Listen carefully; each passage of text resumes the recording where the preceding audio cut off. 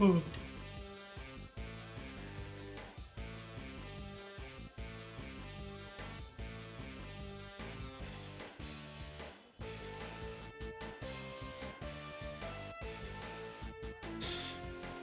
せえな。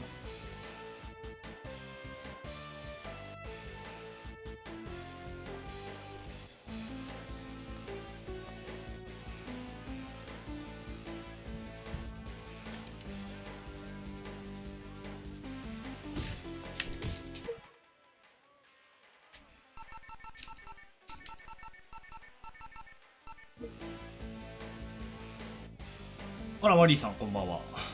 どうも。あの風邪っすよ、ただの。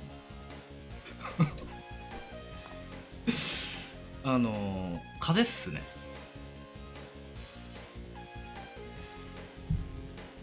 ありがとうございます。すいません。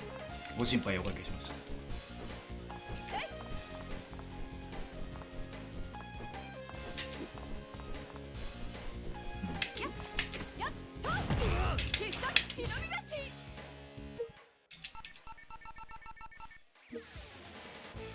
いや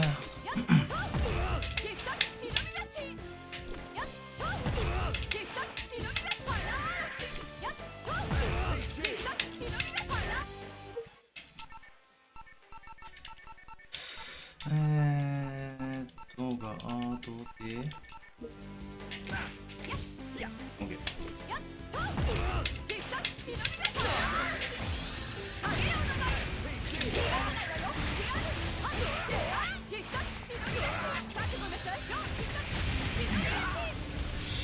今日ちょっとここら辺をやっていきたいね。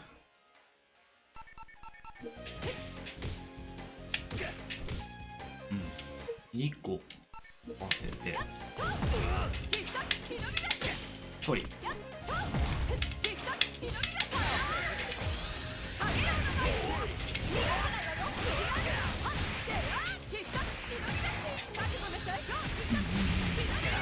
いやーでもなんか初めてコロナになって、あこういう感じねっていう。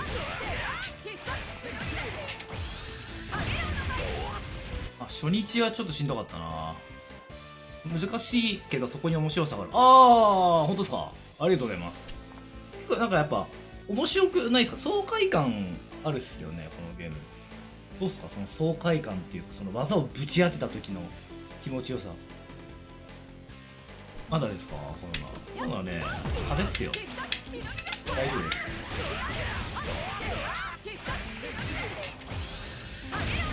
ただの風邪。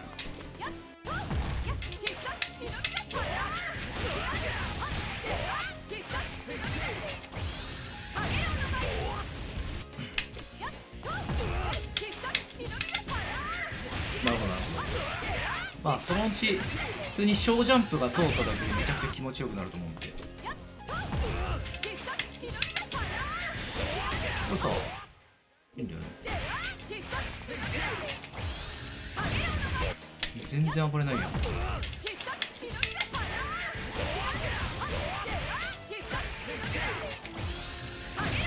2ゲージあるときにこれ使いたいな。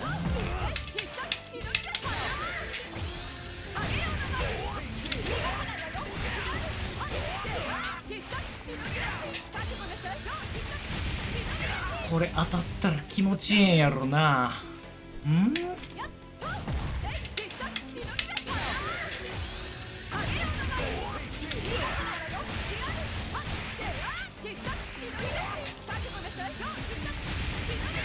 よし、とりあえずランクいくか。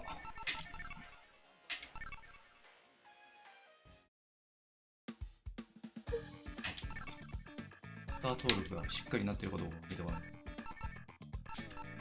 アーケードレベル。オッケー。3以上ってどうなんだろうね。いつも4以上だけど、3以上でも意外といける説あるけどな。3以上でいってみるか。割りかしいけるんじゃないっていう。マッチングの幅がこれで少し広がるんじゃないか。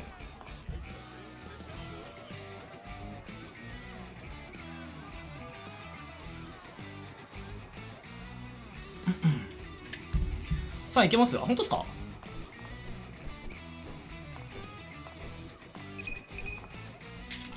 いやいや、3以上でいきますわ。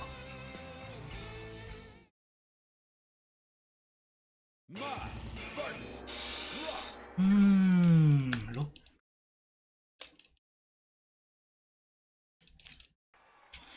そう、ナイトボット修正するの遅いです。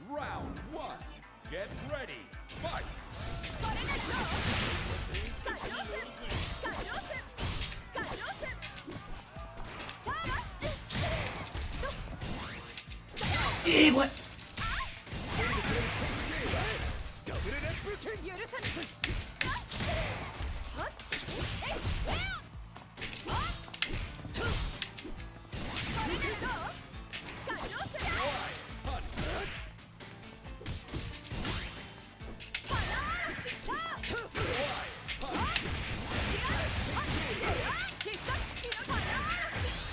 あ、どうしようかなこれ。い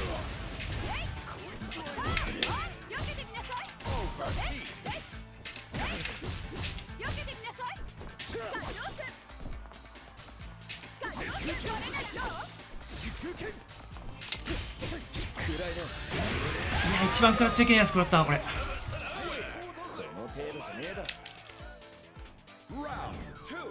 いや、押し切るべきだったな。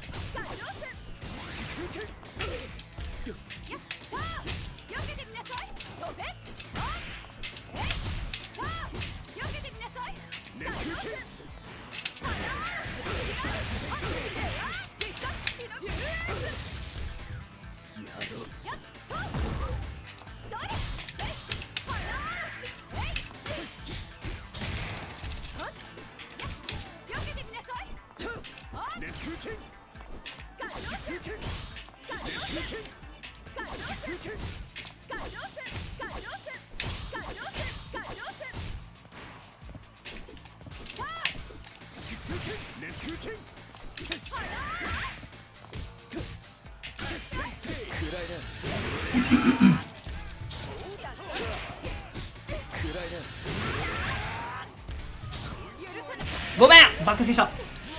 レブガードが化けた。戦いに集中したいのにいちいちそがれる。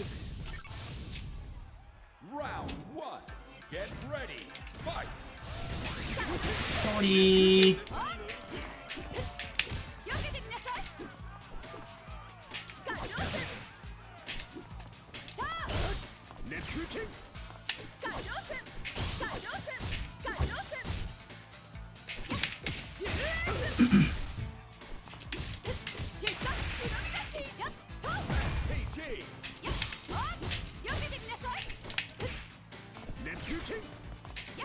いた。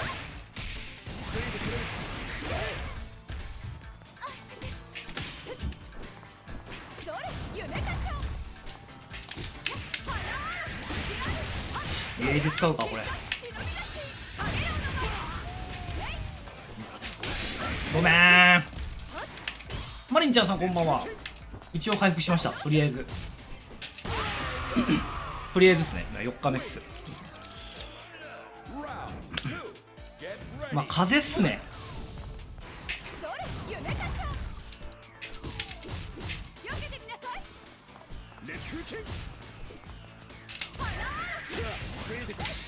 安い。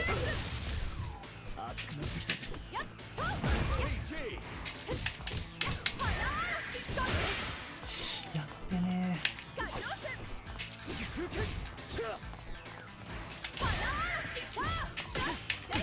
これよ。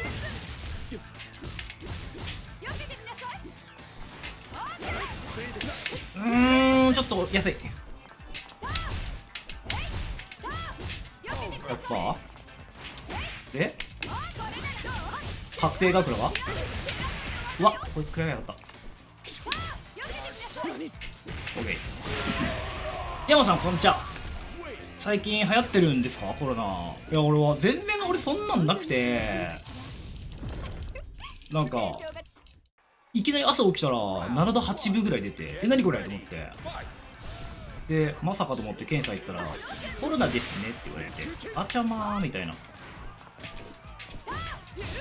それ打ち切った。いったすぐ。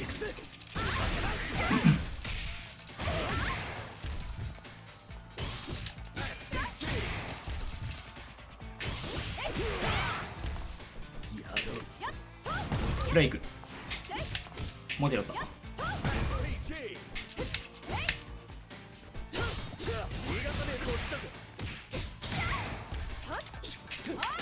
うわー垂直にしてたんだけどな。そっから入れる保険を探したいな。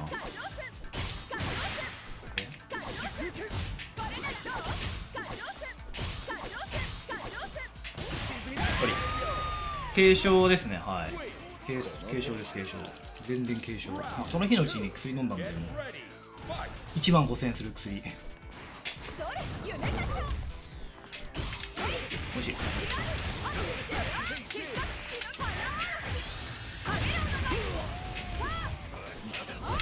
打ってこない。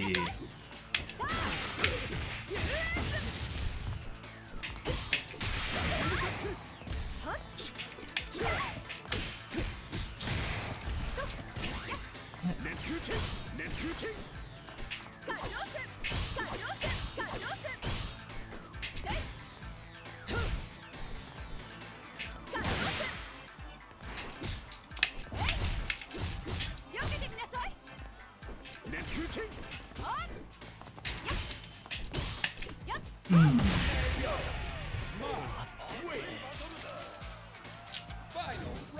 うまいですねこの人。玉抜きあれば注意したいな。うわーマジかよ。おいしい。打ちます。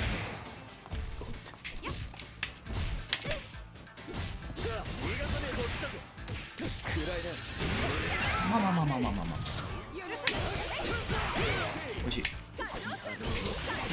わお、あぶね。オーバーヒートして確定側からの連携を言ってもいいね。うわー入ってみた。おいしい。ごめん間違えた。ソーリー。とはいえ冷静に。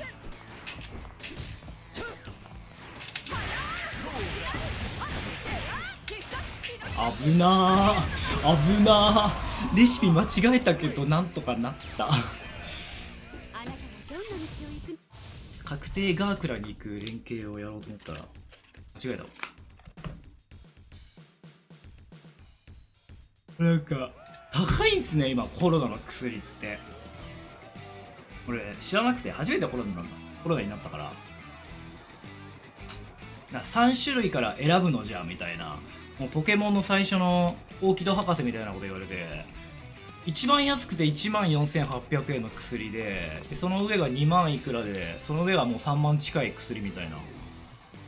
大体皆さんこの15,000円のやつ選ばれてますねって言われて、あ、じゃあそれでみたいな。こんなするんだ3割負担でと思って震えたっすね。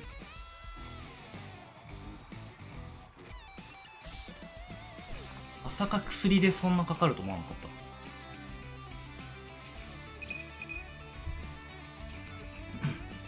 これいけんの？いける？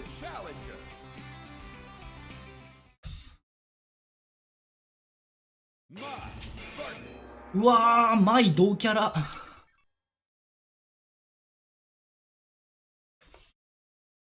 しかも初めて対戦するこの人。知らぬいの炎。まだロールバック1か。感じはねえな。いけるね。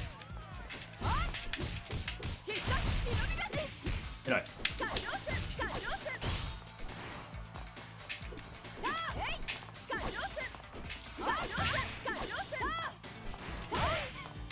なんで前に出てこないの？びっくりしちゃった。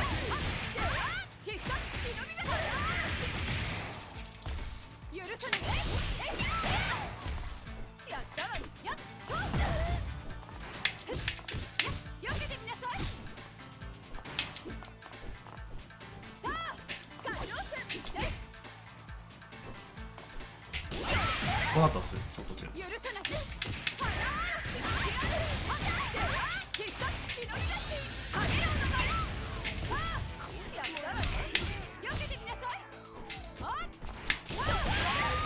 双葉さんこんにちは。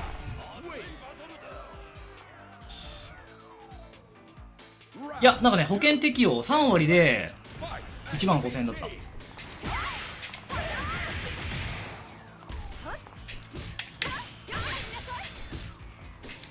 1割何割3割みたいな感じでなんか値段表があって保険の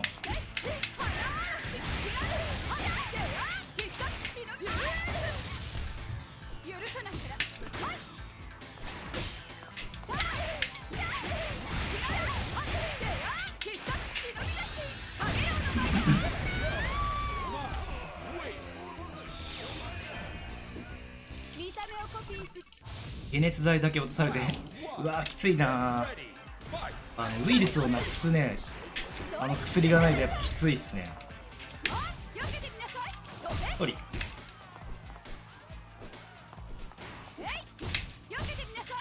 出てこねえのかそう。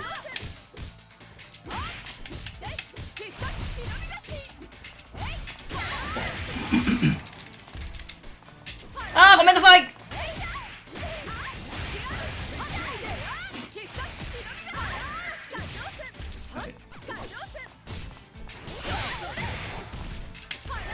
ごめん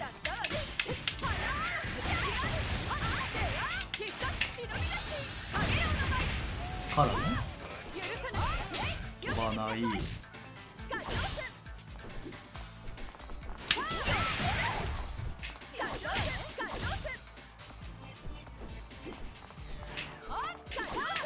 あマジかよ。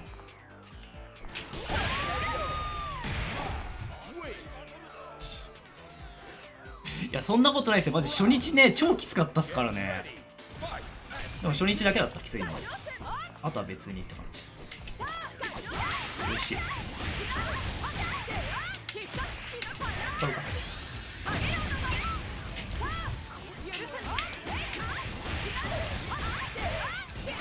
間違えた。や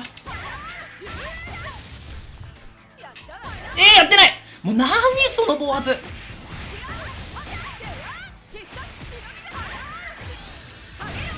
動きすぎんだろ。そりゃそうなるよな。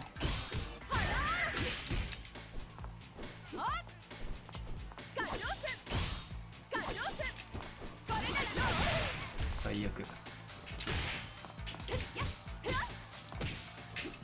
おいしい。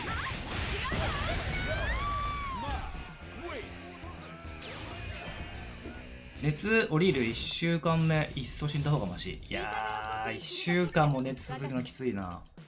油断してたら味覚がなくなる。それどれくらいで味覚なくなったんですか？僕今んとこ味覚バリバリあるんですけど。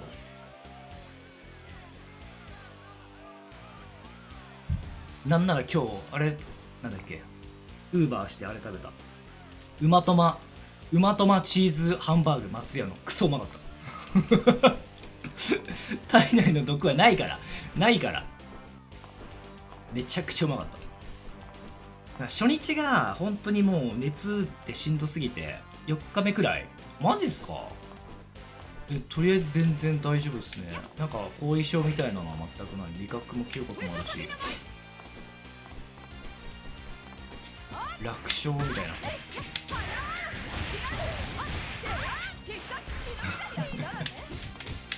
そう超えられない壁はないからやめてくださいよ。人聞きが悪いな。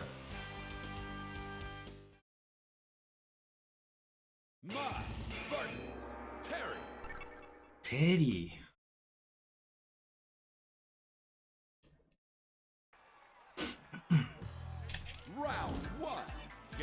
テリーのそのコスチュームかっこいいよな。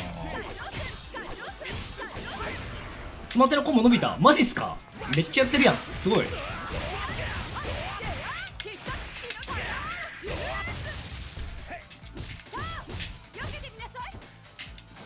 あの時させるよね。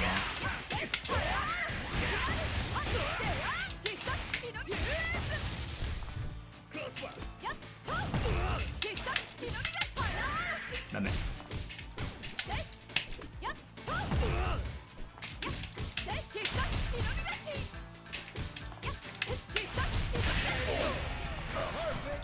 B4。おお素晴らしい素晴らしい素晴らしい。あ、シマルリさんね。ルリネーね。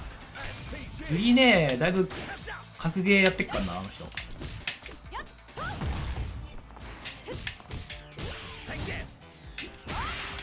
あ、マジで。わ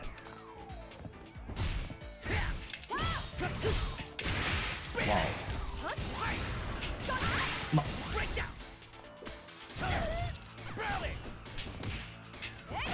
偉すぎー。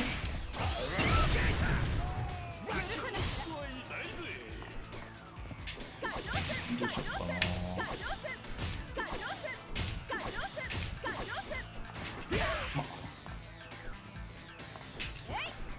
ダークラさせてえなー。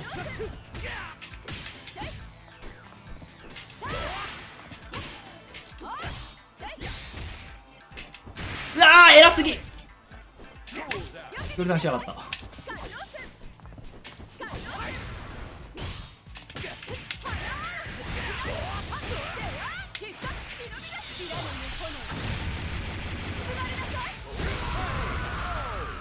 そう、あ、ルリネーすごいっすよ。いつかリベンジする。全力土下座して謝る。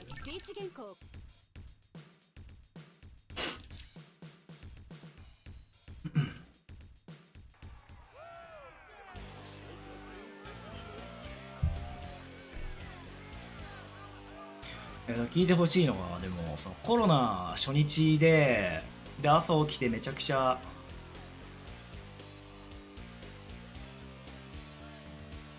ゴリねえね初日さめちゃくちゃ熱しんどくてで病院行ってで会社休んでもうダメだみたいな、もう今日しんどーと思って。でも何があってその日この間出てた中国のSNK チャンピオンシップシリーズさ2日目トップ16があったんですよ。ギタボさんこんばんは。2日目が夜の8時半とかからさあったから、いやでもそれは何としてでもちょっとしんどいけど参加したいと思って、オンラインだからオフラインじゃないしと思って何としてでもって参加したんですけど、結局なんか回線が悪くてもう30分以上粘ったんだけど、いろいろああやってこうやってとか結局不先輩ダメすぎ。い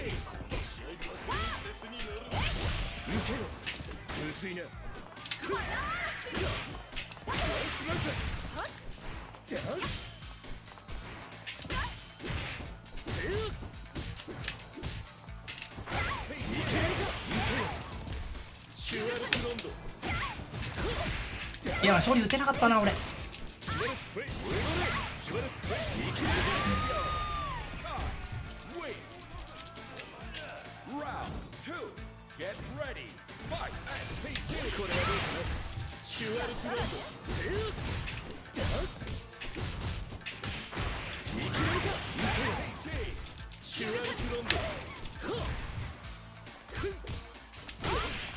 マジ今の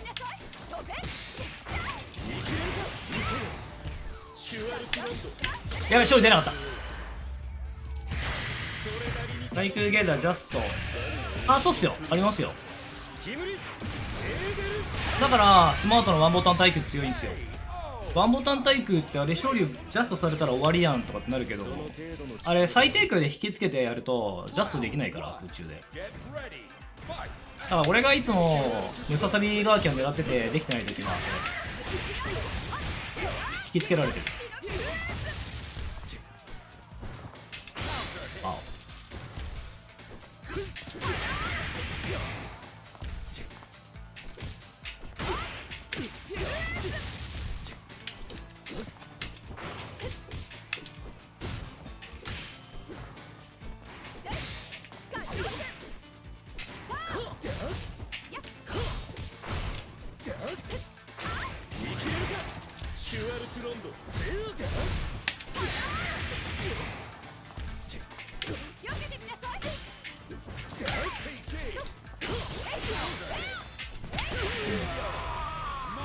そうマジ引きつけのヤーマン目指してください。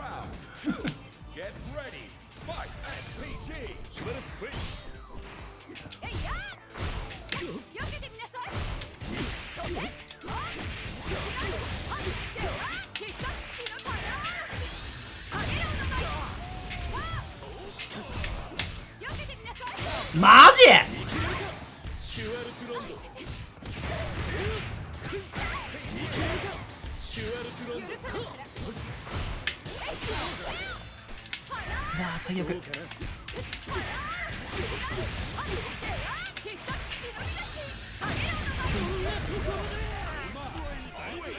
違う意味、引きつけ、あ発作ってこと痙攣。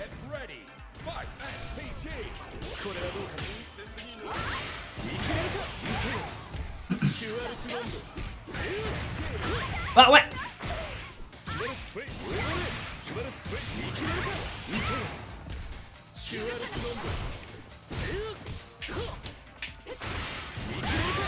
いや、それたわけだな。それ差し直したい。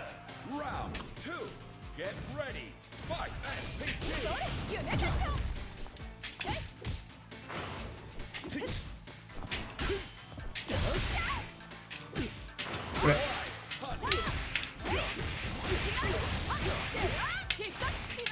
こんなに振っていい技じゃねえからな。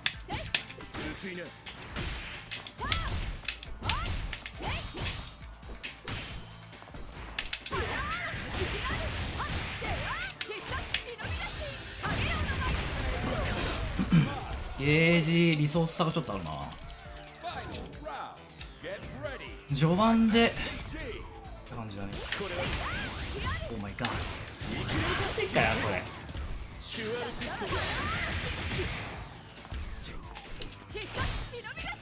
ま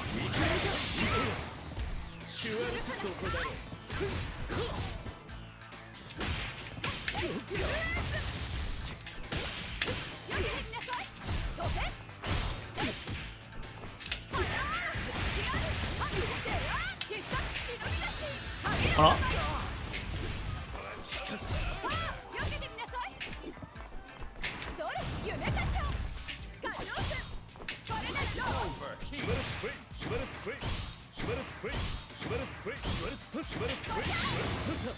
オーケー。山崎、あ、いいじゃないですか。ジュークボックス使ってください。いい機能でしょあれ。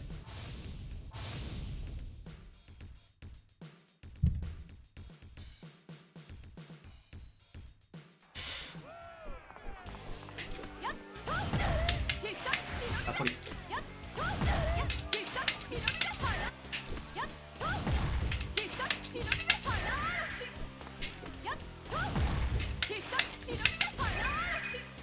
この連携をぶちかましたいな。自分が逃げージないといけないからな。最大リターンのためには。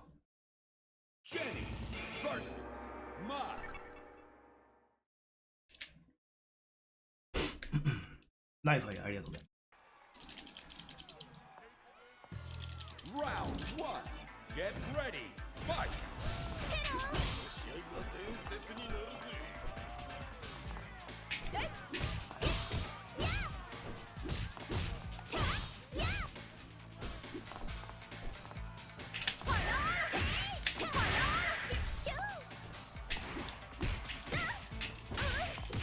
安い。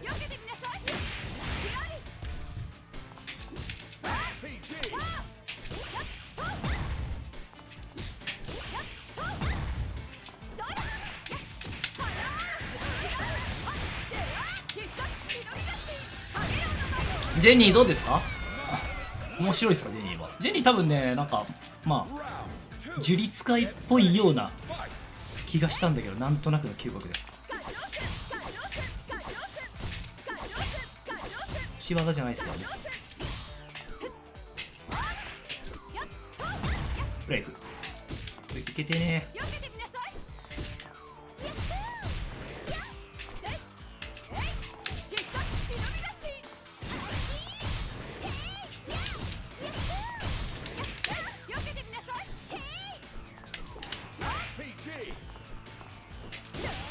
だ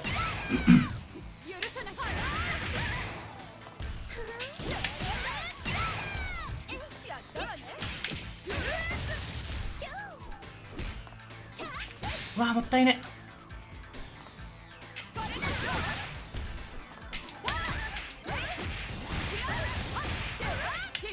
難しい。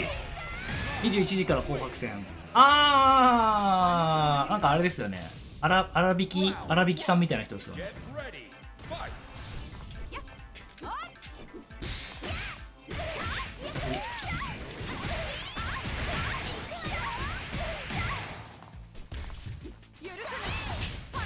カットしてる、偉い。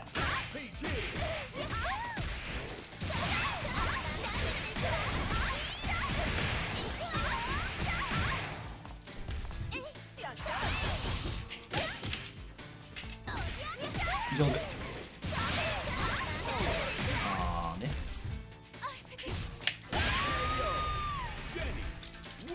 なるほどなるほど。頑張ってください。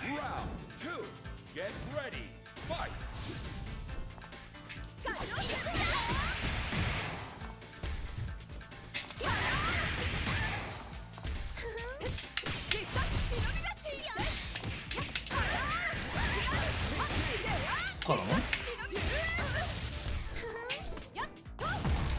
ブレイク。ごめんなさい。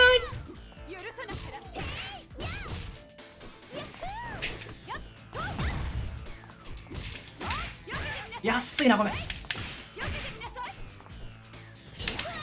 やってない、昇竜。あ、いいんじゃないですか、出てみたら。なんかそういうイベント出てあげるとめっちゃやっぱ喜ぶと思うんで。ゲージ差がえぐいんですが、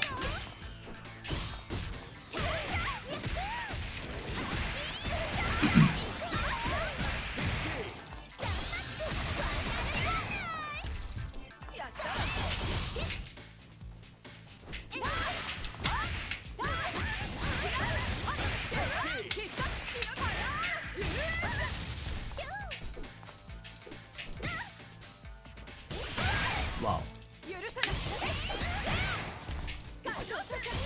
いやー、全然あるねこれ。やっ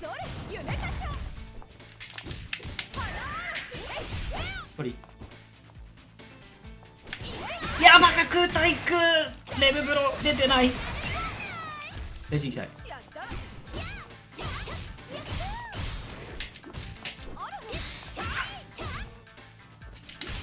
ごめん、出なかった。昇竜出んかった。最悪だ。ていうかそもそも空対空レブブローが出てない。それが終わってた。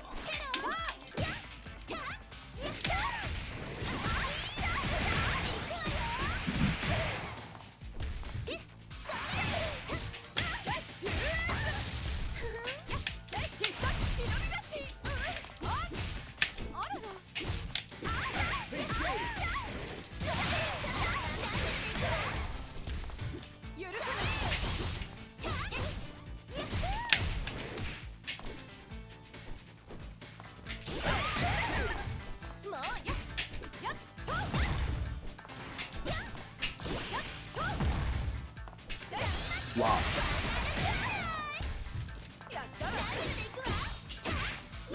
あ、なんで今ジャストミスってんの、最悪。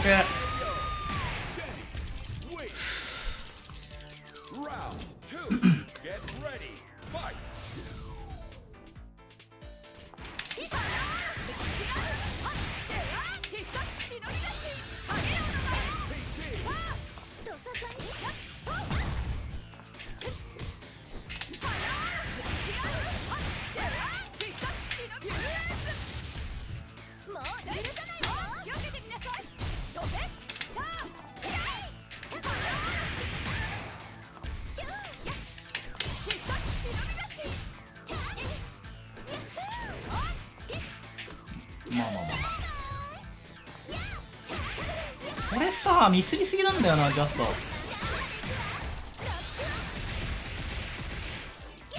ギリ飛んでない。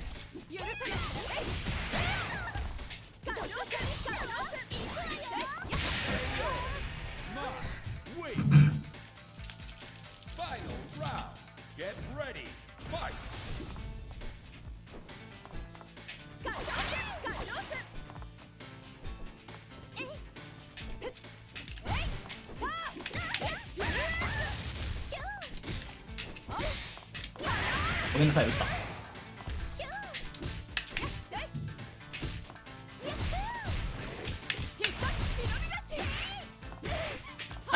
での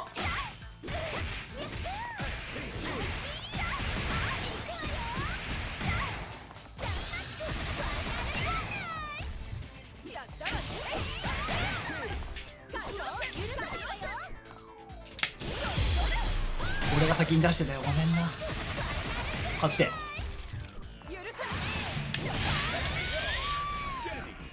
フェイントうまい、成功率低い。フェイントってそんな難しくないと思うんですけど、フェイントって成功率もクソもなくないですか？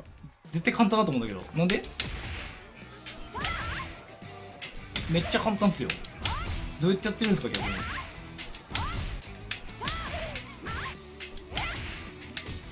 普通になってこうやってボタンを押すだけだしな、ワンボタンで。どこら辺なんかワンボタンでやってないのかな。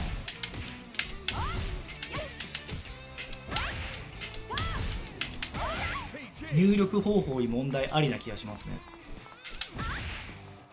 ペイントから技、ああそういうことか。まあ慣れっすねこれは。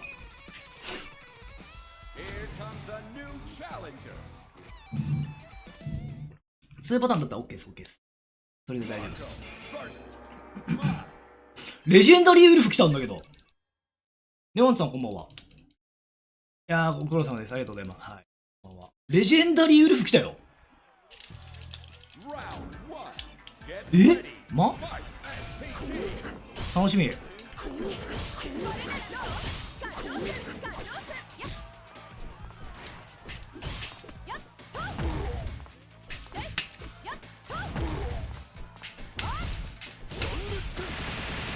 まあまあそうなるだろうな。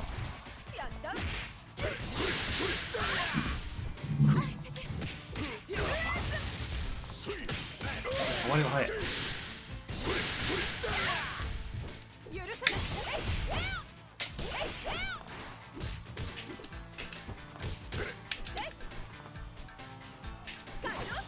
うわー飛びすごいなそれ。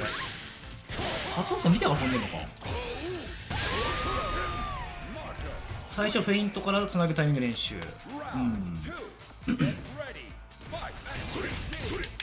大変ですよね。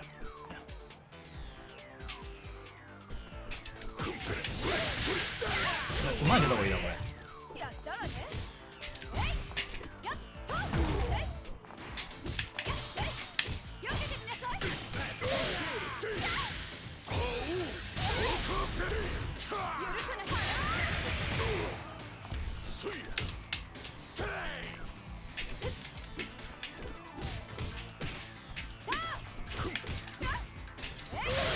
うわーうまっ。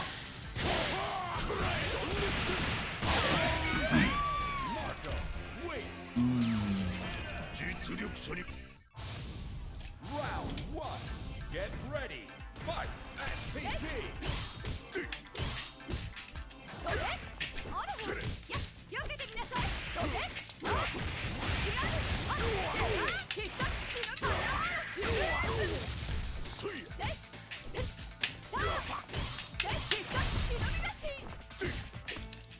後ろ投げ偉い。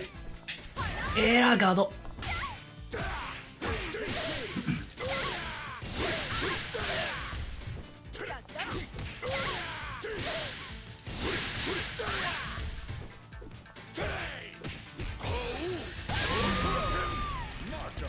いや実際それ見えないよね。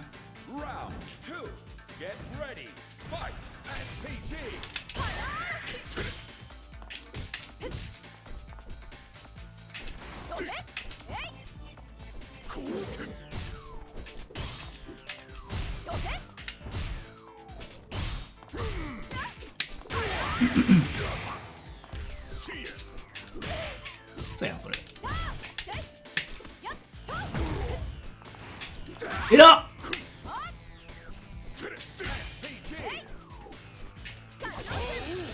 これはそう。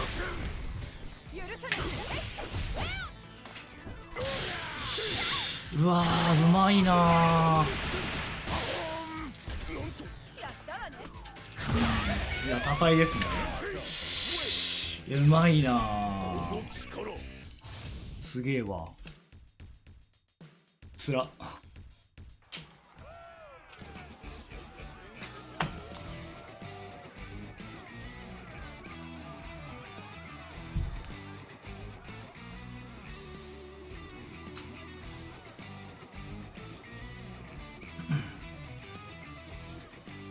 アンディがそういえば24日じゃないですか。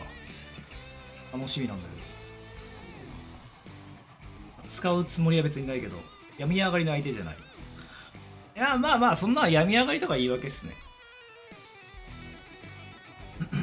そんなのはもう、全然もう元気なんだよ。熱も下がったし。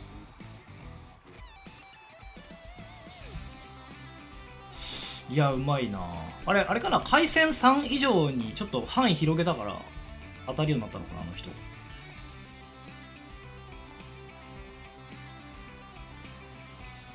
初めて当たったもんな。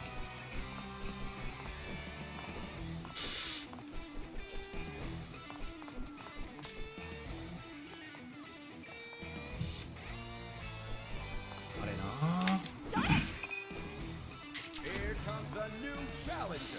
前対策でちゃんとあそこしゃがんでんだよね、中距離で。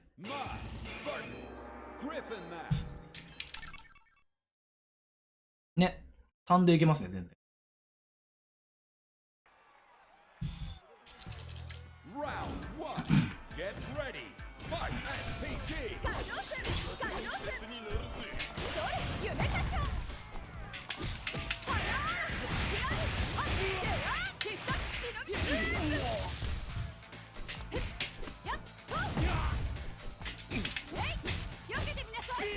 B！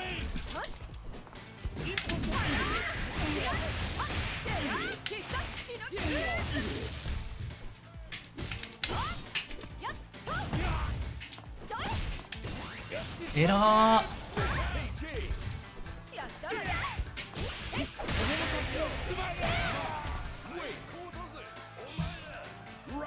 登録したOh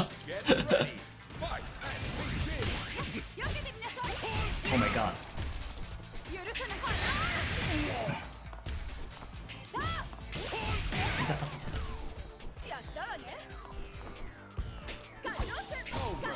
オーバーヒートしてるけど。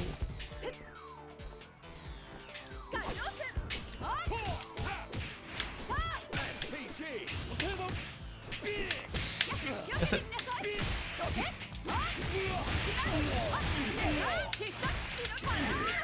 これあれだね。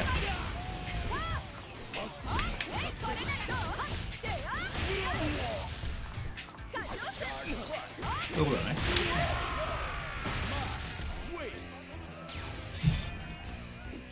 B からのラリアット。まあ B をだから食らわないようにしたいですよね。上段避けだからあれ。ガードで大体こっち有利になること多いし。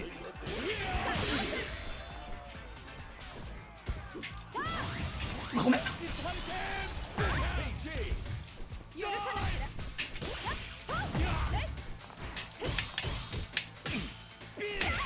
ソーリー。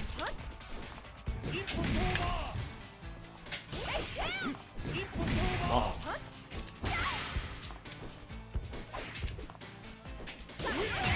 あね。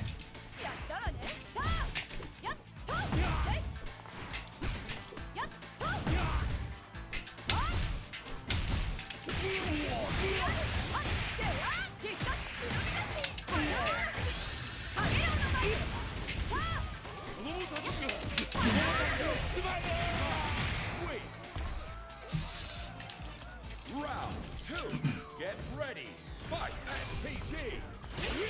やごめんの。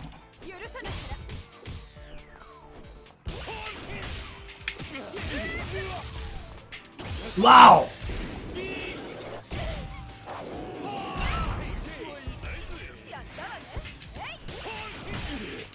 やめて。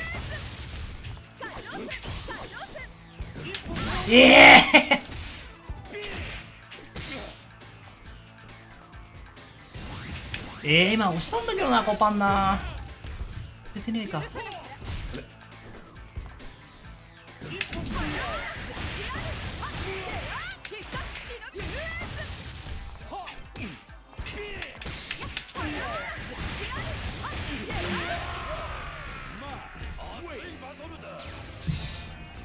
ういえばその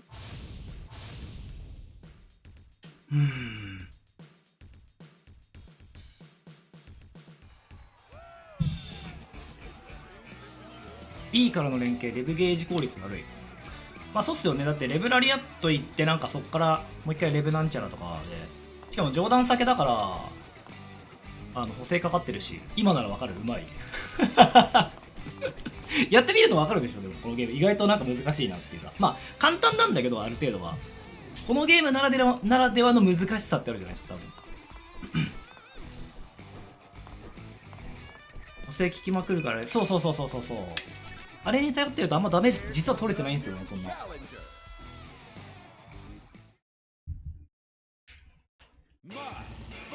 あ、長嶋さんだ。メンタルで優位に立つ。すかし下段置き攻めとかすごい長嶋さん強えからな。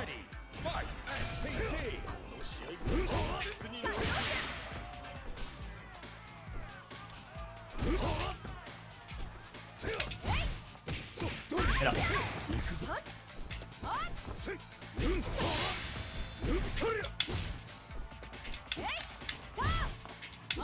まいな、見てるねそれ。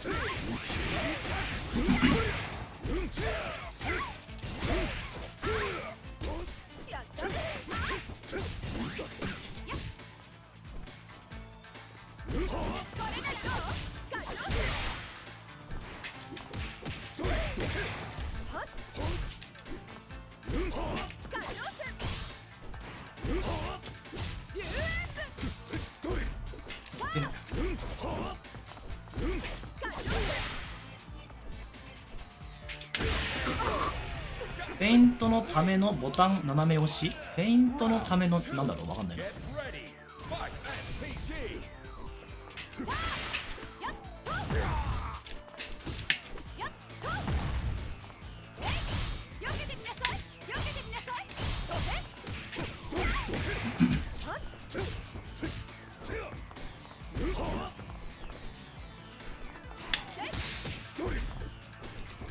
膝出したいんだよね、膝。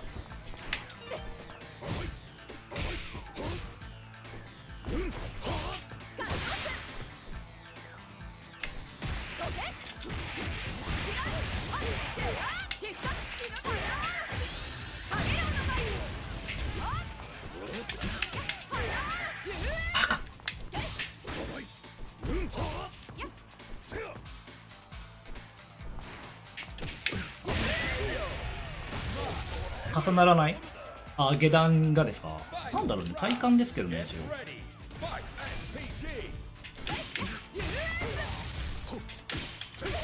わお。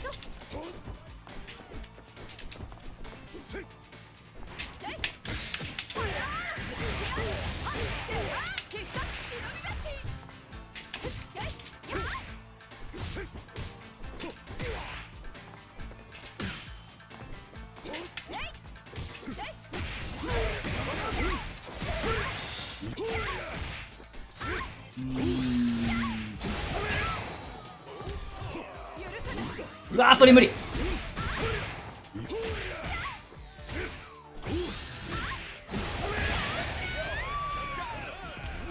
あ、はい、Hello。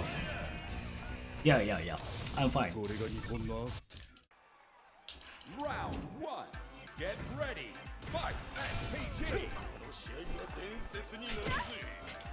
うわ、マジかよ。えら。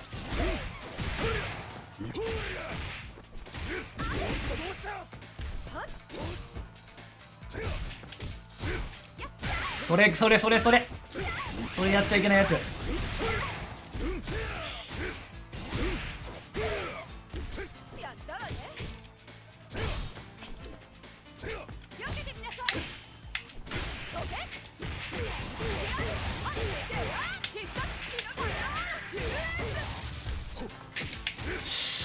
ごめんなさい。どっしり一条。まあでもジャンプでも全然通るんだったらしていいと思いますよ。通んないから今ここら辺だとあんまり。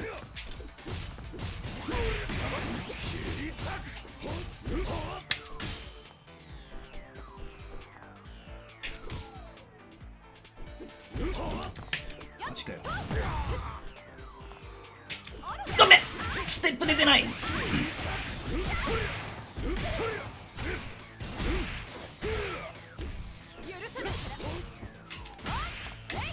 マジ88？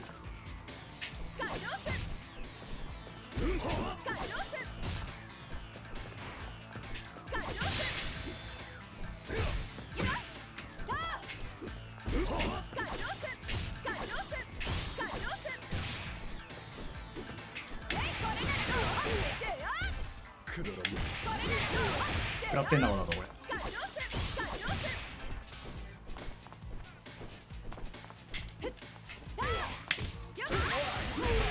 うわー、エラー。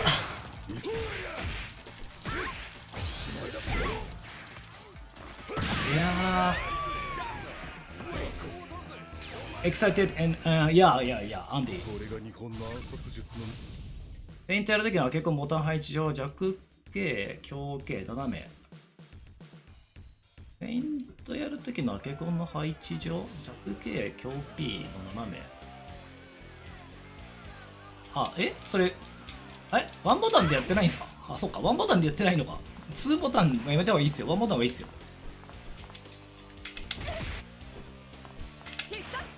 でも大変だと思う。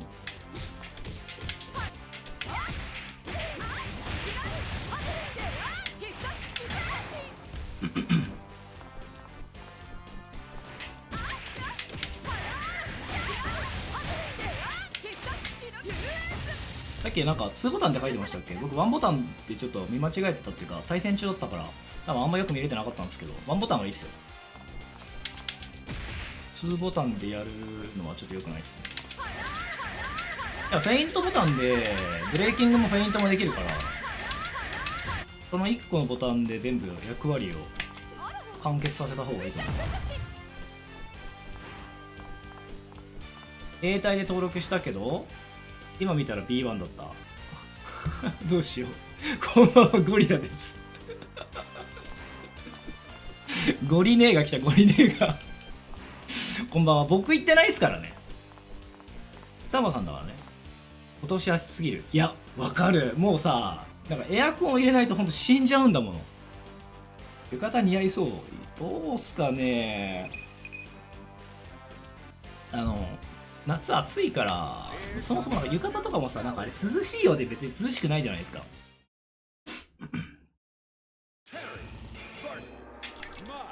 ゴリネーいたって梅雨前線消えた。あ、梅雨明けってこと？つまり全力土下座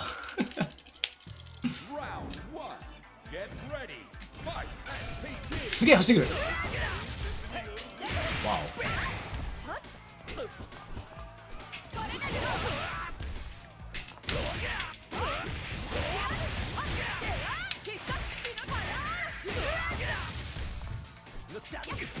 あ、ごめん、確認して。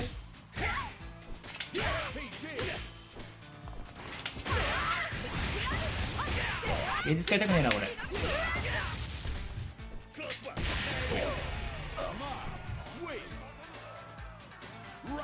消えたってか消滅した。異常気象的な感じなのかな、それは。それまだ消えるべきではないのに消えたみたいな。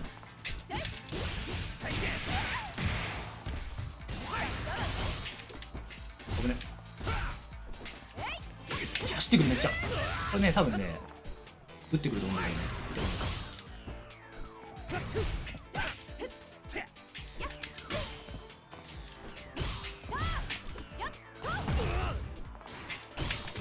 ワープする。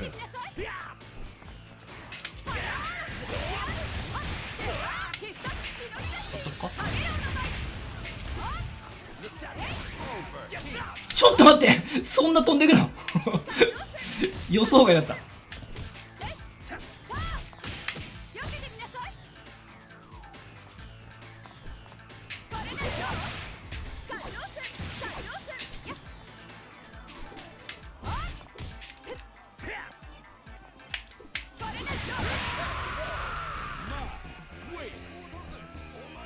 あれ、なんかあれバグったんだけど。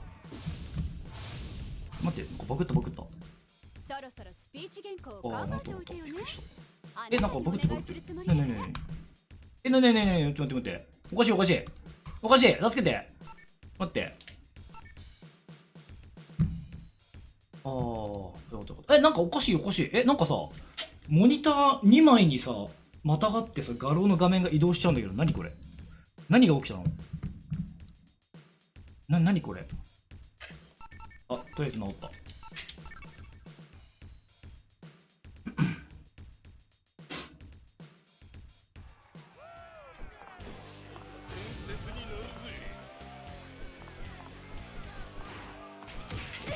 大丈夫だわ。何なんだろうこの症状はよくわからん。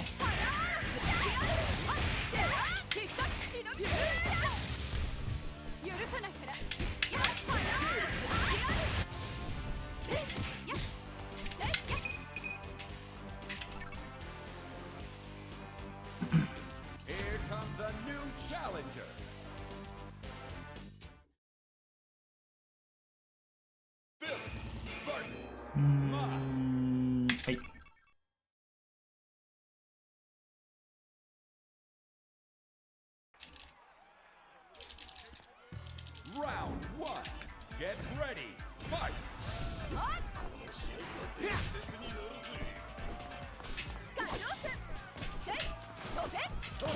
押しすぎ。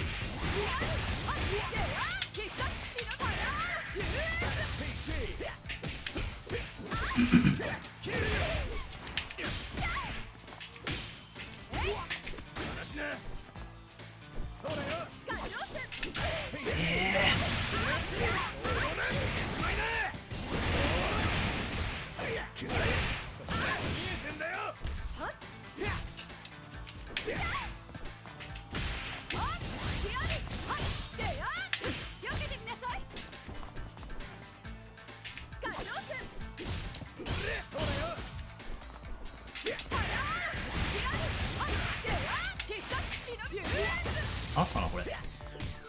朝ねえか。明日。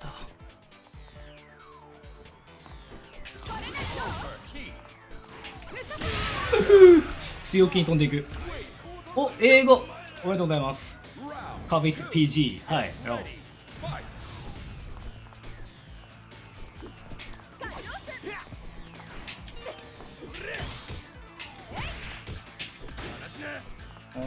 投げ避けるんだね。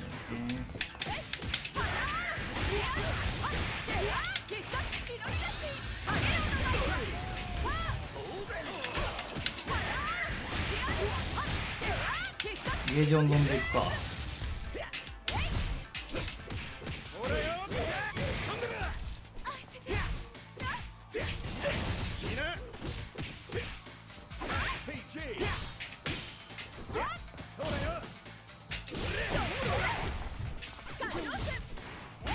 ごめん。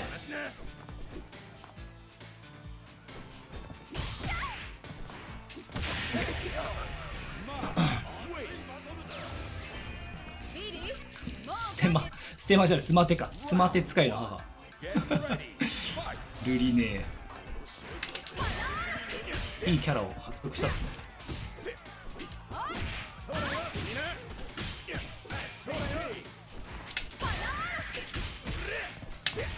ごめん。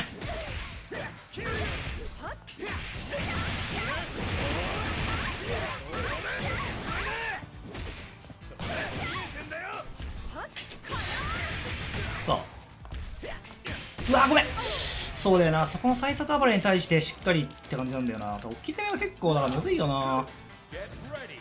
ちゃんと技重ねないといけないからな。そこいてよし。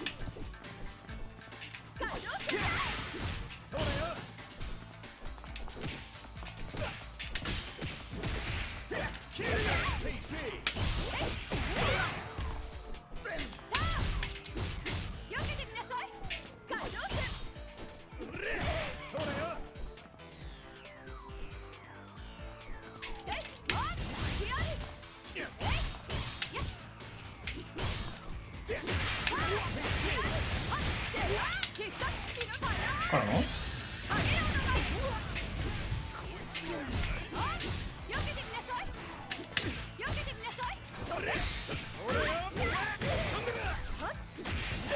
ごめん、食らっちゃいけないやつ食らってる。なんか最悪やこれ。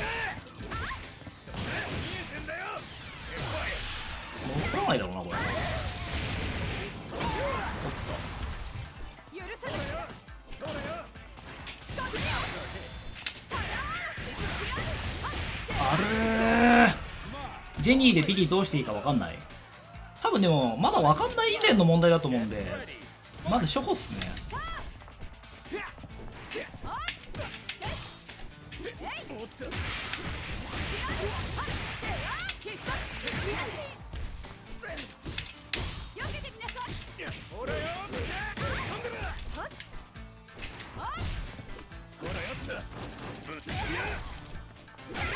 やべ、食らったバカ。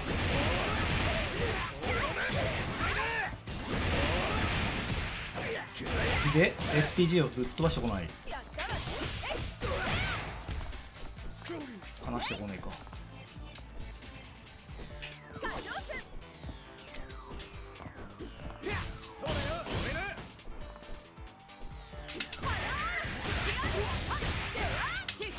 一旦使っとこう。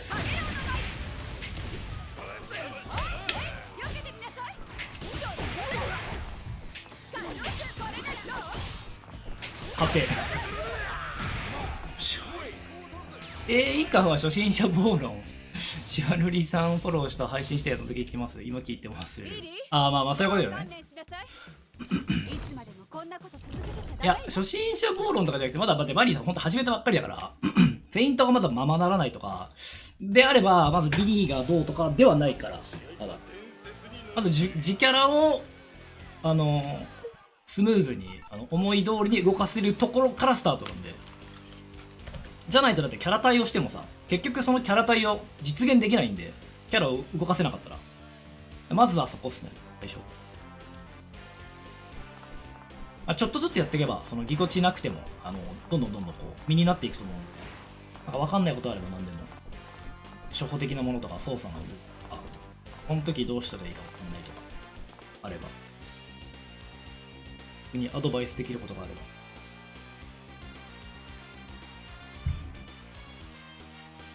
技の間合いとか性能。はいはいはいはいはいはい。でもジェニーだったら多分、遠距離タッチシートとかで触りに行くのが強いんじゃないかな。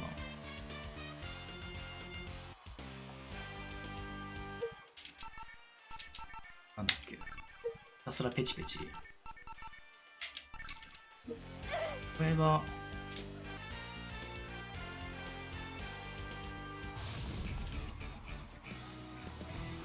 そうそう、自キャラの強みを知った方がいいですね。まあ、この辺で触りに行くとかね。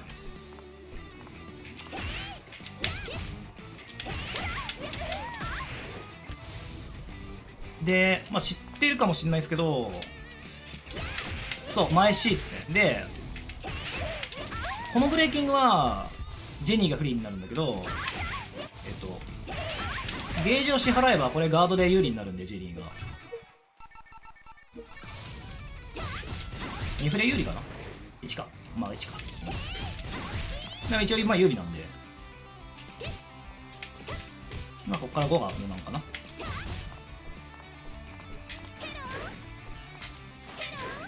あとはこれもブレーキング効かなかったけど、なんかペーコーンって飛んでくるよね。どういう技？これか。この竜巻強キック。強竜巻か。強竜巻ブレーキングして触りに行くとかね。こんな感じで。ああ、やります。ああ、いいっすね。でもまあ OD ばっかりやってると、あれだから、その逆卓も覚えていくといいですね。この後、マイナスだから相手手出しやすいけど、ここでなんだっけ？これか。これとかね。昨日気づいた。で当て身出しとくと相手が有利だからっつって技を振ってきた時に当て身食らってうざいとかもまああるんで、一応ね、読み合いとしては。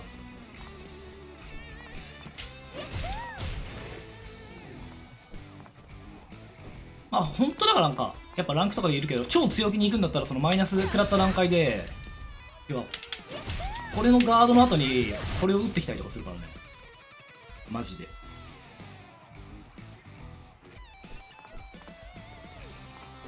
OD、波動 K の最後に下入れ系。あー、これね。はいはいはいはい。でこっからなんか打ち上げて、最後、最後の方であれですよね、打ち上げて調子とかでしょ確か。だったと思うけど。ジェニーの細かいコンボレシピまでは僕わかんないんですけど。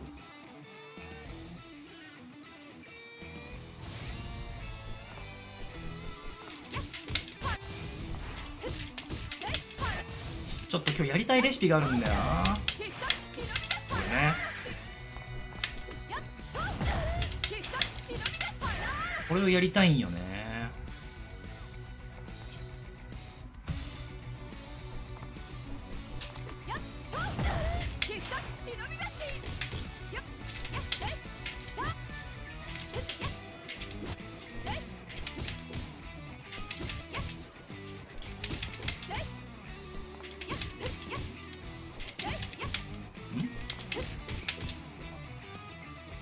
見よう見まね自己開発。ああまあまあいいと思いますそれは。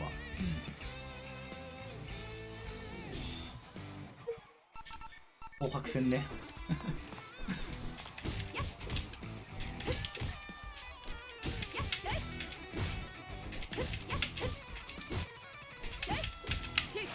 いやでもあれだなこれ。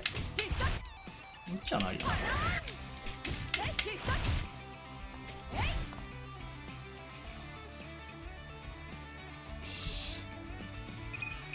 SSS 行きたいんだけどな。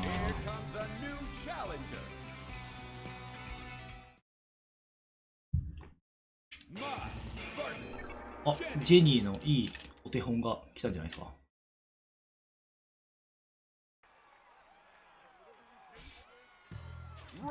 コンボとかどうやって触りに行くのかとか。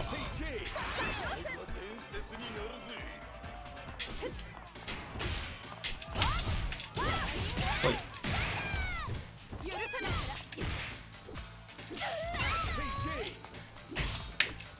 なんかさ固まってたよね今のね。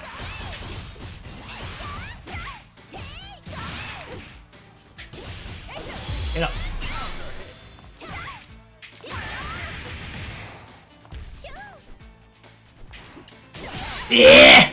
最悪。いやマジ神っすよ。そうマジで神だ。そういうのは結構僕大会とかもそうだけど参加するようにしてる。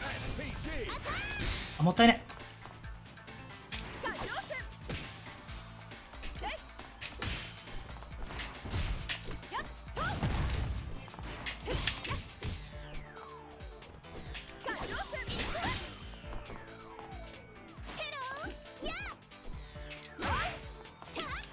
あらスピーチいいか削りてえな。オッケー。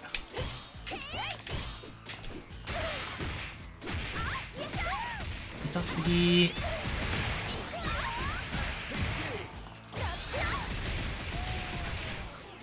投げの可能性ある。バカたれ。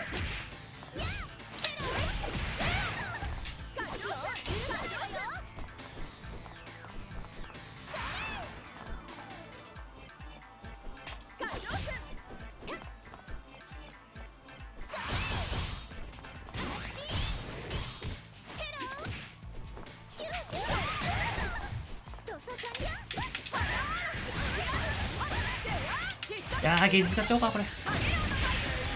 今のドリルは多分ジャンプ下 B じゃないかな。わかんないですけど下 B とか下 D とかだと思う。だ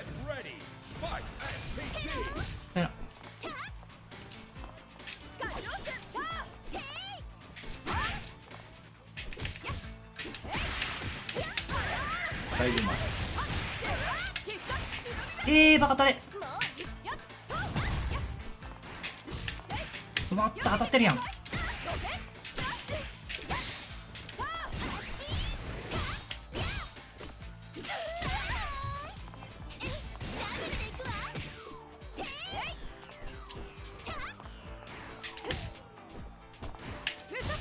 やってね。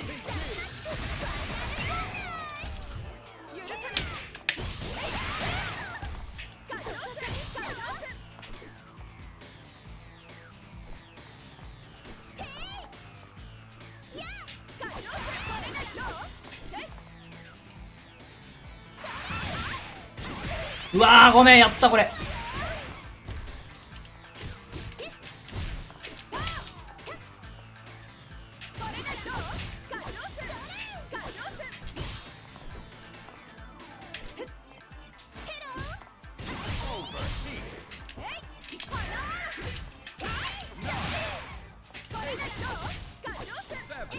うわーごめんなさい、ごめん。あなたもいい線いってるわ。 Round 1 Get ready Fight SPG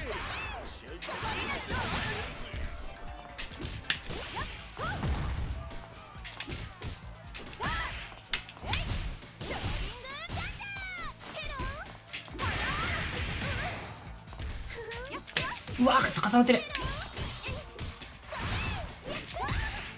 まあ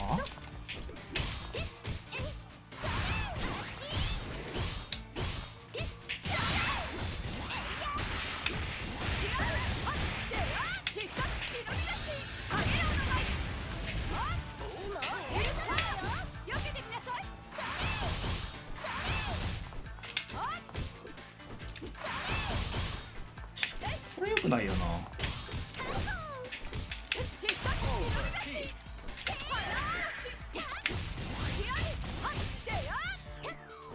オーバーヒートしちゃうから気をつけよう。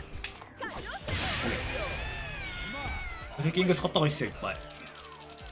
フェイントも。 2 Get ready Fight SPG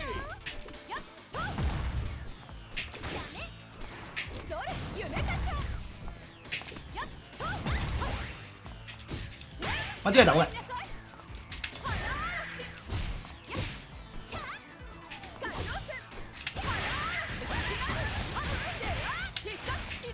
旦使うか、これは。いや。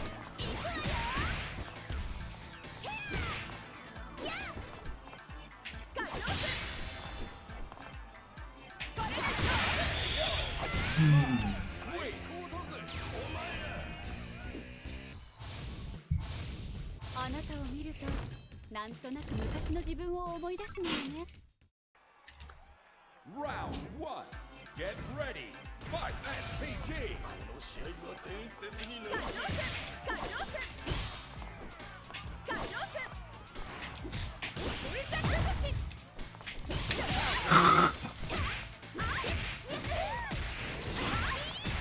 まあガーキャンなんで。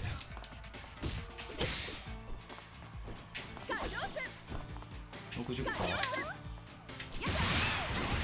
うわー引っかかった。1人。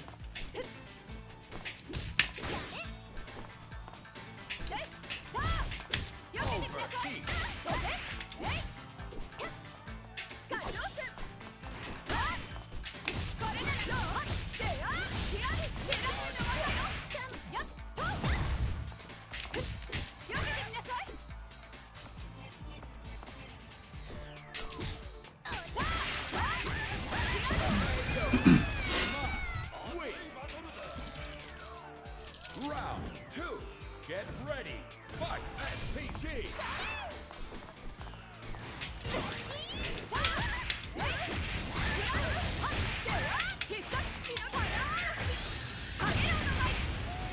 膝が生きたな。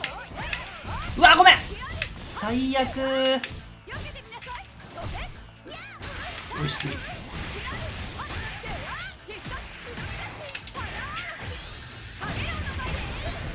B3 になったの今日終わり。おー、おめでとうございます。スマテ。あなたを見るとなんとなく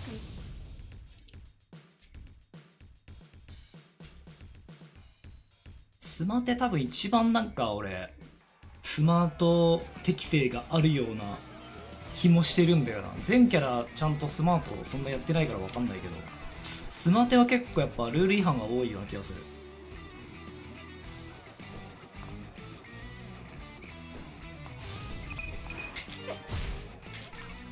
この配信世界で一番スマテ使いいそう10段上。いやでもすぐっすよ、すぐすぐ。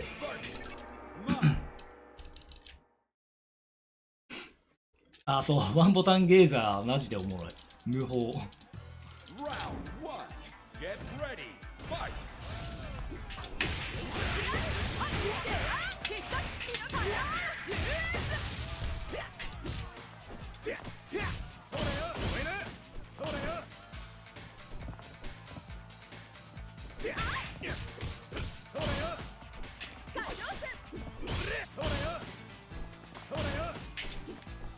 う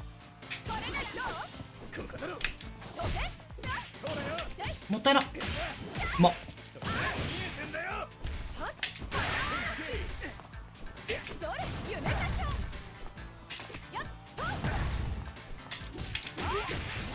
だいぶ美味しい。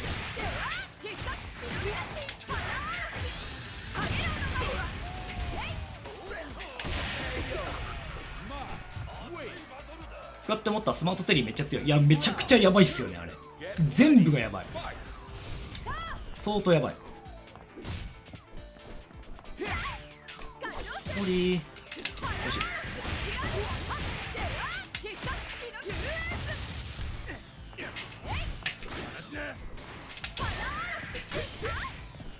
やべ。レブガードできてない。ギリギリ飛ばない？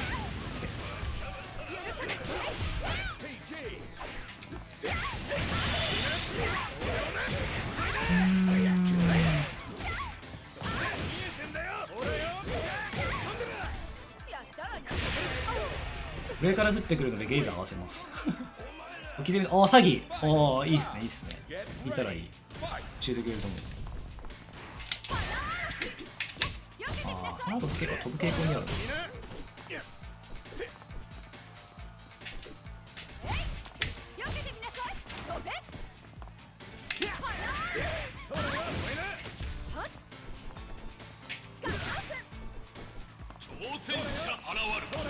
うわ、もったいな。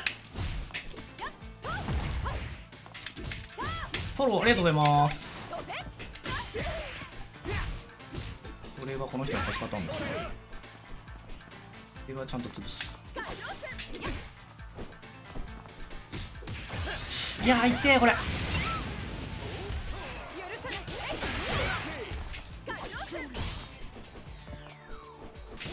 ソーリー。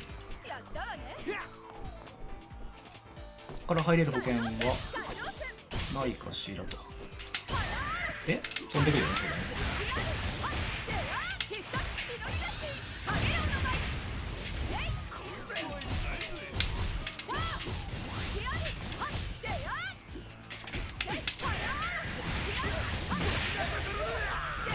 最近ビリー使い上段酒やたら置いてきて困ってます。なんだっけ、前なんか調整入って普通のキャラと同じタイミングまでキャンセルができるようになったんでしたっけ。あ、そういうのもあるんだろうな。美味しすぎ。オーマイガー。うわー、ごめん、重ねが下手。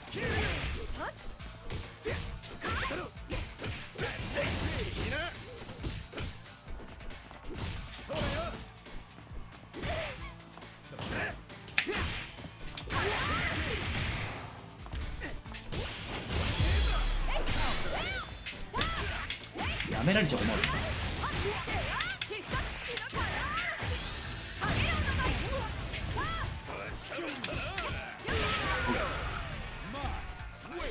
必ず寄ってたかってフルボッコにしたやつはフルボッコにしてやる。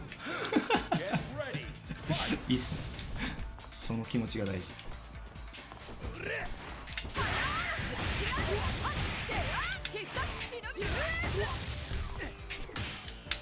うまっ。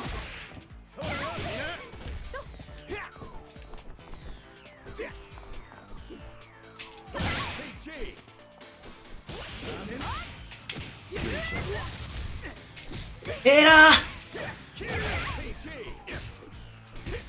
ごめん、取り食らっちゃいけない。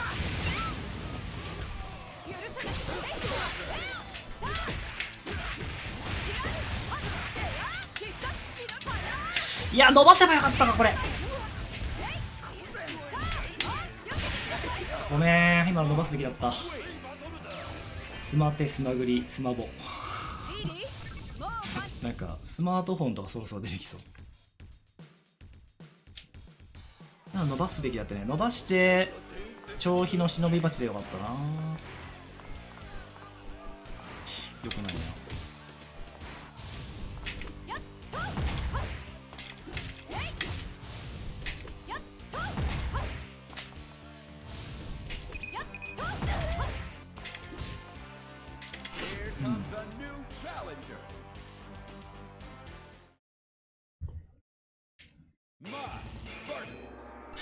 ケビン珍だいぶ珍しい。 Round 1. Get ready. Fight.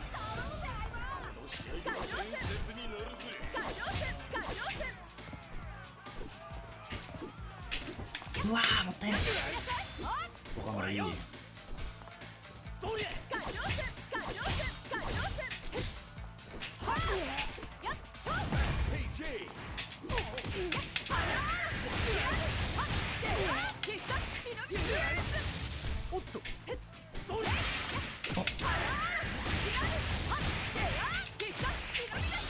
ピンが14珍しい。もうお隣さんピンでも31、26とか、まあでも関東、埼玉、東京とかなのかな。おそらく近辺なんでしょうね。千葉ではないね。神奈川でもない気がする。東京、埼玉だと思うこれ。あーごめんなさい、ソーリー。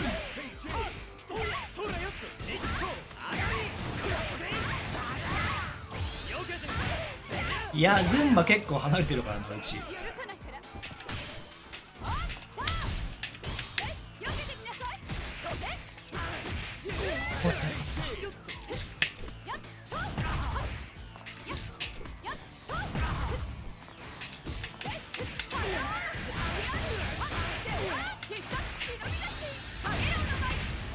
いやー今だからさ長瀞も遠いな。今のも峰打ちだよな。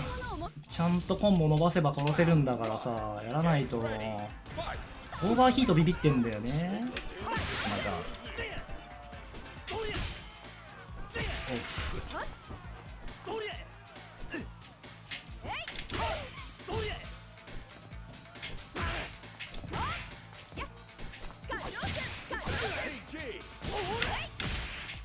おいしい。うわーごめん割れてる。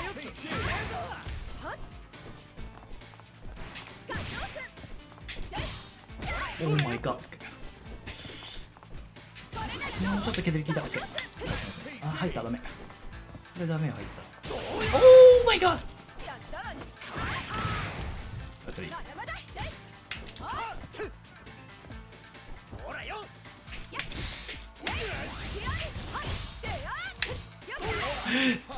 ったいやーケビン怖いっすよね。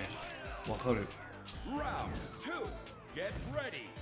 マリーザまあみたいな感じかも。ちょっと確かにわかりやすいそれ。中下段がある感じ。まあでも駒投げもあるか。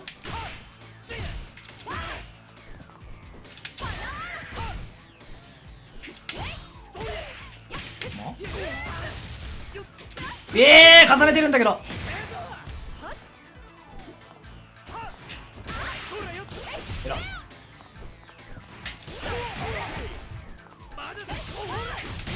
うわー間に合ってねー。ごめん怒らん。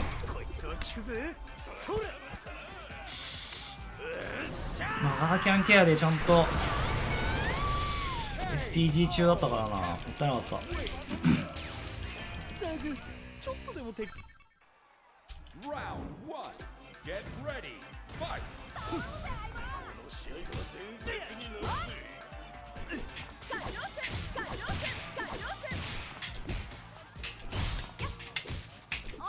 ごめんなさい。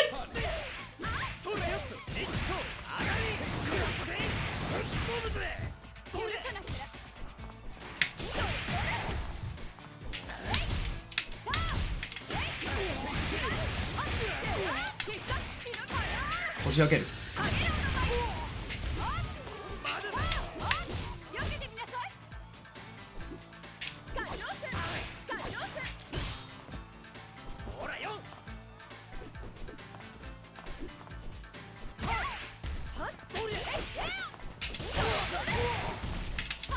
ソーリー。ワンシキさんこんばんは。治りました。アンディの時に調整は。いや来てほしい。マジで来てほしい。マジ来てほしい。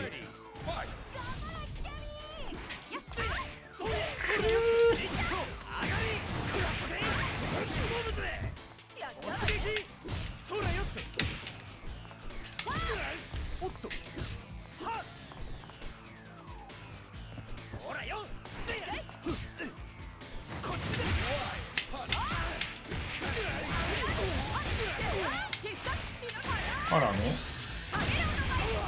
いしょ。嘘やん。俺ごめん、今ねスカシゲダンしてたんだよね。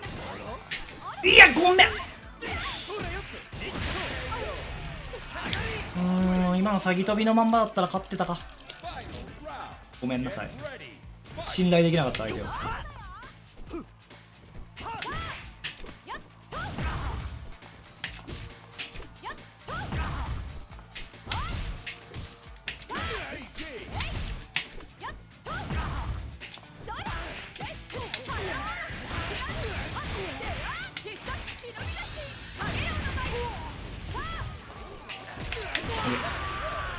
SNK プロの都合と考えなくていいからな。いやほんとそう、それマジでそれ。大会とかね、なんかいいからどうでも。怪しいものを持ってない。調整しろ早く。いやでもアンディ追加の時って結構いいケーキだと思うんですけどね。スト6とかもまあ大体そうじゃん。追加キャラ来る時になんかこう調整ちょこっと来るじゃないですか。そういうのがあっていいなぁとは思ってるんだけど、ちょっと休憩雑談。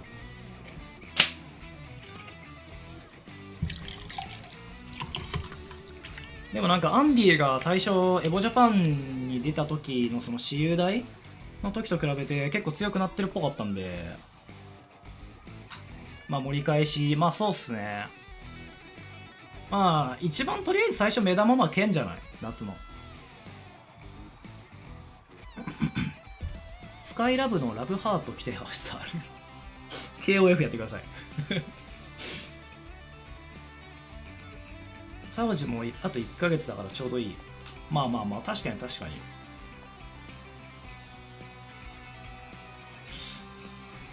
フレンド了解です。ありがとうございます。頻繁な調整があるっていうのは、しかもなんかないんでしょ、大した調整ってあれ。知らんけど。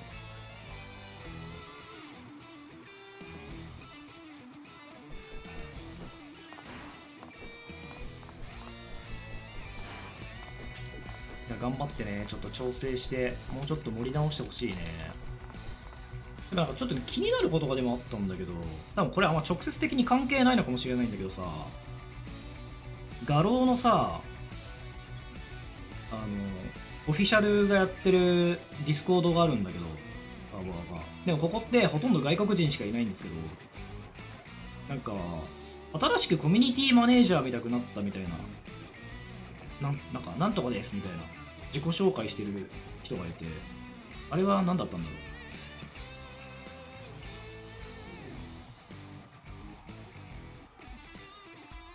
どこ行ったっけ、わかんないな、忘れたわ。どっかあったんだよな。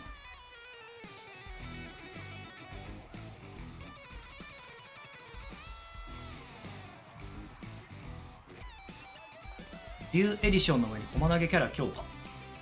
SNS 担当が、いやなんかね、多分変わったっぽいっていうのは、なんか日本もまあそうなんですけど、まあ、海外の人もなんか変わったような、なんかそんなような挨拶があって、あれどうだったっけかな。アンディ、ケン、ジョー、チュンリー、ビッグの順。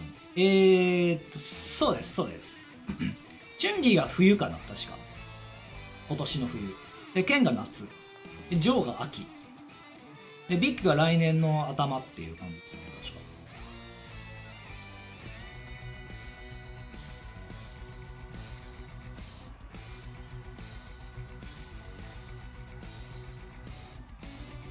だからそこでなんかこうね、もうちょっとこうプレイヤーがそこでバッとこう増えてくれればいいんですけど。ジャンプできないのはビッグです。イーグルはカプコンのキャラだから。あ、大阪城さんこんばんは。そう、ミスタービッグっすよ。ミスタービッグが来る。Here comes a new challenger. Mai versus Billy.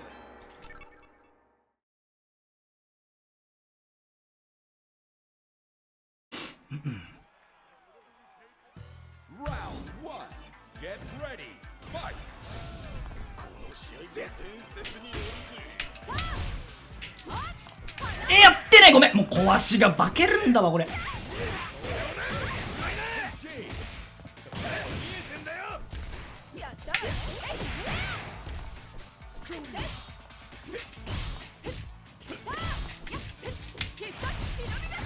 出し切ってる。なんで俺教えて。わお。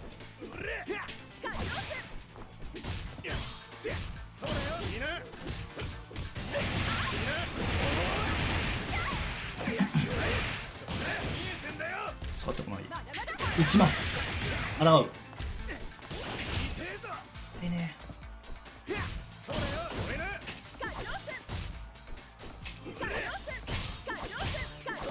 うわー、いったいったたたたたた。最悪。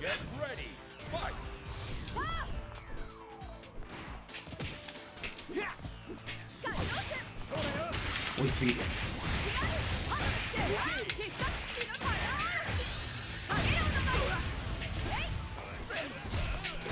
マイガー。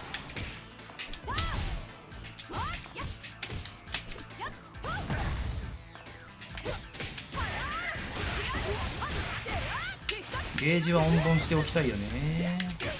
暴れたー、ごめん。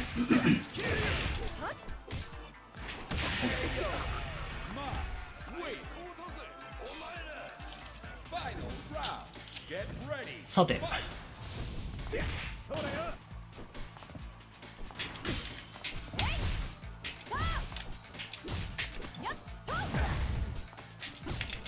抜けなくなった。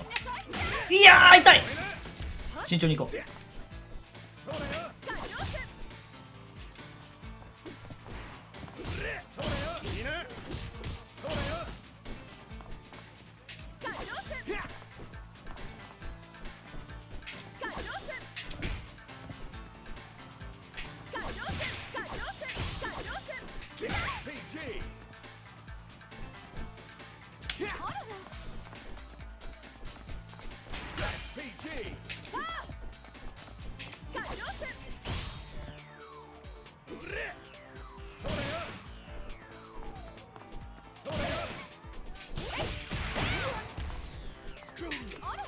ごめんなさい、死んだわ。いや、これまだ残ってんな。ミスタービッグって60歳ぐらい。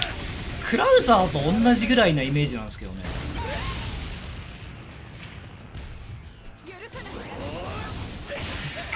苦しい。35なの嘘でしょ。マジっすか。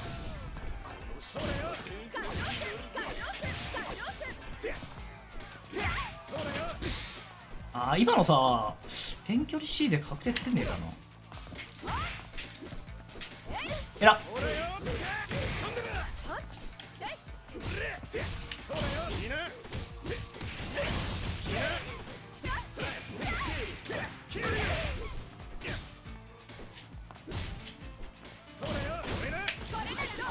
ごめん、よくない。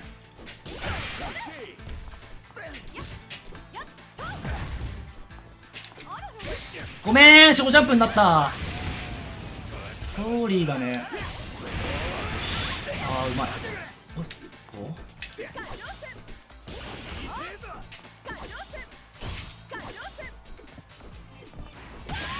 いやー、ジャストになってね。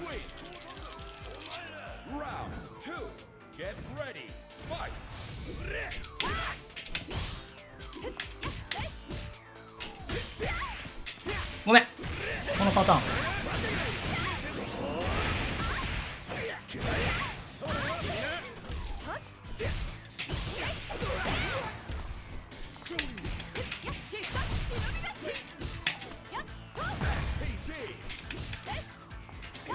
ま、横しが足んね。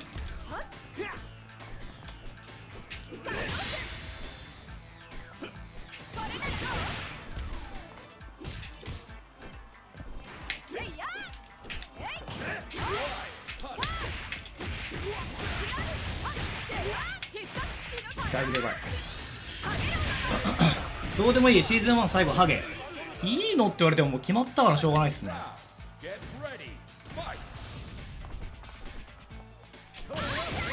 いてー。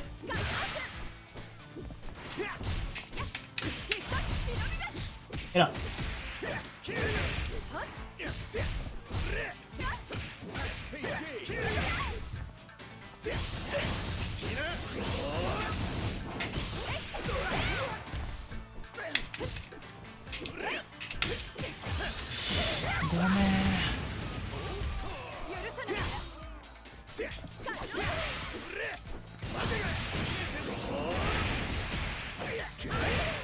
よくないねこれは。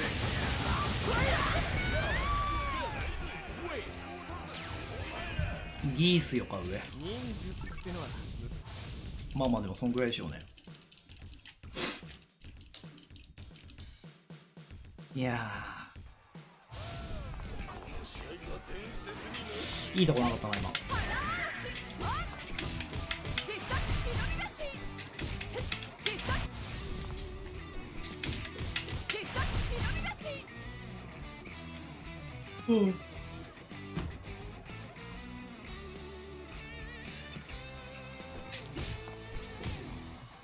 無料 DLC ぶっ込んでくるからこれだけで終わらない気がする。え、そうなんですか？ SNK ってそういう企業なの？俺 SNK のゲームをちゃんとやり込むのが今回ほんと初めてだから。そうなんだ。それはそれででも嬉しい。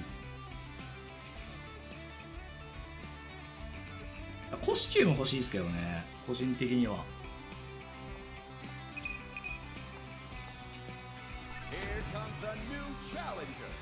コスチュームあればなおよしみたいな。山崎出てほしいですね。人気キャラだしね。マリーとかもね。KOF 突然ぶっ壊れたキャラが何体かいる。すげえ。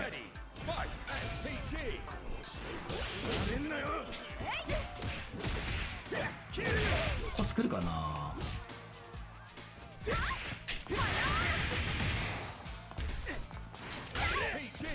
あれ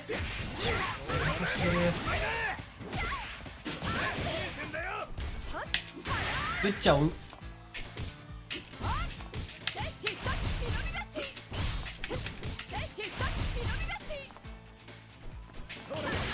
ちすぎ。届かねえ。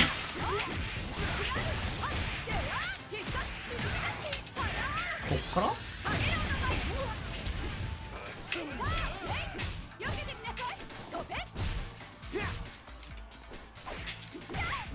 ごめんなさい、坂だったキンディ。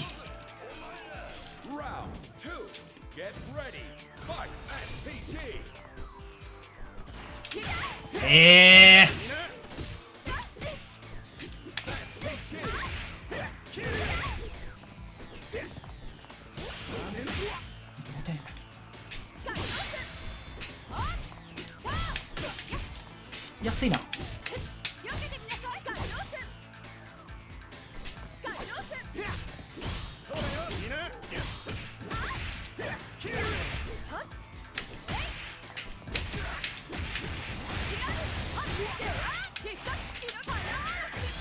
さて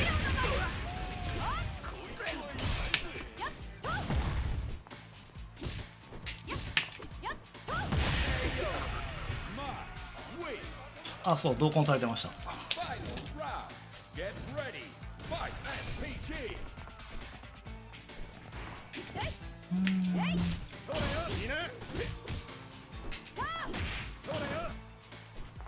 対空持ちずれんだよな。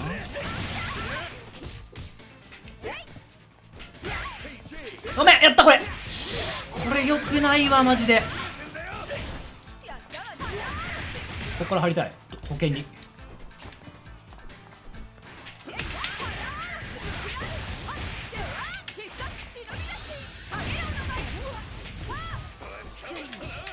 えら。離してくれるかなと思った。うわーごめん。最悪これ。これは最悪。昔から気に入らねえんだ。した。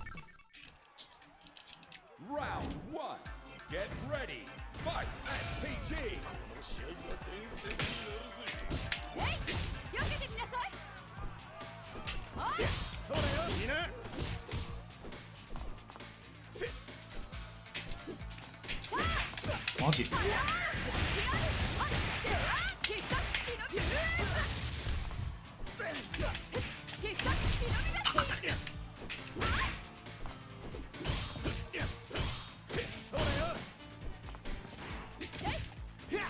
美味しすぎるー。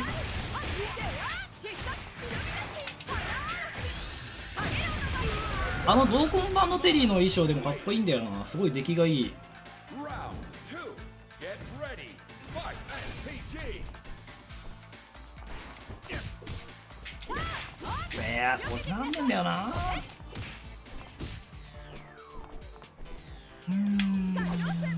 怖っ怖っ。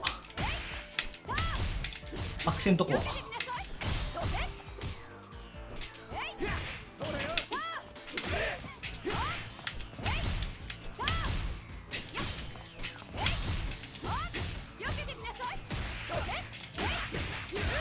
安いなこれ。オーマイガー。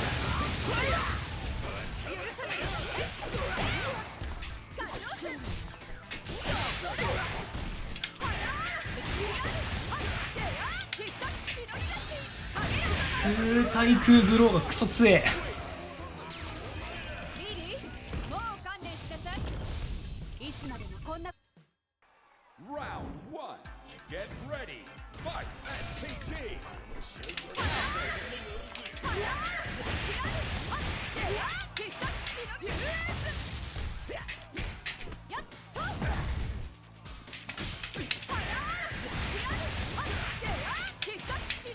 よいしょ。降りてきた。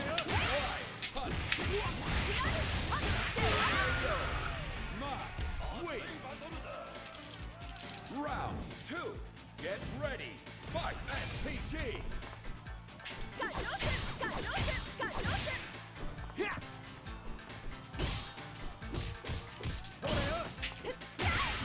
いやーごめんなさい。打ちました。ごめんなさい。打ちました。あ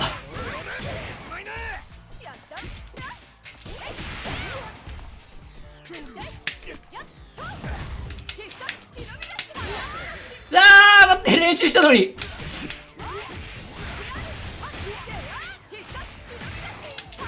練習した夢のコンボが。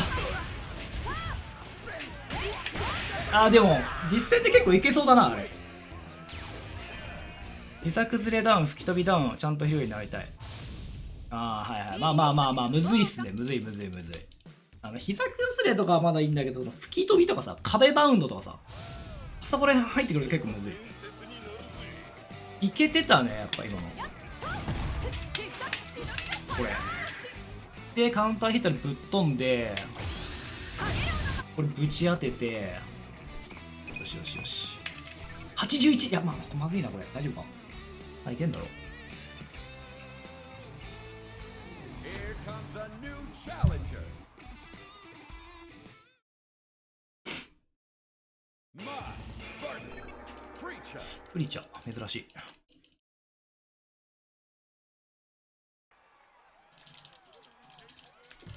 Round 1. Get ready. Fight. この試合は伝説になる。あーね。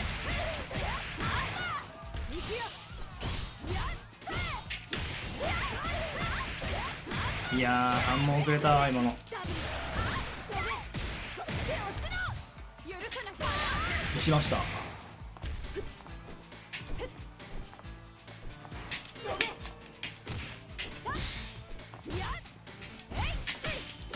溺れてくる。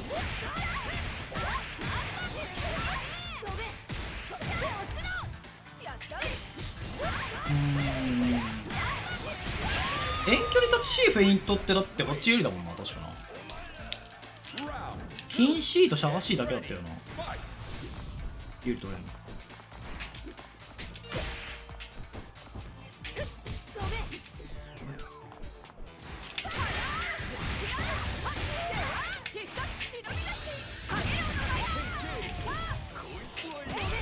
はあ巻き戻った。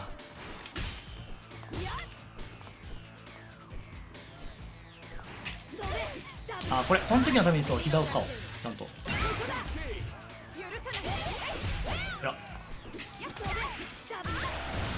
巻き戻るなちょっと。いやーよくない。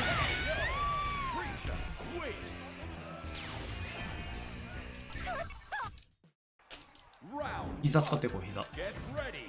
Fight. じゃあもう膝が出ないこのゲーム。膝マジむずい出すの。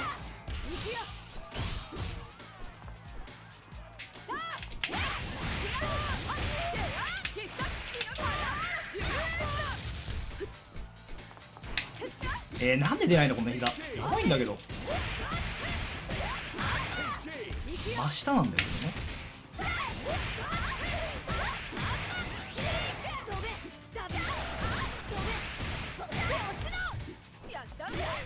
ナックスぐらいしてる。ごめん。よくないよくない。集中。 Round 2. Get ready. Fight. 集中。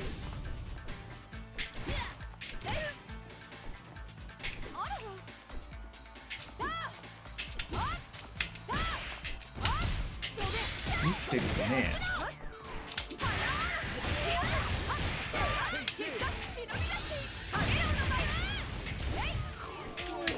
うわー、仕込みが漏れてる。漏れてるんだかなんだかわかんないけど、おかしなことになってる。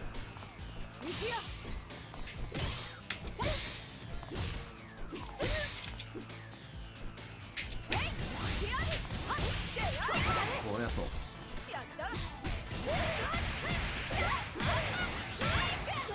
うわー、死んだー。強え。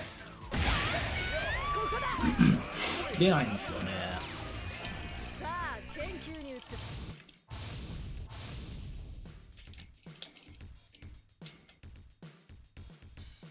これもだと普通に出るんだけどな。マジむずいんだよなこれ。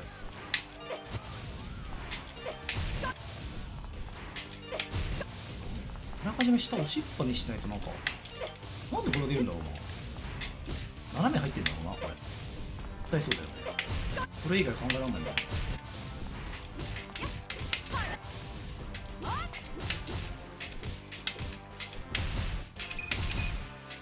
どんどんいこう。 Here comes a new challenger. Preacher versus Mud. プリチャ多くねー。そこだわ。押しかぶらせてほしい。なるほど。 Round 1. Get ready. Fight. SPG.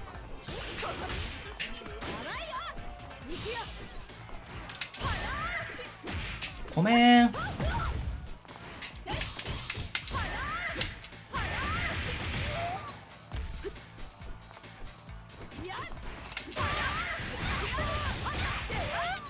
らの？あ、押してるねボタン。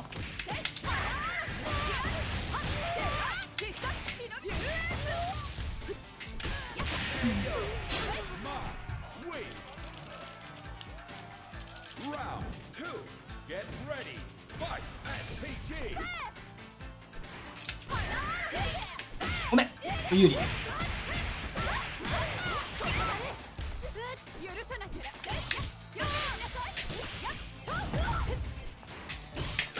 暴れてくる。飛んじゃう。打っていく。暴れてくるね。なるへそ。まあまあまあいいでしょ。 Final round. Get ready. Fight. SPG.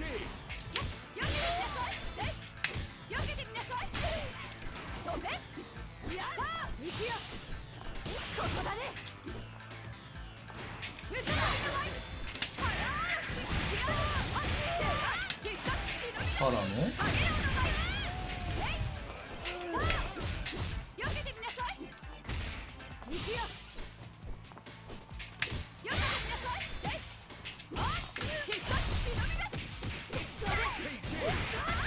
まあまあまあまあまあ。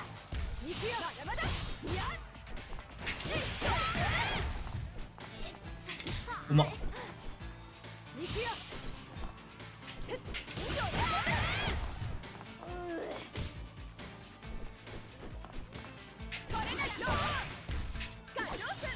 それ隠るかな。隠ったか。無敵でもない限り持続だったけどなかった。許さない。こっからどうしようかなってな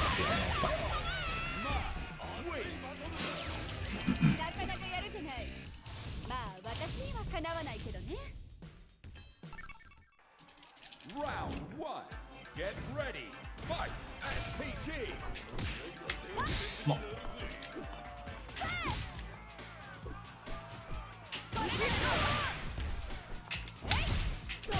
うわ打つね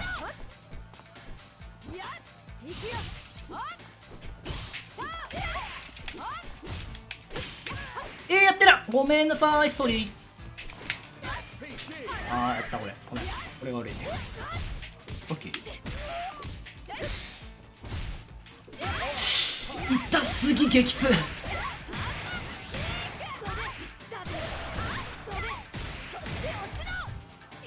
打ちますでうわーめっちゃ暴れるな。オ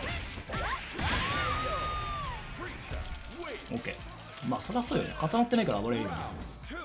Get こ ready. れは正解。 SPG. 上段先ミスったバカタレの極み。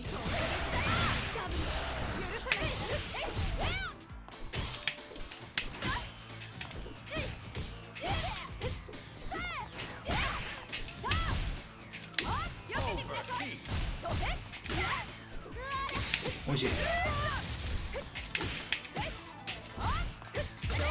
ケーはマジよくわかんねえそれ。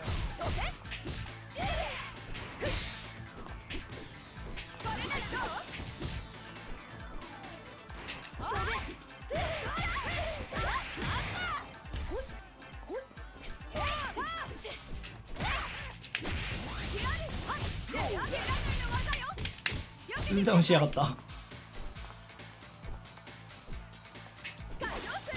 えらいえらすぎ。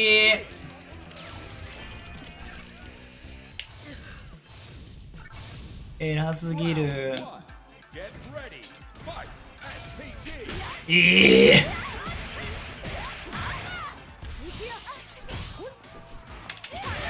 うそん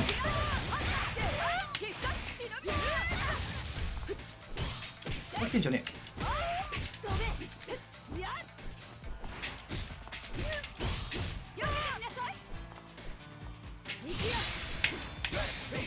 俺悪い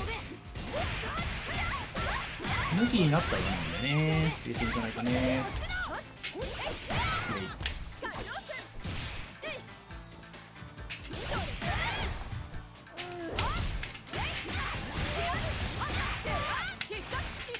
ゲージ使いたくねえけど使うか。使わなくてもよかった説はあるけどな。 Round 2. Get ready. Fight. SPG.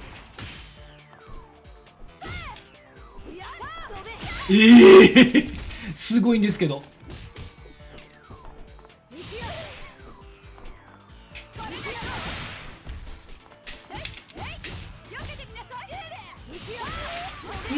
ひどいねこれ。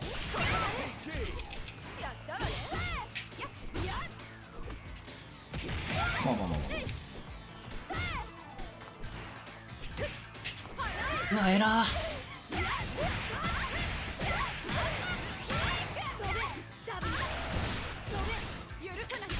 あ待って暴れんなマジで。 Final round. Get ready. Fight. SPG.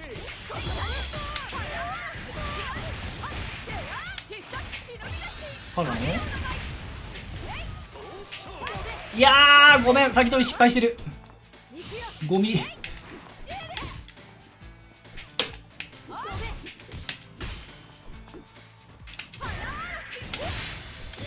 暴れましたごめんなさい。暴れねえんだ。飛び道具。うわーごめん安い。暴れない。ソリ届かない。今のはちょっと踏み込みが浅かったわ。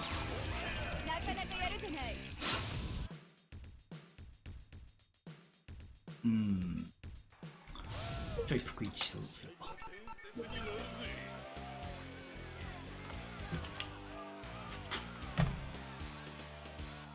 まあでもコロナ4日目だけど、なんか普通になんかもうお酒飲んでるし、全然なんかもう本当に結局ただの風邪と変わらんなっていうか、まあ、インフルエンザみたいな感じ。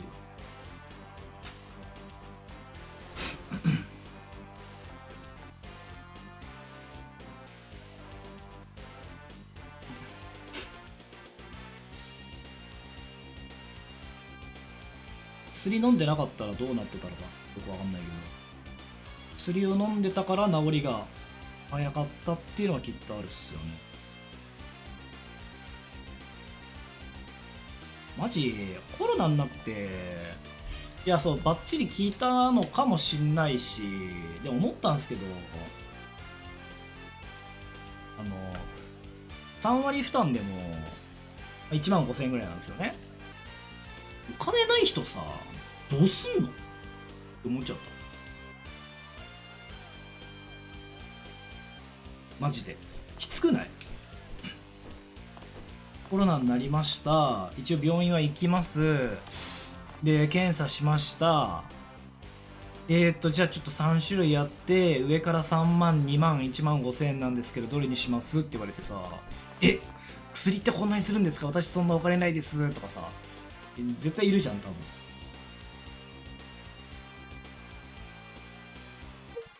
そんなにみたいな。いや高いんですよそれこそ昔なんてさ、コロナになったらさ、生命保険入ってるとコロナ保険みたいなやつでさ、10万とかもらえた時代があったじゃないですか。でね、なんか市とかさ、国からさ、食料とかもらえてさ、金もらえて食料ももらえた時代があったのに、もうあれから5、6年経って逆に、別っすもちろんでも診察代2、3000円ぐらいかな、2500円ぐらいかな確かこんなもんです。 Here comes a new challenger. でもまあコロナで2万ぐらいの出費になったっすよね。 Mine.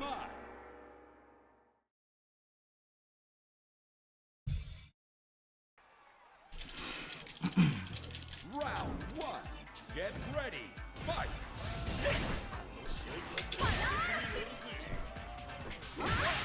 えら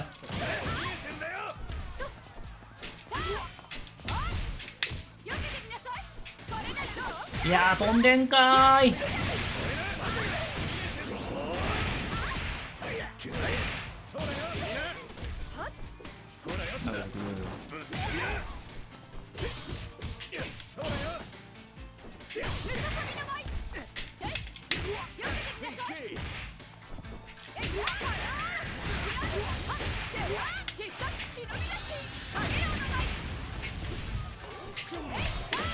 うわーもったいねー、あったじゃん。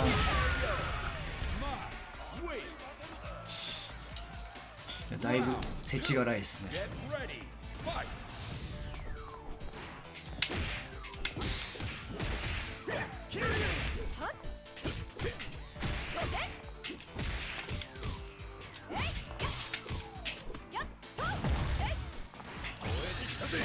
そうそう勝手なんだこれ、忘れてた。飛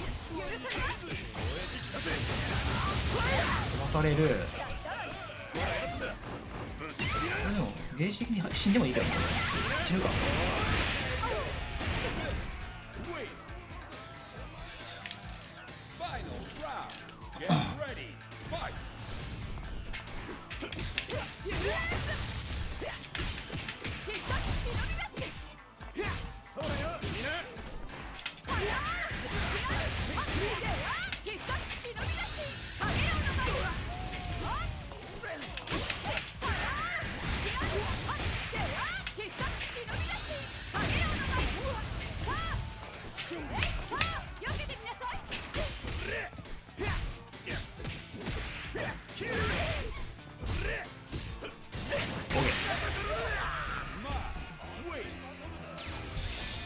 ビリー、もう観念し Round one. Get ready. Fight.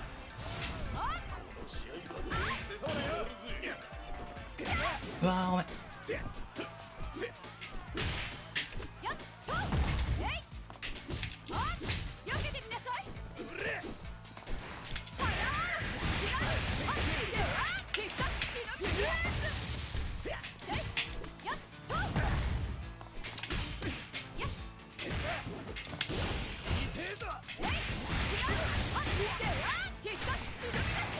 手伝って殺そう。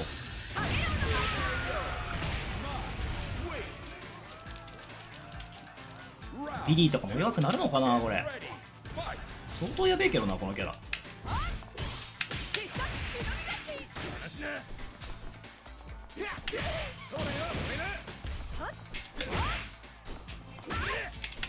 うわーごめん。ごめん。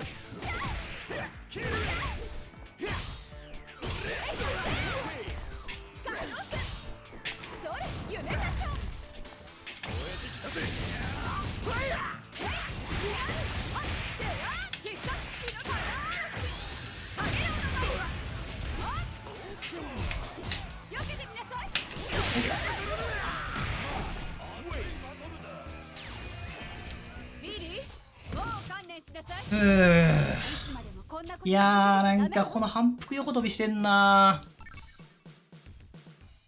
ー。よくないねー。よくないわこれ。一旦なんかメンツが限られてきたからカジュアルいくか。3以上のカジュアルってやったことないんだよな。6800になれば SSS なのか。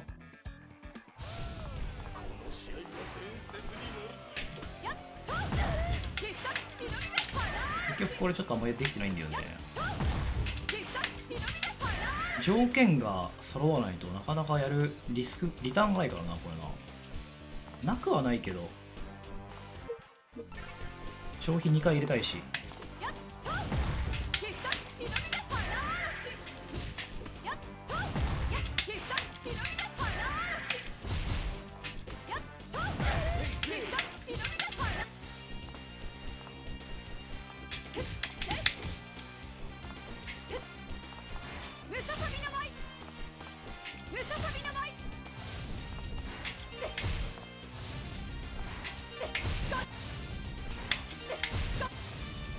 停止になってる。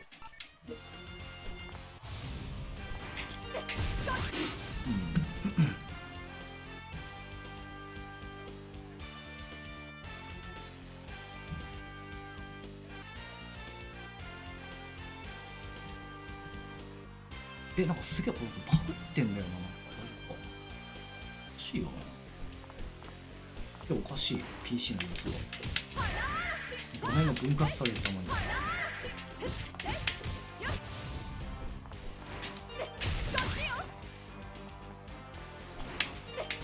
手前の方がいいかこれもうちょっとな。これぐらいがいいよな。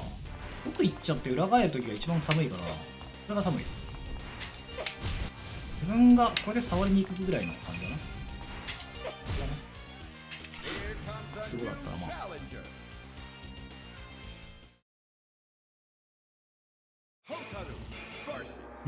あまあちょうどいいな。ホタル。鎌倉さんこんばんは。治りましたね。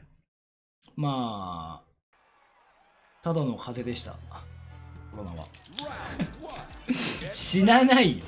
なんでですか。痛すぎ。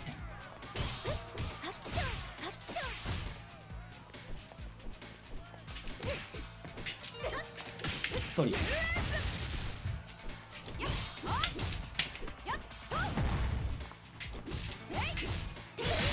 お、天津飯。ごめんなさい。危ねえ。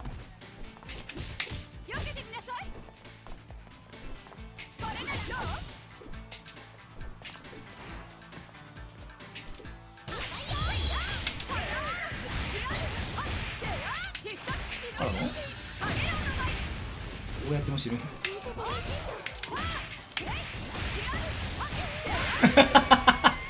なんで俺が死ぬからねと怖いんだけど、なんかメンヘラじゃないですか。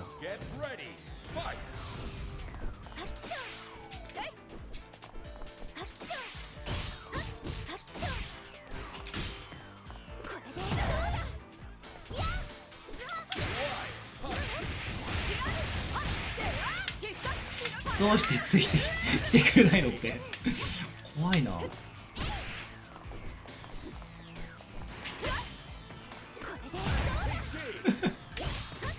怖い人がいる。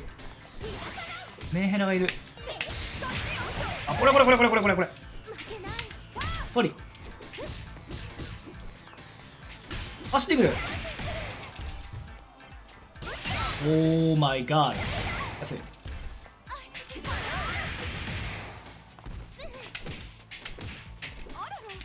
あ、殺せる殺せる、今の殺せた。ごめんなさい。なんでなの。今のコパコパ消費でよかったじゃん。 Round one. Get ready. Fight. マジ出ねえんだよな。いや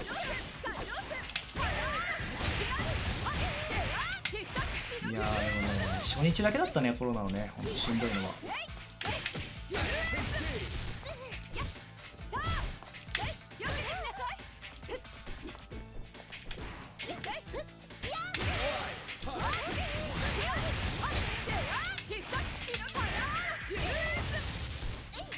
ポリ。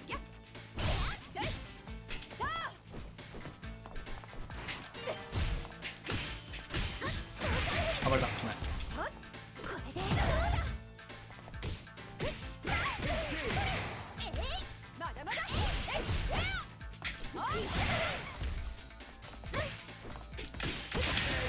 コロナって分かるだけいい、風邪なんか分かんないから。まあまあ確かにそうっすね。風邪でしょうねみたいな感じのまあやりとりですよね、大体ね。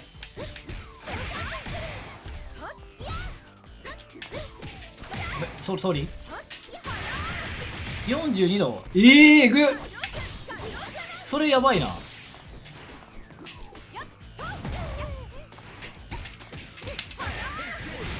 僕幸いにも39度1分ぐらいが最高記録。ごめんなさい。激痛の極み。幸いじゃないんすか39度って。幸いなのかと思ってた。サイドはいいんだ。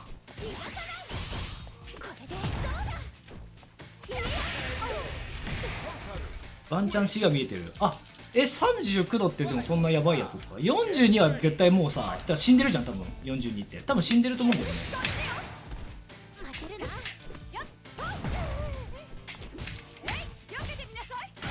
よし。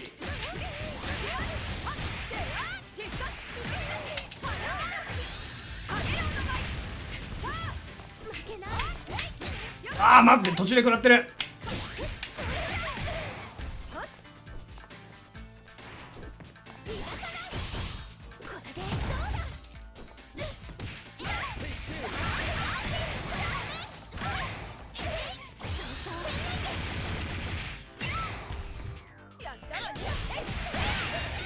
微熱で住んでる人いる。でもそうか。でもそう考えると結構まあ中等症ぐらいだったんですかね。38日目で1日目38か、次から平熱。でも僕もそんな感じだったっすね。2日目はでもまあ7度ぐらいはあったけど、まあでも体の痛みぐらい。タモさんこんばんは。体調はかなりいいっすね。健康って大事なの。これよ、これがやりたかったのよ俺。オ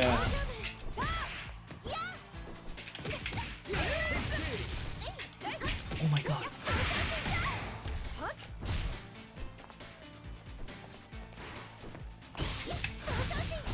出し切った。ソーリー。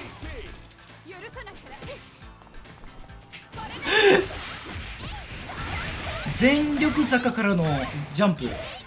オリンピックってことそれ、つまり。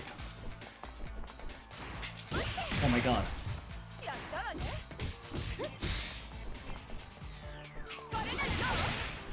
ワンチャン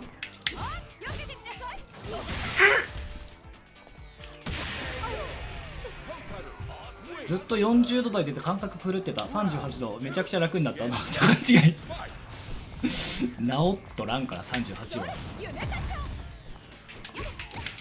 38はまあまあのやつ。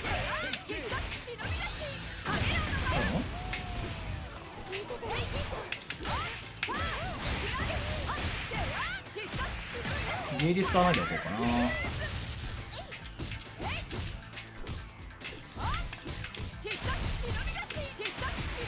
ねえ、まあまあまあまあ、ええやん、テロリンメサトリでしょ。いいでしょ。双葉さんに負けて終わりました。双葉は許さねえもしあれだったらなんかやる人がいればね、なんか僕が部屋建ててなんかじゃあ今からなんか集まれる人やりましょうかとかやるんだけどね。うまっ。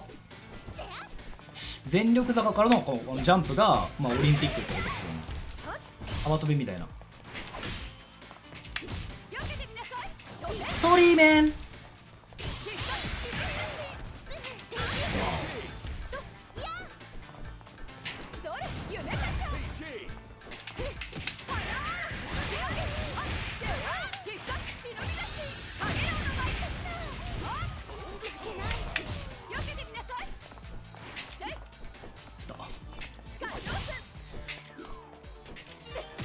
うわー、当たってたじゃん今。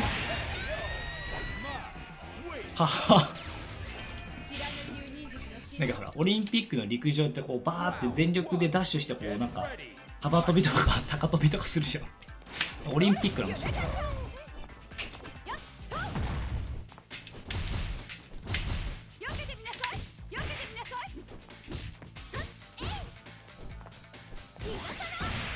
飛び越せてないの？鳥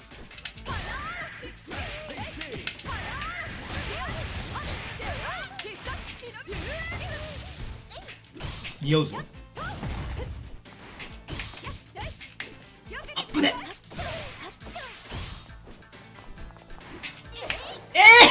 ちょっと違う、やりたかったことがゲージは使わない理解できてない俺たちが悪い感じ。いや、誰がいいとか悪いとかやめましょうよ。犯人探しはやめよう。みんな良くてみんな悪いあ、悪くなっちゃったみんな違ってみんないいから。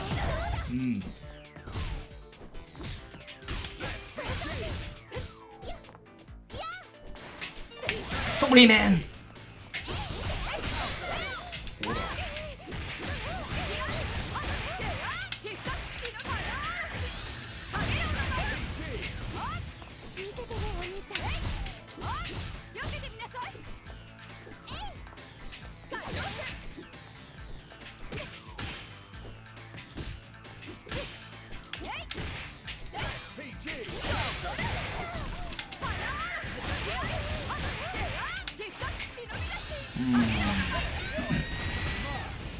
全員悪人、つまりアウトレイジってこと。画廊伝説アウトレイジ・オブ・ザ・ウルブスってこと。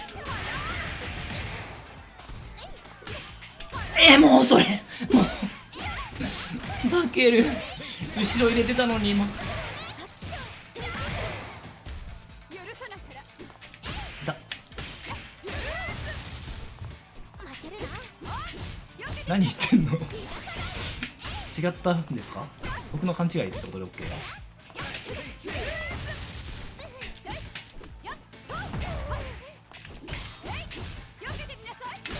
あーごめん安い。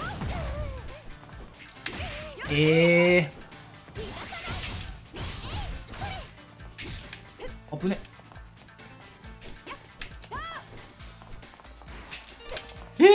怖い怖い。やめて。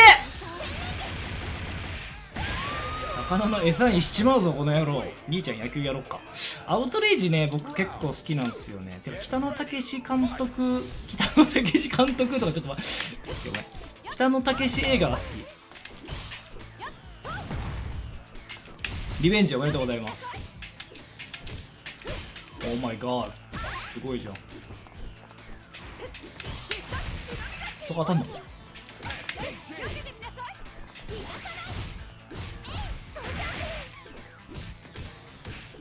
やめて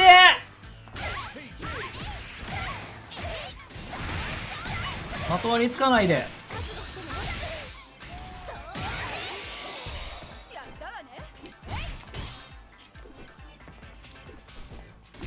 うまっ。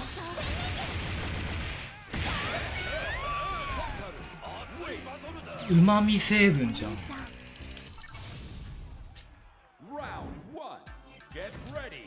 グルタミン酸が出てる。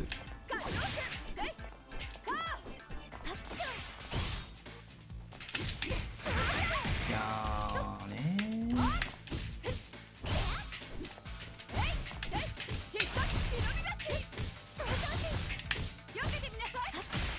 これねダメなんだよね。うわごめん、どうしようもない。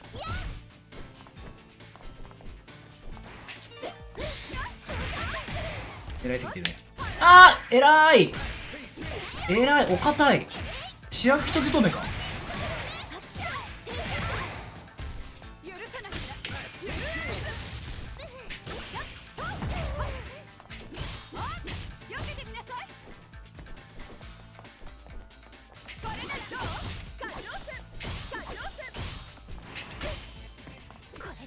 まあ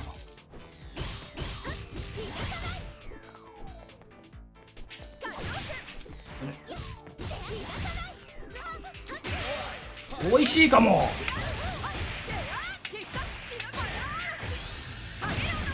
ドンファンで初心者キラー困った。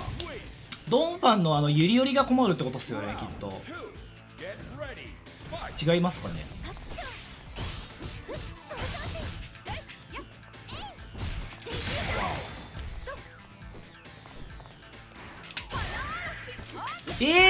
ごめん、やだ。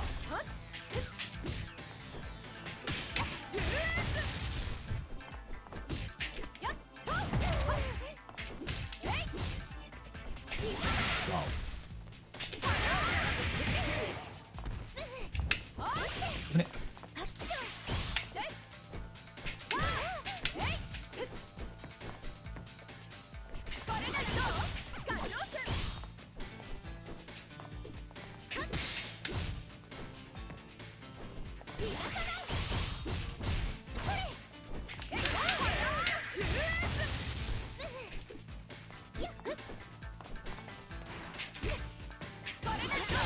おいしいおいしい。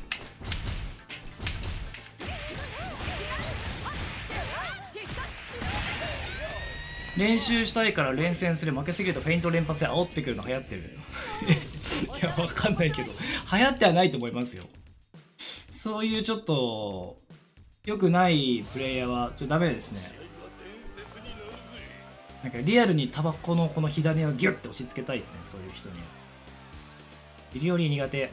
あれゲイザーで落とせないのでゲイザーで全てを解決しようとしないでくださいよ。スマテの悪いとこ出てる。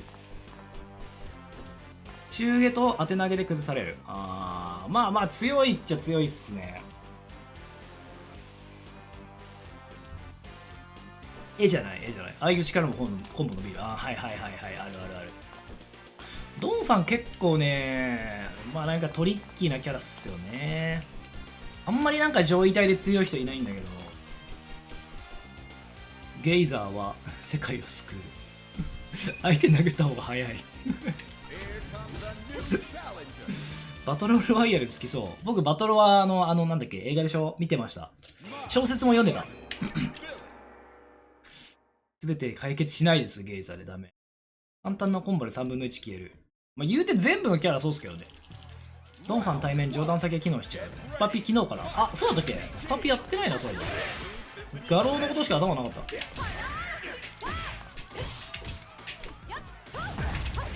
やってね。ソリ。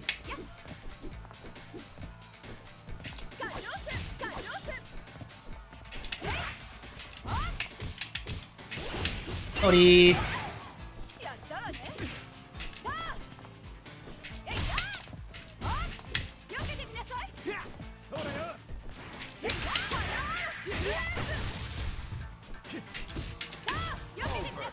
オーバーヒートしとるぞ。オーバーヒートしとるな。美味しそうやな。オーバーヒートしとるな。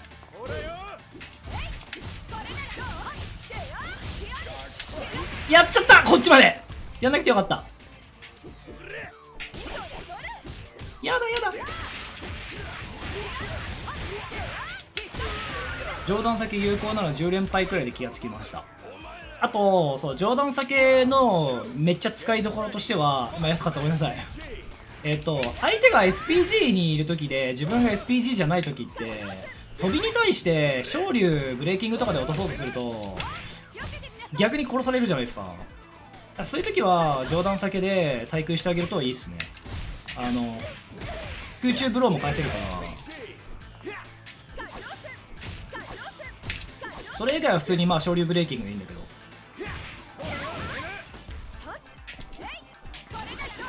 無理。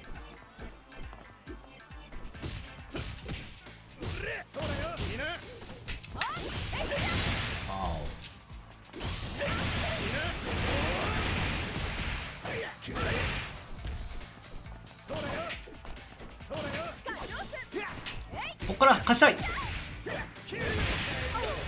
18、明日じゃないですかそれ。明日でもね、タカピのねインスタライブがあるんですよね。確か何時だっけ、9時からかな、8時か、8時からなんだよね。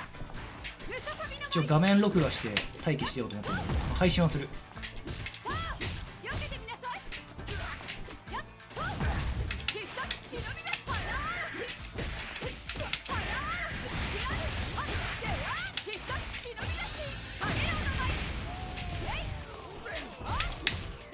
これ良くないな、危ね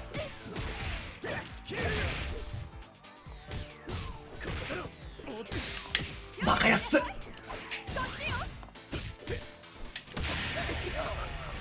あっちの大会聞いた。大御所さん画廊常設配信、なんかしてましたよ。今日からやってた。ルーム開いて配信で常設するみたいな。平日とか。お前ソリ安い。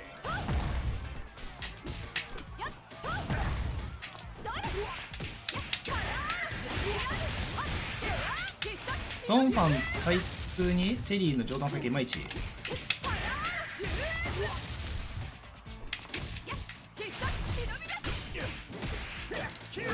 そうそう、御所さんって方、御所さんでも知ってるでしょ。知らない？ KOF とかですげえ強かった。攻撃とかの覇者。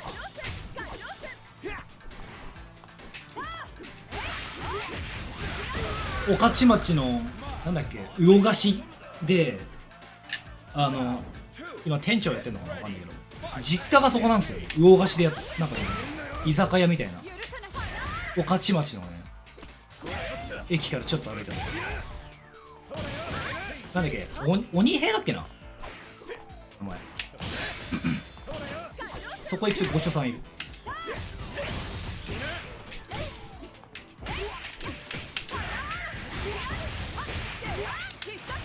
パラオンすかしちゃおう。こっから、うわーごめんなさい。安い。危ね。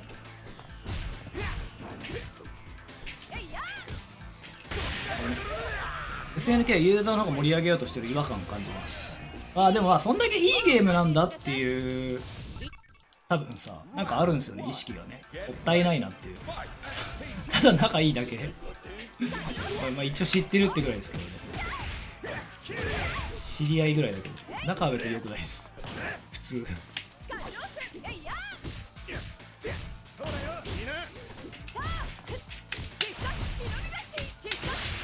美味しすぎる。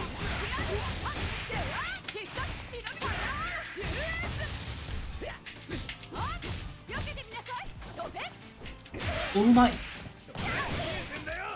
アケでリリース。いやー無理でしょう今の現状。まずはもうちょっとこのねアーケードじゃなくて家庭用が盛り上がんないことには。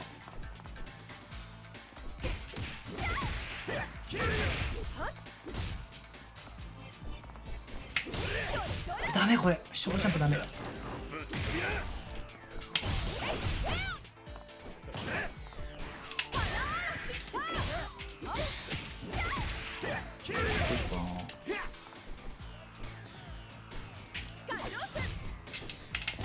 トーリー話す話さない。KOF やってらっしゃる。そうそうそうそうそうそうそうそうそう。KOF 勢。忍び鉢そんなぐるぐるしたら酔う。あ、一応酔い止め飲んでるんで大丈夫ですね。忍者なんで。え、何それ、どうした？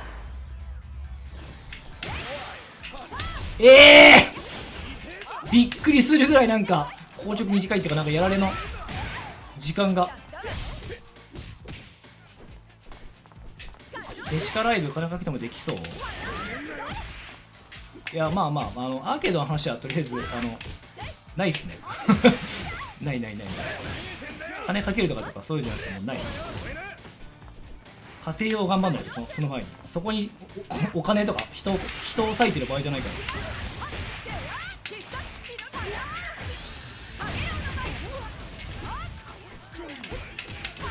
よいしょ。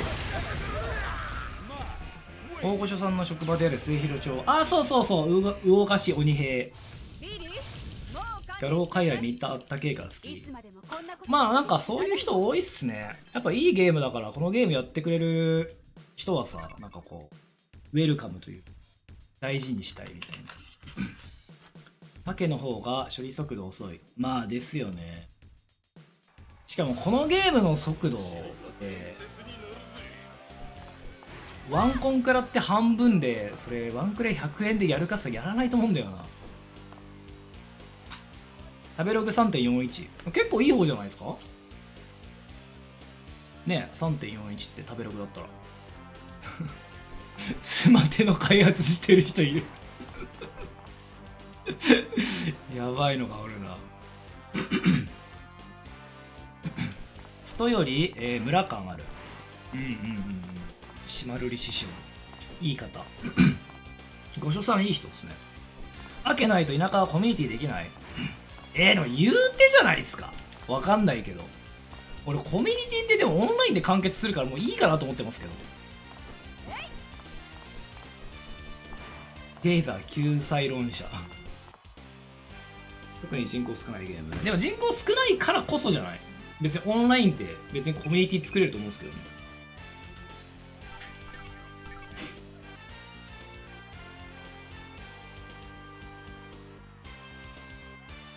スマートグリフォン、血回りを詰める以外詰める箇所がない。まあ、あとはちょっと回転音さんのプレイを見るしかないですね、リプレイね。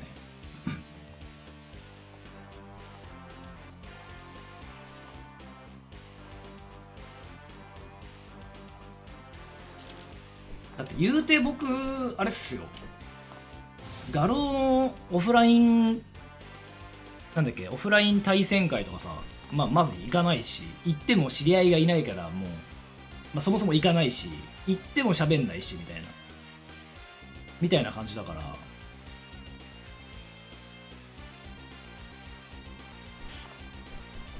別になんかオンラインで全然。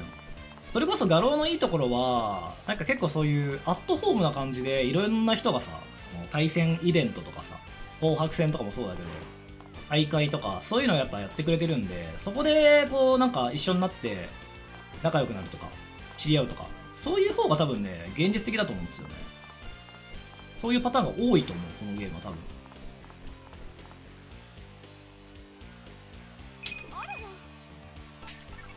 ちょっと俺もスマテ研究するから。じゃあ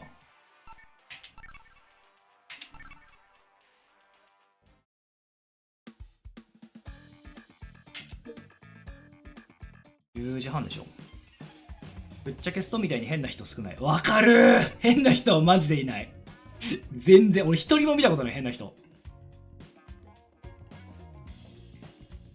まあでもあれは、競技人口が多いからやっぱり人が多ければ変な人もまあいるよねっていう割合の話であって、しゃーなしですよね。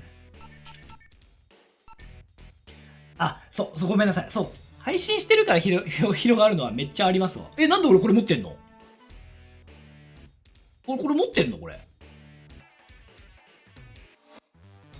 あ、持ってんだっけこれ。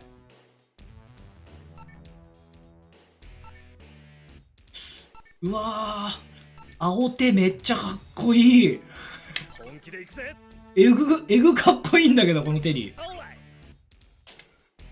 悪い人は目立ちやすい理論でもある。ああ、そう持ってるから持ってるってことですよね。そう、予約特典だ。そうです。そう。うわ、いやいやいやいやいやいやいやいや、やっぱいいじゃないこれ。スマテ SPG 状態でもアシコンクラシックの後を遅らせてボタンを押したらブレーキングしてくれる。クラックか。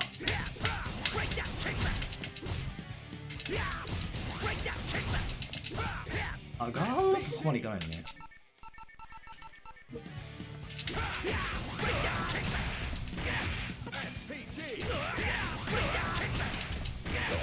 これ行きたくないんだよ。これ行っちゃうのかな。そうだよね、こうなるよ。結構むずいな。SPG 状態か。SPG 状態でもってことですよね。SPG 状態じゃなくてもいけるってことですよね。なんかさ、これボタンの押し具合で結構変わらない？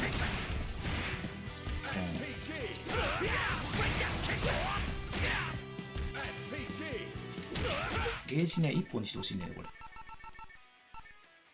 ああ、そうか。レブブローが出るんだ。この人。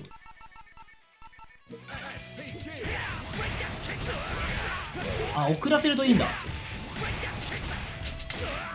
おお。なるほど。やり込みだなこれ。やり込みだな。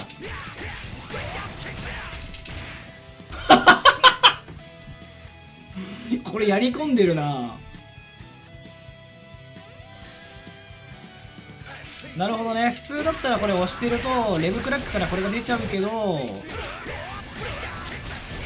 れが出ないタイミングでちょっと遅らせて。スマテ勢やりますね。スマテだけなんか研究進んでるんだけど。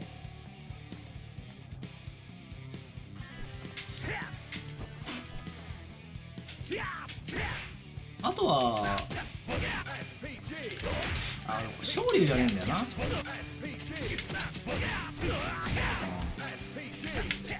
自動ヒット確認とかもやっぱ強いから、ガードだったら絶対にパワーウェーブで。まあでもそんなヒット確認することねえのかこれは。スマテやばい。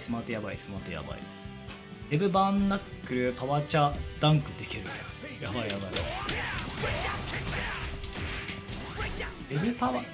ブバーンのパワーチャってこれか。結局チャージルートの方が効率いい気がする。パワーチャー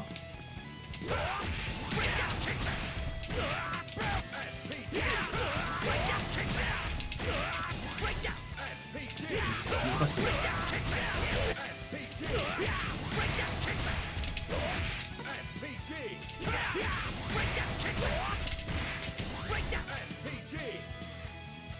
あ、バーンウェーブか。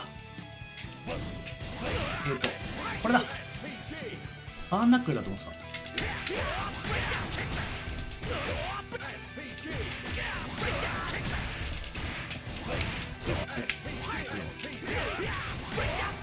ボタン連打なのにむずい。逆に。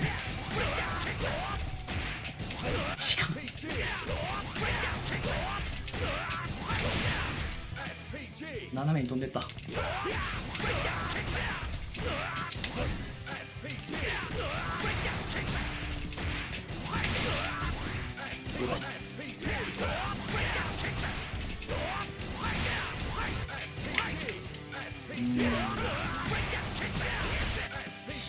めようこれ。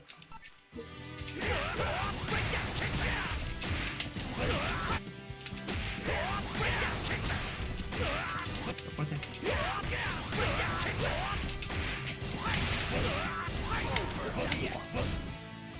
れでダンクか。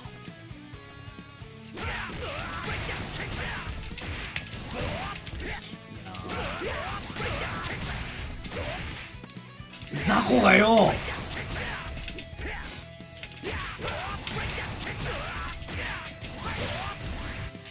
れか。マジ無理。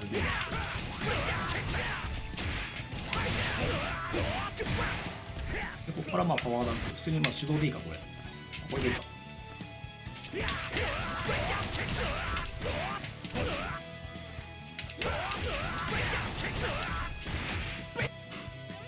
不器用勢、いやスマートやっぱやり慣れてないとむずいっすね。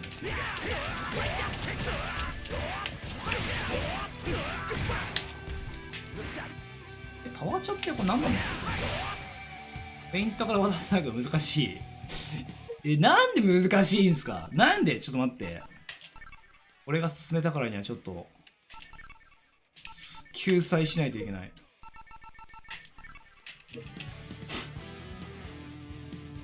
絶対難しくないっすよ。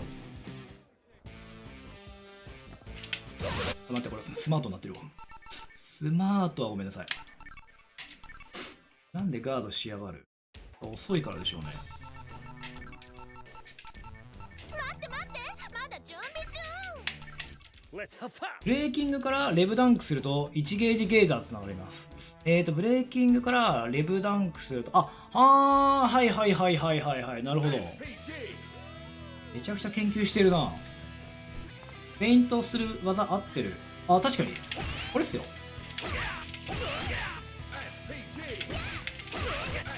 てかむしろこれもう見てもらいたいですけど、これボタン連打のダメですよこれ。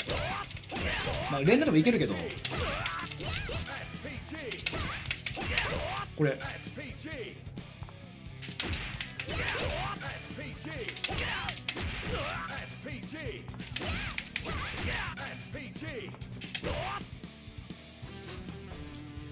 すぐゲイザーで救済しようとするいやワンボタンゲイザーはマジで神なんですよ。ちなみにこれプラスで7なんで、7でつなぐ攻撃のボタンをいやでも連打しない方がいいっす。で隙間が2フレいよいよあるんで、ねえか、ビタかこれ。簡単なんだけどなこんな。ペイントキャンセル独特の、でもそう間がありますね。これはもう絶対に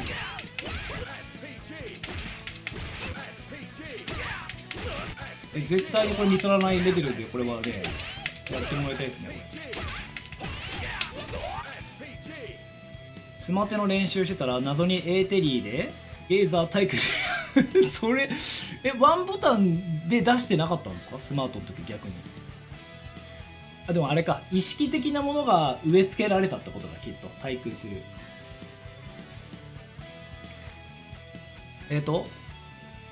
端で、ナックルカウンター時ウルフからのゲーザーつながる。バスターウルフってことか。はいはいはいはいはいはいはい、なるほどなるほど、強そう。簡単は信用できない。なんでさ、なんでっていうかめちゃくちゃ簡単ですけどこれ。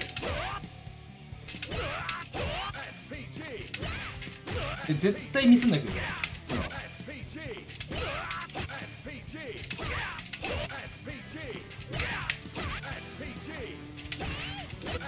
そう簡単に言うけど普通の人は2時間程度の練習がいる本当にマジ？そう焦らず入力大事っすよ。もう本当に。あとは2段目までなんかつなげようみたいな感じじゃなくて、とりあえずこれだけ、もうこれだけ、これだけ、これだけ、これだけでいいです。簡単でしょ。めっちゃ簡単じゃないですか。最初はフェイントコンボなかなかできなかった。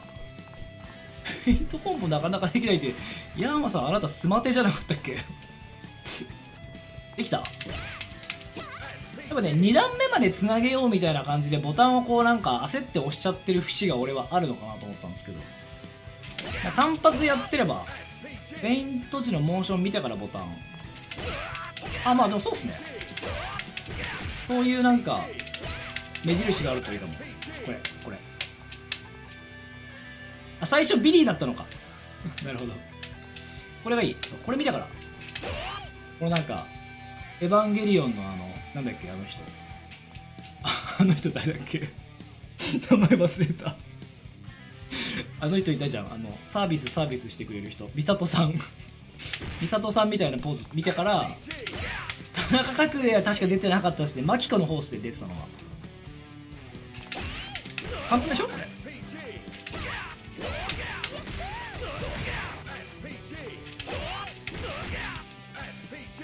ちょっと分かってくさでしょ。分かる、サービスみたいなあれじゃん、最初にさ美里さんがシンジ君になんかこう写真みたいなのさ、なんか渡してくれたやつあったじゃん。なんかここに注目みたいな、なんか胸のとこになんかこうマジック書いてあるやつ、あの写真みたいな。分からないかこれ。挑戦者現る。ユーフォニアムさんフォローありがとうございます。成功率上がってきた。あ、本当ですか。よかったよかった。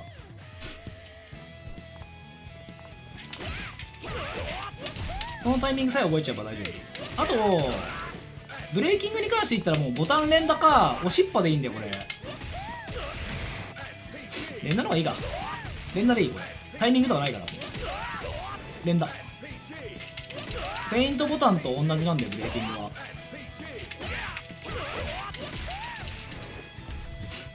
これでいいです。これで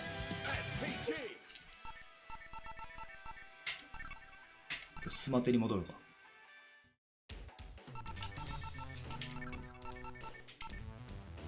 俺持ってんの熱くねマジで。本気で行くぜ。ブレーキングが結構簡単にやります。フェイントからのつなぎで泣いてました。あーでもこれで解決ゾロリいった感じですね。大丈夫そうですね。ちょっと私一旦トイレ行ってきていいですか。SPG。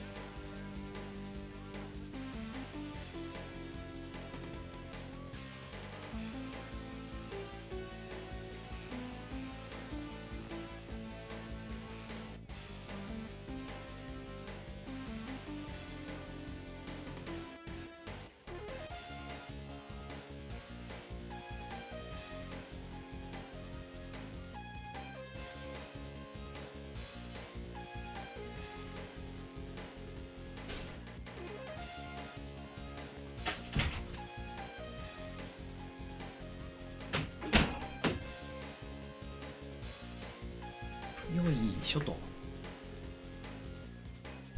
の辺りの操作も簡単にすればいいのに。まあなんかほんとっすね。前作のそういう要素をさ、まあ、盛り込んでくるのはいいと思うんですけど、なんかそのまんまの操作方法で持ってきちゃったっていうのがね、ちょっとね、モーション見てからボタン、知識として入ったおそらく成功率だだ上がり。素晴らしい。では、ですね、私コロナ4日目なんですけれども、まあ一応もう僕の中ではもう治ったってことなんで、昨日から飲んでんだけど、乾杯。ハイキーワイ。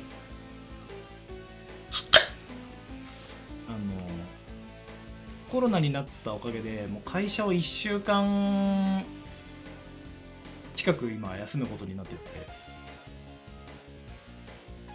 最高に気持ちいい。会社の方見てますか？いいんです、いいんです複雑な、操作になるだけ決まったことしかできないわけ。まあまあ確かにね、確かにね。休みです。仕事しろ殺すとGood day. Hi. Hello. Hello, Terry.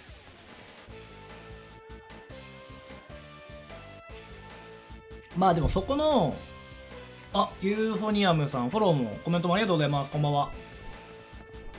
そこの難しいところを解決してくれるのがスマテなんですよ。19まで一応休みで、20日はちょっと出勤なんですけど、多分お昼ぐらいで帰ってこれるんで、その後また3連休ぐらいかな休みついてるまあいいじゃない、普段頑張ってるんだから。ブレイキングやフェイントよりも生ラッシュの方が50億倍難しい。え、マジっすか？難しい生ラッシュてか生ラッシュが難しいっていうか、多分あれでしょ、きっとその生ラッシュを絡めた攻防がってことじゃないのかな。操作がどうのこうのよりも重症化しなかったからよかった。いや本当にね、よかったっすマジで。重症化する前にすぐもう病院ってよかった。あ、マリーさんの紹介ありがとうございます。マリーさん、いやでもあれよ、僕がコンボ中の生ラッシュでも、コンボ中は生ラッシュって言わないじゃん。キャンセルラッシュじゃないですかレバー横2回が、なるほどね、そういうことか。難しいのラインが違う、言っても無駄なんで無駄とか言わないでよ冷たいじゃん。なんでそんなこと言うんすか。でその点、そう、これステップがね、やっぱこう押しっぱで、レブ押しっぱでこう前でステップになるからね、やっぱいいっすよね。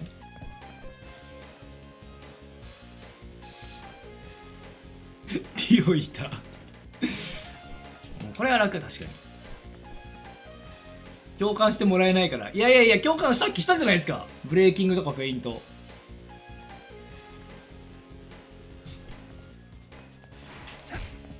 ただその簡単難しいに関して言ったらちょっと、まあそういうとこでもさ、自分に嘘ついてさ、分かるとかってちょっと俺は言えない性格してるんですよそんな、だって嘘つかれても嫌でしょそうっすよねとか言ってさ、全然こいつそんな風に思ってないだろみたいなさもう顔見たらバレバレなのにグラブルもガローもボタンと横でいるのでめっちゃ助かってます。グラブルも一時期ちょっと一瞬やってたな。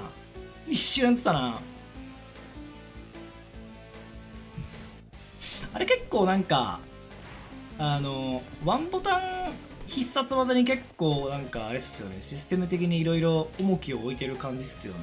クールタイムがあったりとか。どれもね、グリフォンを開発しようとした補正切りしか掘れません。病気でしょうか。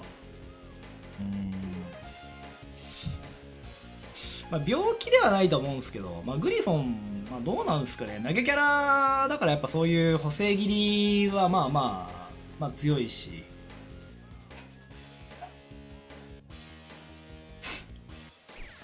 なんか他にあればいいんですけどね、いろいろ。興味ないですね、白井さんがそんな顔してるなんかね、興味ない、いや、なくはないっすよ。でもさ、もう無理じゃん。だってもう全部がさそれは実に興味深いみたいな感じでさちょっと難しいんですよね。イエスバット法で一旦肯定してね、 OK ですよ。詐欺師のやり方だ、 OK です。いやこれ結構やっぱ素直だからさ、人を騙せないんで、すいません、そこはね、なんかね、イエスバット法をなかなかうまく使えてなかった。そうですよね、ただって言われたらそれはそれ。成功率上がりました。よかった。よかったっす、よかった。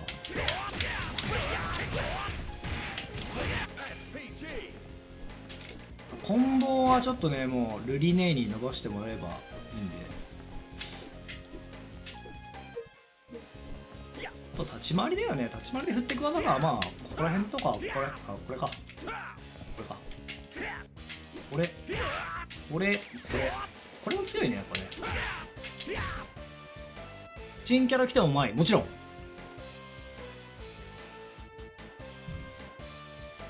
まいっすね。一応触りますよ、キャラ体で。キャラ体で一通り、アンディは触りますけど、うまいかなっていう感じですね。結構ね、そう、これ困るのがさ、これガチ強っすね、これでもしゃがまれるとね、当たらないっていうのがかなりね、痛手ですよね。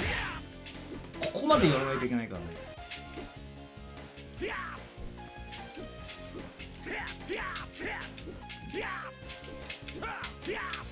いいちょっと同じぐらいなのか、これ。手に通常技がなんというか重い。まあちょっとそうっすね。まあランだから走れるから、もう走ってもうなんか手っ取り早くこう去りに行っちゃった方がいいような気がしますけどね。バーンって。やっぱ一発一発は重たいですからね。その分のこのランがあるんで結構やっぱこういうの振ると、これになんか小ジャンプとか合わさられたらすごく嫌だなとか警戒しちゃう気持ちはめっちゃわかりますね。SPG 飛ばしのトリコレコンボある。そこがフェイント入りだった。大事っすね。それができるようになるとかなり対戦を優位に進められるんじゃないかなと。アンディ、そう動画めっちゃかっこよかった。すごい良かったっすあれ。マイタッチ P 足で自動確認便利。わかるー。そう足がすごい仕事する。超強いわこれ。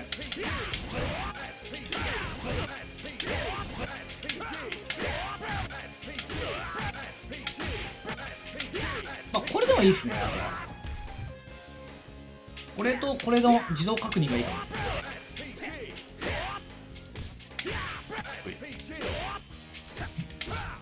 そうだね。これ強いね。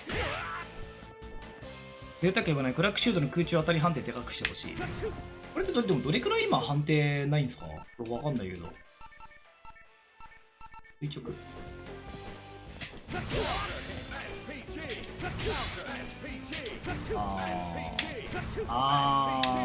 これかわいそう。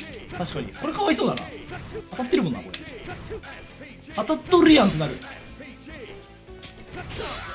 まあでもこれ相手が手出してればまあ当たるんだろうけど、変なところに判定ある。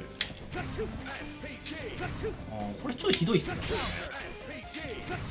多分このかかとのこの下り際じゃないと多分判定がないんだろうなこれ。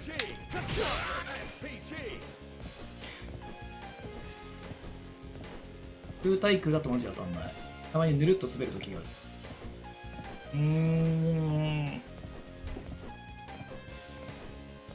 でもヒートアップさん使ってるかどうかわかんないけど、ペリー俺まあ全然使ってないけど、あれっすよ。やっぱこの SPG 中のこれがめっちゃ強い。これがバリ強い。これ空対空出すんだったら、相手が前ジャンプ普通のジャンプしてきたってなった時に、自分が SPG 中だったら上りで出しちゃってもいいかも。テリーの SPG の、空中レブブローって8008で全キャラ一番速いんだけど、これがで次がマイかな確かで。これめっちゃ強いんで、そうこれ使ってみてください。ほんと超強いから。コマンド入れる前から判定あるべき。壊れてるさすがの SNK でもそんな下手な作りはしない。フレンド以来だし、ごめんなさい、そう忘れてた。すいません、そうだこのゲームのフレンドっていう概念を俺も忘れててごめんなさい。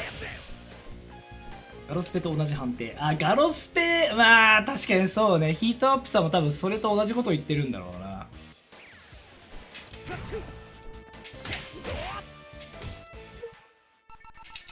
これでもさ、全部アウトにしましょう。マイナス2結構強いよね。マイナス2って割と確定ないしな。ここまでいっちゃうと4だからまずいけど、まあこれでいいんだけどねこれでいいんだけどね。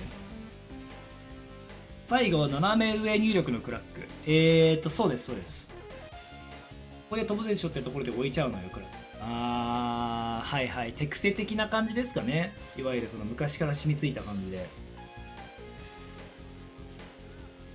これで落ちるやろうっていう。でもそれで落ちなかった場合って工作するのかな。クラックがスカって相手が前ジャンプしてるから工作するのかな。垂直置かれてると結構やばいってことですよね、きっとね。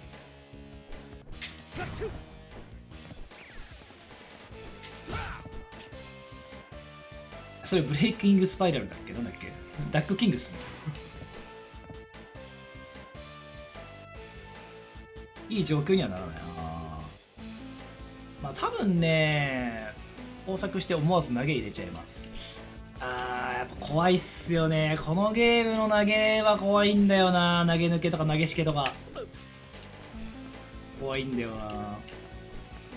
やっぱこのゲームのテリーはやっぱ走って来られた方が俺は怖いけどな。普通にもうとにかく殴りに来られるのが怖い。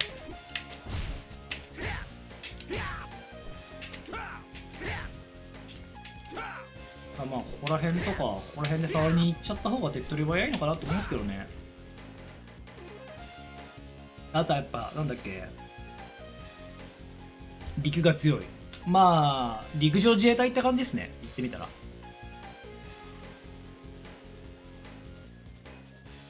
打撃が強い。わかる。打撃がマジで強い。怖い。ウェーブ追っかけて走ってるこれ追っかけ強くないですかマジ。これいいっすよね。これすげえ嫌だもんこれ陸上自衛隊ってことっすね。陸自でも SPG 中はこれ空自にもなるかな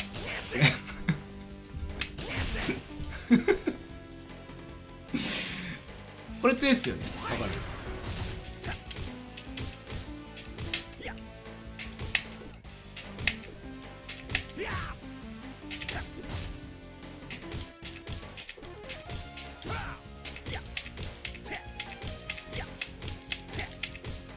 これも強いよな。風邪治ってなくない？いや治ってます。平常運転前提として前 C が入ったらだけど長飛1あったら大ダメージ取れる。おーよかったよかったよかったよかった。でこれはねマリーさんにじゃあ使ってるかどうかわかんないけどおすすめしたいのが、まずジェニーの強み。ジェニーって何がどうなのって話なんだけど、とにかくこれが強い。これがめちゃくちゃ強い。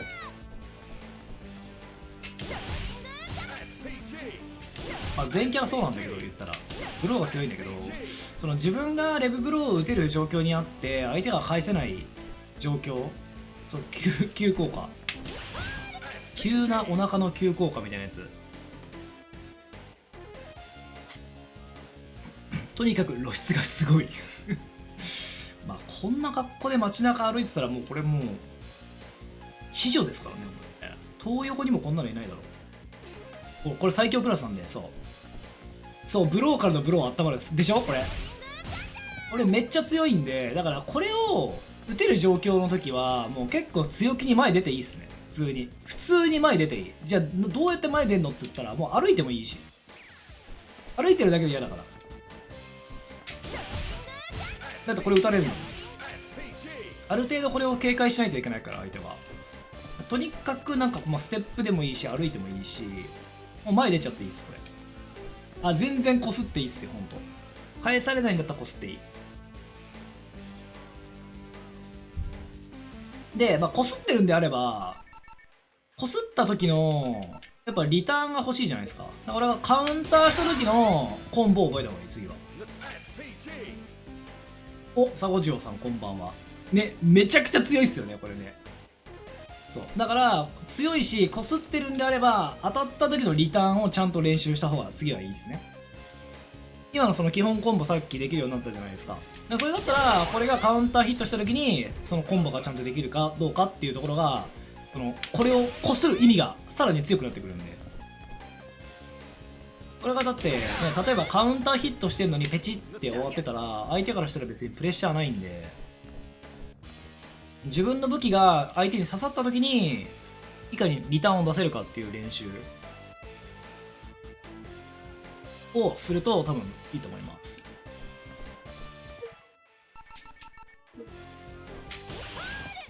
これも強いしね。これってでもさ、ソリ、いや強いよね。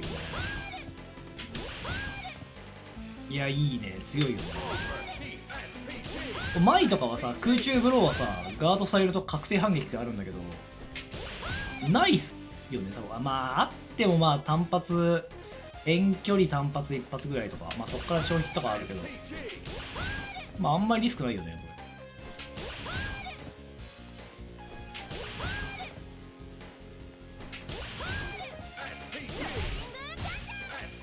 これめっちゃ強いんで、これをやった方がいい。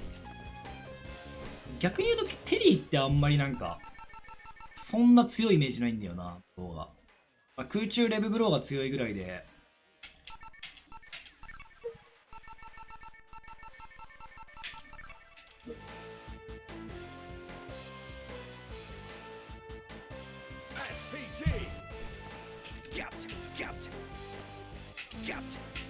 冗談避けのリーチ短っバカみたいに短いんだけどここで当たらないってどうなってんこれ。これ当たるんだよだって近距離立ち映画。これ強くないっすねこれは。まあまあ対空で使えばって感じだけど、全身距離長いのは強み。でもそれはあると思います。これ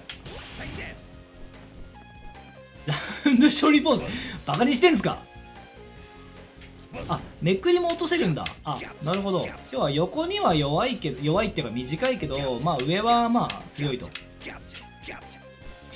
あとそうね、全身距離が長いから、まあでもこれどうだろうな。例えばなんかホタルとかカインみたいに飛び道具見てから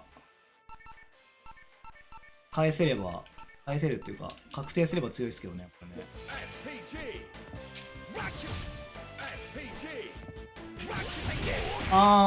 もう強いじゃんこれ。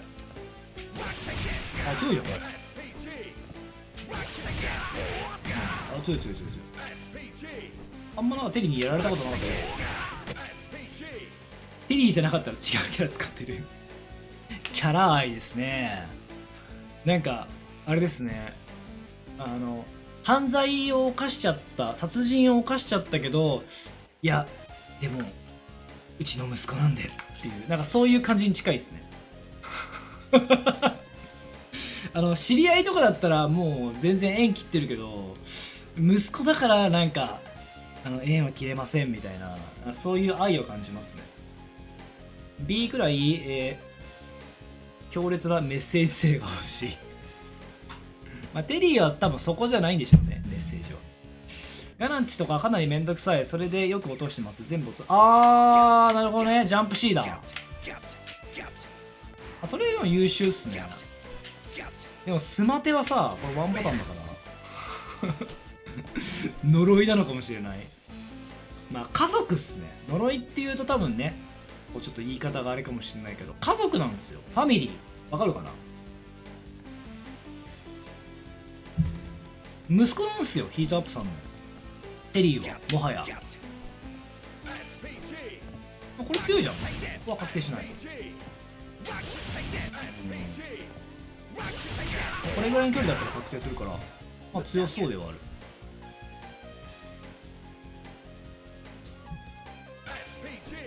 マイファミリー、まあそういうことっすね。バイオハザード7ですね。ビレッジってこと。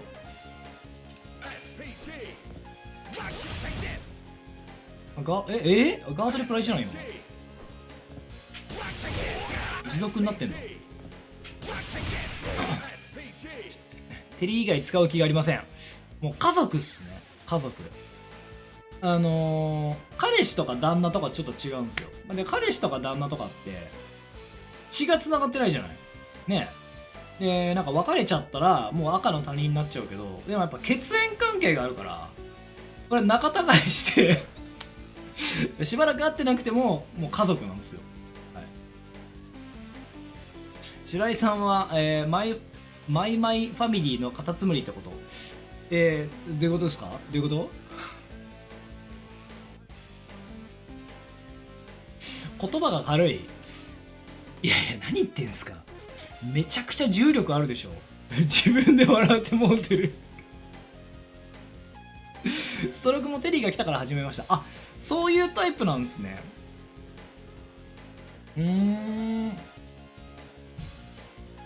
なんか格ゲーミーハータイプでなんかスト6みんなやってるから人気だしやろうみたいな感じではないんだ。前がファミリーでマイマイ、あ、そういうこと？いや、そういうことです。はい。マイマイファミリーですね。まあ、カタツムリではないですけど、すごい病原菌いっぱいいるんで、あれ、カタツムリは。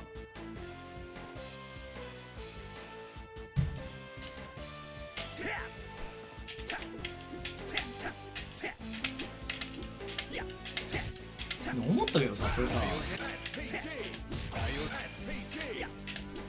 これにさ、ワンボタンゲイザー仕込むの強くね？多分。わかんないけど。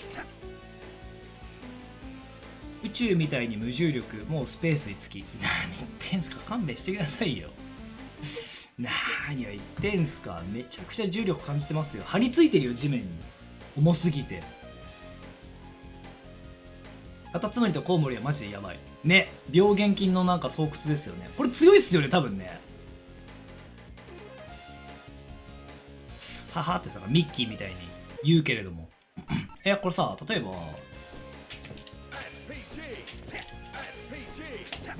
れ。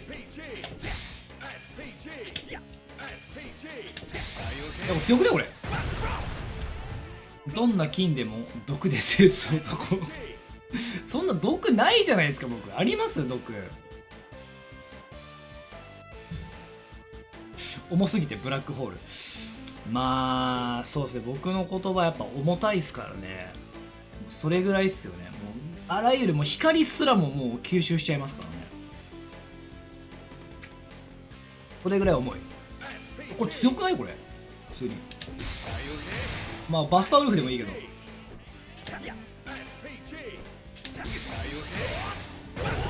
早く寝ろ。いやいやいや、もうね、コロナで散々寝てたからもうね、眠たくないんですよ。元気がすごい。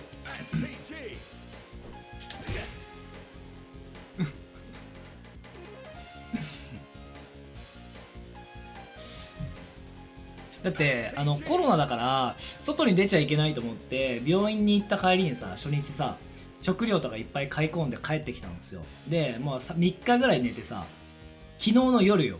で、いやーもうちょっとなんか体動かしたい、外出たいなと思って夜の12時ぐらいに俺2時間ぐらい散歩したんですよ。人がいないからいいだろうと思って。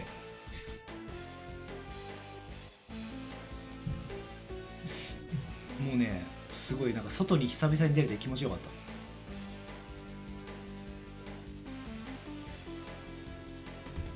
これ強いっすね。そう、2時間散歩、深夜徘徊した。徘徊老人してました。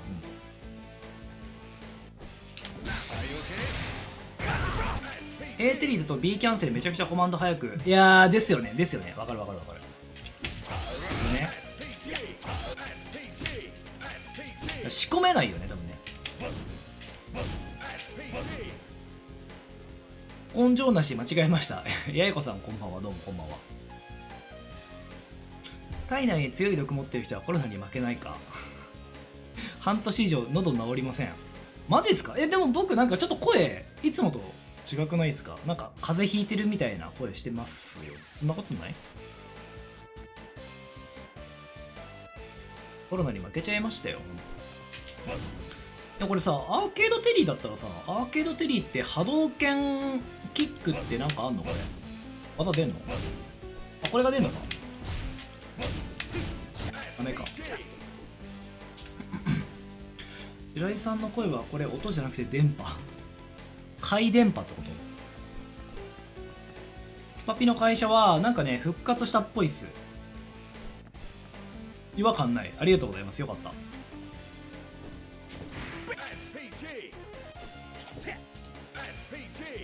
コロナってやっぱきつかったね。初日だけっすね。まあインフルエンザみたいなもんかな、ほんと。いや、むしろなんかフィリピンでもらってきたインフルエンザの方がきつかった。あの時はだって薬もらって飲んだけど、ずーっと本当に2日3日目ぐらいまでやっぱり熱は下がったりとかしたけど、このインフルエンザ B 型っていうのかな、確か日本になかったやつでずーっとお腹が痛くて、とかが続いたっすね。親の声より聞いた声ありがとうございます今あなたの心に直接送っています。なんか任天堂ダイレクトみたいな感じですねこれ。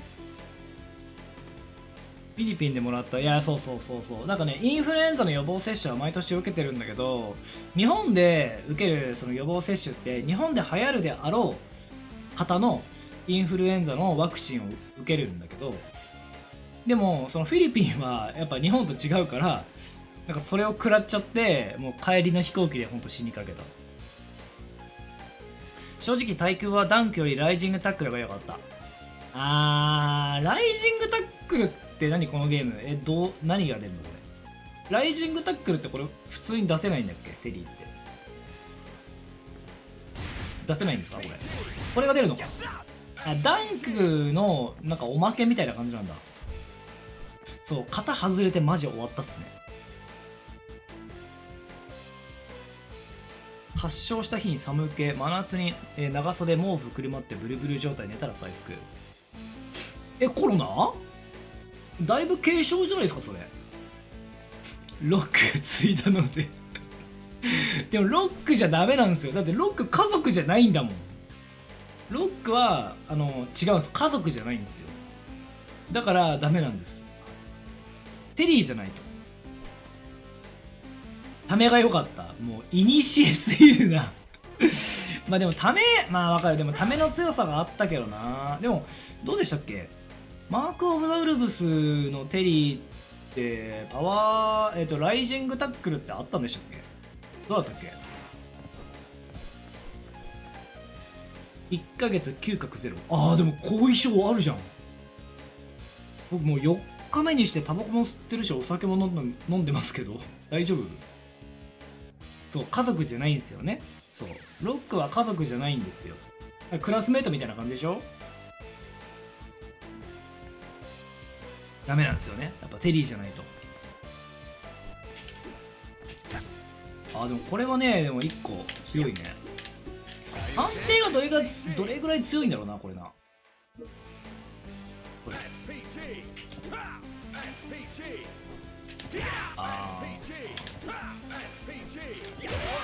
普通に負けるわな、これ。きついね。きついね。継承はいいこと、印象は褒められたものじゃない。アルコール消毒みたいな感じじゃないですか、多分。はい。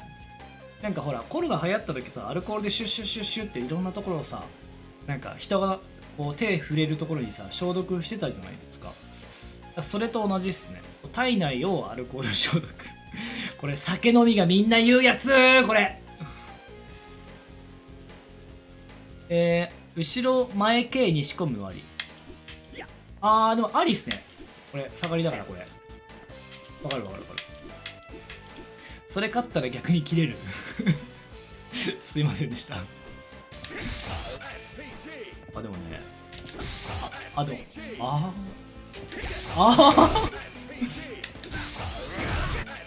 前系これか。でもね、ここ結構頑張りポイントだと僕思ってて、なんだろう、これってこれを振る意味ってさ、結構俺大事だと思うんですよね。これを振るって俺でもこれって状況にもよります、状況にもよるからありなんですけど、でもこれを振るときって僕その差し返しだと思うんですよね。ワイルドパニッシュこれの時に振るからあんまり僕の中の意識にはなかったですね。これクラカンパニカン、糖分入ってるから消毒に。いやだってこれだって無糖だもん。これ無糖だからこれそういうことじゃなくてうちのおじいちゃん同じこと言ってたアルコール消毒。そう、出るよくあるやつ。ガードしながらゲーザーを打てるのがマジでやばい。いやそうマジそれマジで強い。40のおっさんしゃあなし。やめてよ。年齢は違うから、数字だから。ただの差し返しワイルドパニッシュ狙い。いやですよねこれね。そうそうそうそうそう。これ10なんだな。発生早いな意外と。置いて、刺される。置いて、呼ばれる刺されるでひどい目に遭う。あ、飛ばれるか。まあだからこれはねあんまりそうなんですよね。置かない方がいいっすねこれ。どっちかっていうと置くよりかは差し返し、むしろ当てに行った方がいいですこれ。最低でもガードの方が俺はいいと思う、おそらく。クソデカため息C なんて8。待って 8？ あ、早っこれ。お、早いな。これ9か。あ、早いなこれ。だから基本多分、いや俺テリーわかんないけど、これで触りに行くふりをしつつ、これね、これをちらつかせつつ、とりあえず自分でこれを嫌がった相手が手なんか出しにくくなって、まあこれで触りに行ってとか、あとはまあ小ジャンプも含めて攻めるとかでしょ。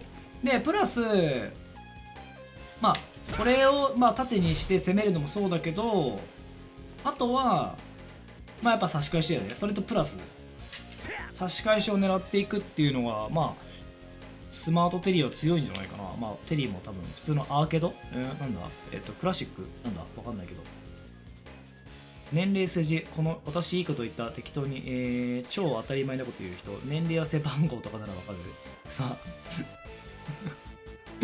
いやでもさ、でもそうじゃん。年齢って数字だからただのさ、レベルですらないと思ってるよ俺は。年齢ってよく言うじゃん。なんか何レベルになりましたとかさ、違うんだよね。だって経験値が違うからさ、その人それぞれでさ、同じ20レベル20歳でも全然違う経験をして20歳になってる人もさいっぱいいるからさね。だからこれやっぱりレベルじゃないんだよね、数字なんだよただのね。大 K 当てに来てたら飛びたくなる。レベル表現して鈴木みのるバカにしてんのかいやすいません、そういうつもりはないんですけど、全ての数字は数字。トリビアそれなんかためになる。これぐらいでいいやっぱこれをさ、やっぱ負けにするんだよね。そう、これを負けにすることによって、これ振ってくるんだったらじゃあそこの隙になんか飛んでやろうみたいなさ、きっとあるじゃん。超ジャンプぶちかましてやろうみたいなさ。これはちょっとブラフみたいなとこもあるし、まあ本命でもあるし、まあよくできてるねほんと。まあなんかこのストリートファイター系やってるプレイヤーからすると、その小ジャンプっていう概念が一つなんかノイズにはなると思うんですよね。これ通常のジャンプにはないこの軌道、この速さ、これがあるからなんかちょっと技を振りにくいっていうのはめちゃくちゃわかる。これめちゃくちゃわかるんだけど、よくできてるが強くはない。強くないか。強くはないっすね。わかる。テリーは強くはない。てかまあなんかね、表現を変えると上が強い。テリーは別に悪くないんですよ、そんな。テリーは悪くないんだけど上が強いっていう感じかな多分。でも別になんだろう、そのヒートアップさんは強いキャラクターが使いたいわけじゃないと思うんです。テリーが使いたいわけでしょ。ロックって前は、赤いジャック・パーセルじゃなかった。どういうこと？ジャック・パーセルっていうなんかブランドですか？あ、靴？なんだろう、わかんない。なんかコンバースみたいなの履いてた気がするけど。こんな感じじゃない？多分強いに越したことはない。強欲強欲。好きなキャラ使って家族にも等しい好きなキャラ使えて強いって強欲。でもどうすか、テリーがじゃあめちゃくちゃ強くてみんななんかさねえなんか使ってたらちょっとなんか嫌になっちゃわないですか？そんなことない？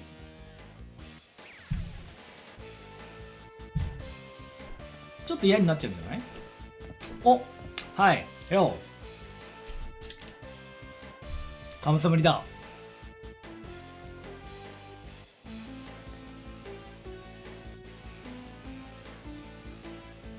This week you will play? No, no, no, no, no, no. That tournament is so laggy.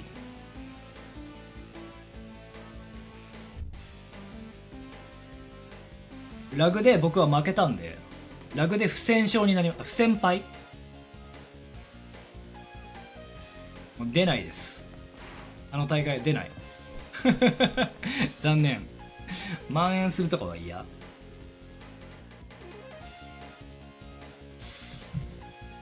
でもそうなんです。僕結構天の弱だからさ、なんかみんなが使ってるキャラクターとかみんながやってることをやりたくないから、だからまあ舞が強くなったら嫌だなって思ってます。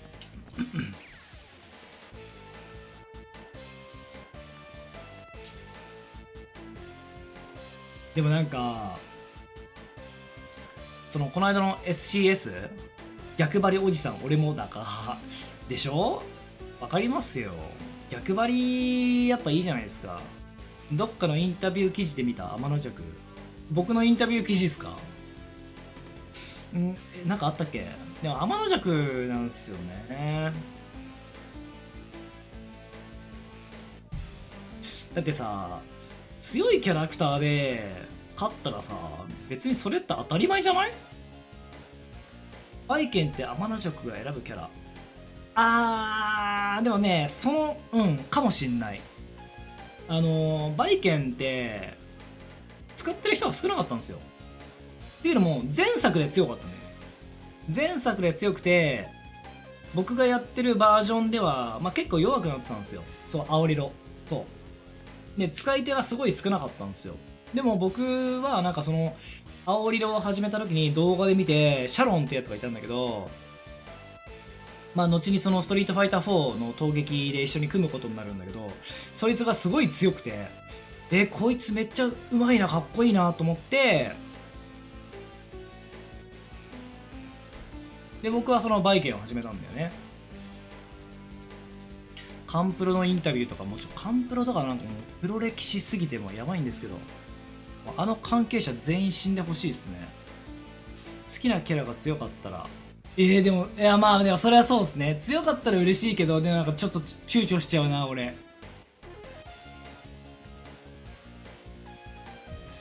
青色一生暗示で切れてたシーツってやつでしょ。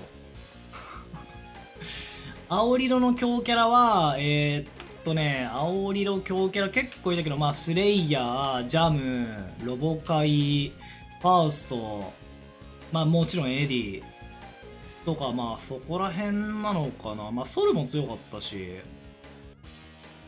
いろいろなんかバランスはぶっ壊れてたけど、面白いゲームでしたね。そう、スレイヤーマジ気持ちよかった、あれ。やばい。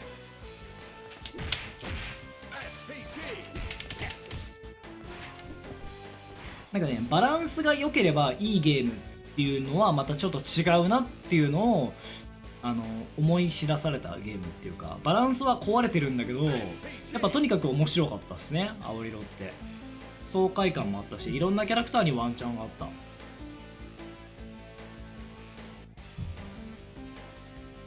だって今のさ、格闘ゲームで言ったら考えられないと思うけど、コマンド投げがループするんですよ。ループするっていうか、なんつうの、もう抜けられないの。吸血ループっていう。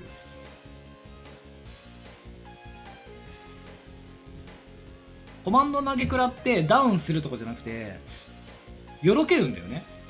そのよろけ中にもう一回ステップからコマンド投げができるんですよ。やばかった。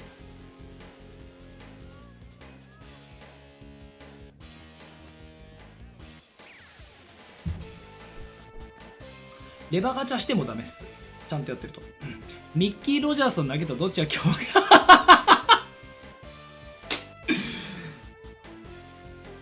あの女性になんか年齢を聞くのはちょっと良くないと思うけど、いくつなのなんでミッキーが出てくんのよそうダメージ少ないけど、そう端にも寄せられるし、確かねピオリッチがなんか増えてった気がする。あ、ミカド配信か。なるほど。あ、よかったよかったっす。ミカドか。ミッキー、いやミッキーの方が強化かも、それだったら。ミッキー・ロジャーズ知ってるそういないよね、なかなかね。やべえなって思ってました。いや昔のゲームですからね。最近のゲームはやっぱりそのね、オンラインですぐにアップデートができるんで、まあ本当に壊れてるっていうことはあんまないんですけど、奇襲を誓って戦ってる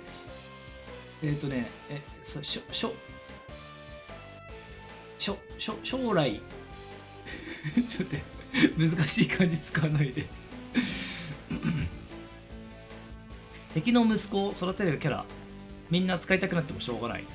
まあテリーはヒーローっすよね。わかる非常にわかります。それはテリーはやっぱりそのシンボルですから、画廊のね。みんな使ってもらいたいっすよね、スマートテリー。ピオリッチもそう、ピオリッチ増えてるから、そうそう、あそこでワンパンでピヨってみたいな感じです。それで勝負が決まる。スマートテリー強くしてるっていうのはね、これはねすごくいい調整だと僕は思うんですけどね。だってまあね、ストリートファイター6にもさゲストで出てて、テリー、まあスマブラにもいますよね。テリーっていうそのキャラクターの認知度はあるわけだから、そのキャラクターが強いっていうのはいいよね、そのスマートスタイル。片や前は認定の出来ちょっと露出が激しすぎましてすいません。はい、すいません。マルコの永久普通に、あ、そうガナンチとかね。そうなんですよ。いやそれがないからさ、俺このゲームはねもっと良くなっていくと思うんだよな。普通におもろいからね、このゲーム。面白い、このゲームは。良くなってほしいなって思ってますけど。だからといってなんか、別にそのね、僕が、テリーのおかげで頼りになるお兄さんキャラが好きになる傾向にあります。頼りになるお兄さんキャラって他に誰かいるんですか？例えば。衣装を変えて他のゲーム出てるうまい。任天堂はそれもあかん。どうなんすかね。まあやっぱ任天堂ですからね。やっぱ厳しいんじゃない？どうなんだろうか、わからんけど。ガンガン行進曲のガイとかガイって多分ガンガン行進曲じゃないんじゃないかなと思うんですよね。ブリキワンじゃない？あ、レオンってあれでしょ？わかりますよ。はいはい。わかる。ある意味好きで、任天堂。まあでも厳しいんですよ、やっぱり。任天堂。やっぱ任天堂のゲームって子供が手にするゲーム機ですからね。ガンダム00のロックオンストラトス。ガンダム00ちょっと僕履修してないんで、今度履修しておきます。はい。バーニーってこと？僕がわかるやつだったら。違う？そんな目線で一般プレイヤー見てない。いやまあ一応なんか企業としてありとあらゆる角度から多分見てるのかもしれないですね。精度上がると楽しい。お、よかった。嬉しいです。グリフォンは頼りになんないな。ちょっと弱いな。テリー無職。無職で、わかる。無職なんですけど、無職で成り立つ世の中って素敵じゃないですか。どう？そんなことない？オリンポス。グリフォンはちょっとね、足りないな。でもやっぱ投げキャラは弱い方がいいと思うんですよ、僕。投げキャラが強いゲームってつまんないじゃん。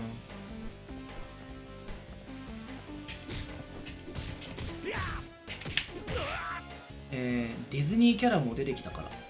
思い出した。ディズニーキャラ出てきた。なんでスマブラなんだっけあれだっけ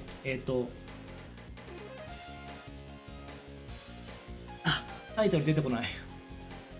適当だし実戦で使えそうにはないけど635。635出るのは結構でかいっすよ。マッスルボマー全員投げキャラだから成立してるんじゃないですか。わかんないけどわかんないけどね。スマブラになんだっけ田中角栄じゃなくてマキコだから。スマブラになんだっけなんとかハーツでしょ。違ったっけ。キングオブファイターズじゃなくてなんだっけキングダムハーツだ。そうだキングダムハーツ。そうキンハーツはもうキングオブファイターズかと思ったわ。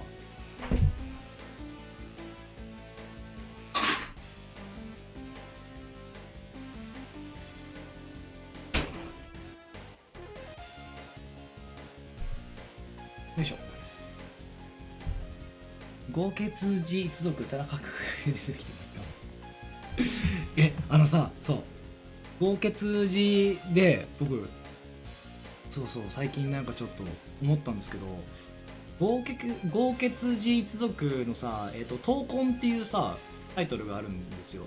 陰陽師とかレッツゴー陰陽師とかですごい有名なタイトルなんですけど、知ってます？格闘ゲームあれね、昨日の夜かな、YouTube でサントラを聞いてて、いやこのタイトルはめちゃくちゃ今攻めてるなっていうか、今っていうか当時も攻めてたんだけど、攻めすぎてて全然売れなかったんだけどさ、あのタイトルのBGM はボビー出てきたやつ。キングオブモンスターズでもあるキングオブモンスターズ2は当時小学校の時やってました。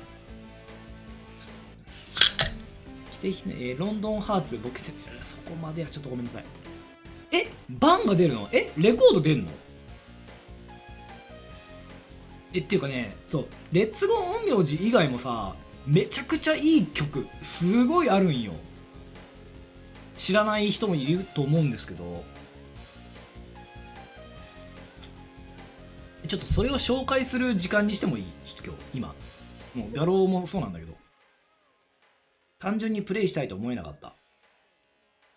残念です。いや僕そうよね。万人受けしないよね。陳年のステージ。陳年でデブってやつでしたっけ？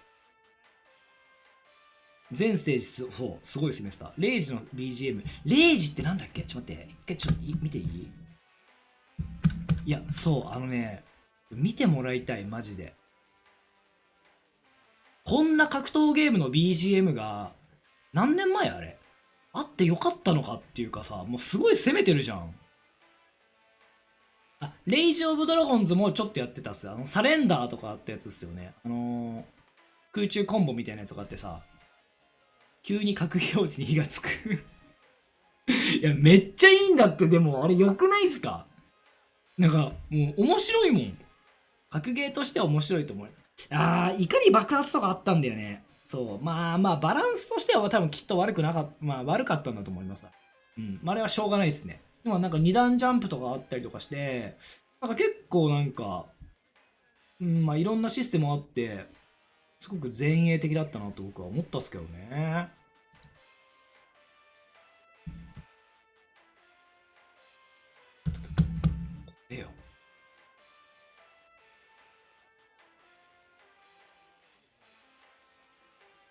怒り爆発、起き無敵。変身、それ。でもね、確かに怒り爆発の後って、あれどうだったっけ？怒り爆発ガードした後って、密着で怒り爆発ガードするじゃん。自動で出るんだけど。あれ確かその後って下段がガードできなかったとかなんかそんなのがあったような気がしたけど、違ったっけ？キャラのアクションの躍動感、個人的に、なるほど。でもしょうがない、これは。でもいいんすよ。好き好きだから、やっぱり。これね、見てほしいんだよね。素晴らしきインターネット。こちらですね。これ。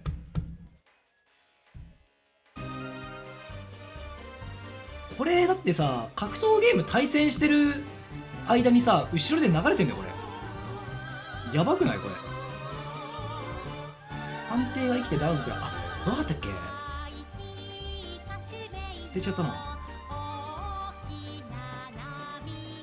これ後ろで流れてるってやばくない？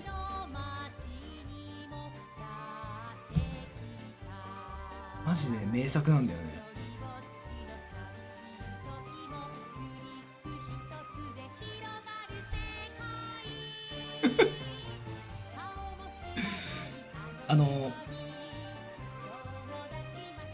レッツゴー陰陽師ばっかりフューチャーされてるけど、他にもいい曲めっちゃあるんですよこのゲームって。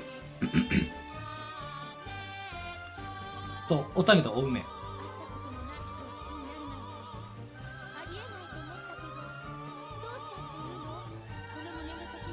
会ったこともない人を好きになるなってどうしたっていうの、この胸のときめき。これもうさ、何年前のゲームなの？この今の時代をさ、すごくなんかズバって捉えてない？これがインターネットなんです。これ名曲よね。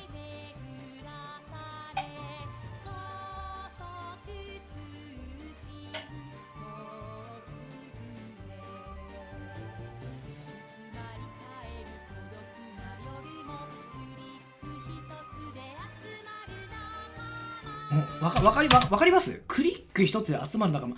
要は僕もうね、僕もそうっすよ。僕もそう。いや、そんなすんの？高っ。僕だって配信だってしてなかったらさ、今もう静まり返ってますよ、この部屋。クリック一つで配信ポチー押すだけで集まる仲間っていう、もう今のこの時代を反映してる。すごい、この曲は。すごいよ。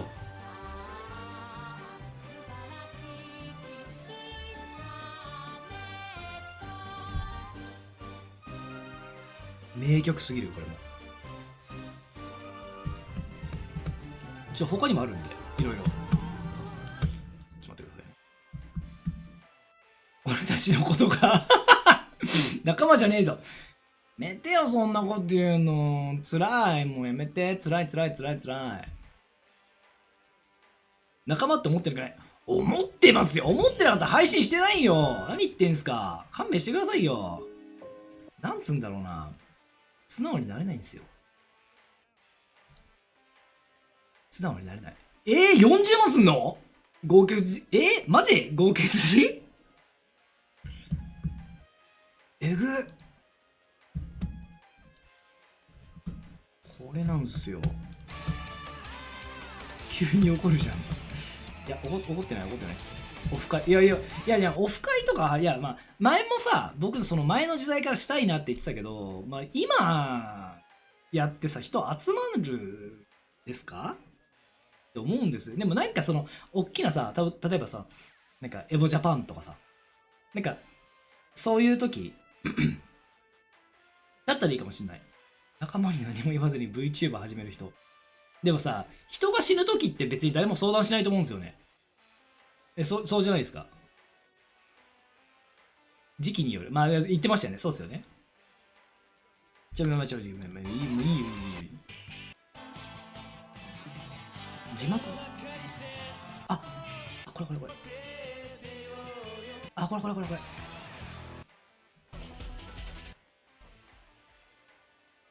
この曲かな？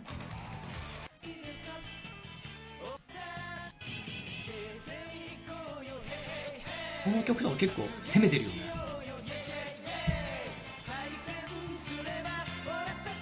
これだからゲーセン行こうぜみたいな曲なんですよね、これね。これ今このロブ30万すんのこれ。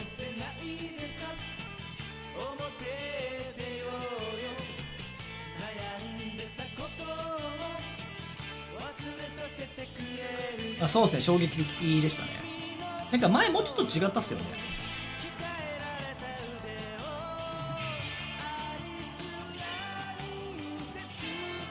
なんか北父、そうなんだ。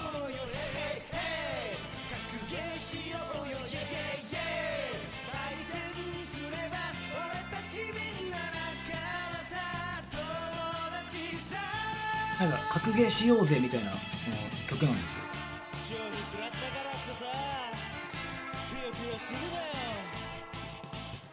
お前ならライフ1ドットさえあれば勝てるさ。ガードばっかりして全然仕掛けてこないこいつにさ見せてやるよお前のあのスーパーコンボよ。あ、そう、村田レンジって言うんでしたっけ。そう、その人。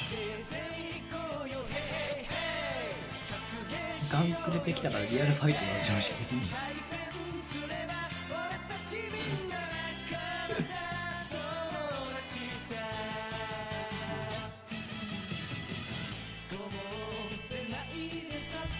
いい曲じゃないこれ。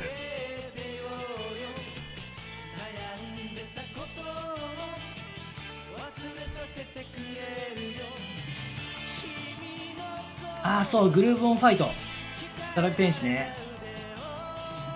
ナイスミュージック。おお、はい、よ。これが BGM に流れて、そう、対戦の BGM で裏で流れてるんですよ、これ。格ゲーしようぞ、へへへいっつって。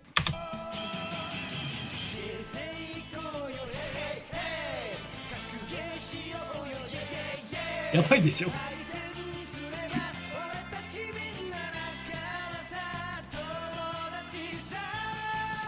対戦すればみんな仲間さ、友達さって歌ってるからね。昇竜食らったからってさ、くよくよすんなよって言ってるのよ、これ。お前ならライフ1ドットさえあれば勝てるさ。ガードばっかりして全然仕掛けてこないこいつにさ出てきます。お前のあのスーパーコンボよ。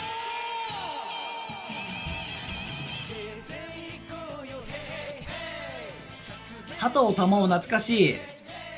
そう歌ってるし声も当ててましたね。96かな。すごいでしょ。すごくない？だってこれすごいことだよ。あ、これレッツゴー陰陽師だね。ローマン聖マンってすごい有名なやつだ。レッツゴー陰陽師、これはなんかすごい有名になったけど、これまた対戦中に流れてるやつ。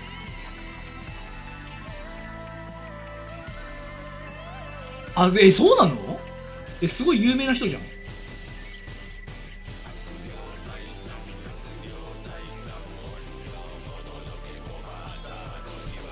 やでもね、ドーマン聖マンとかさ、こうさ、レッツゴー陰陽師を知ってて、なんか、あ、その曲知ってますみたいなやつは、もうちょっとなんかもう許せない、俺は。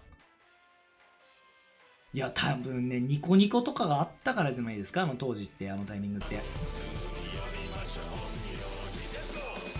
いや、いいんだけど、この曲分かりやすいんだけど。この人も芥川作家の池澤夏樹の。そうなの？すげえ。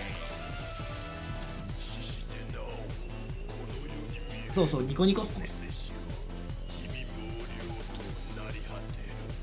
Yes, yes, Neo Geo game and yeah, publish. Yeah.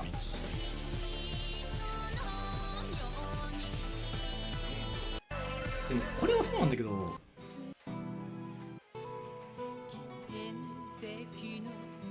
あ、この曲ね、最近知りました。あ、マジっすか？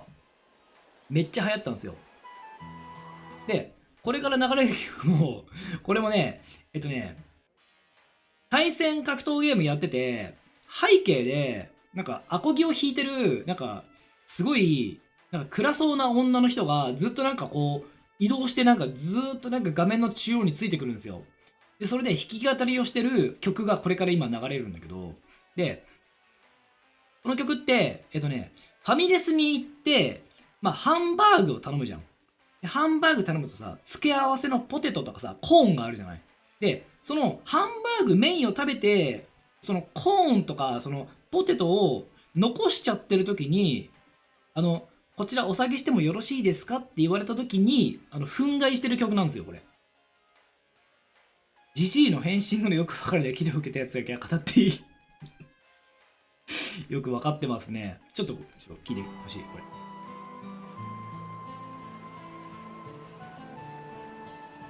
これちょっと打って変わってこういうなんかねしっとりした感じの曲なんだけど、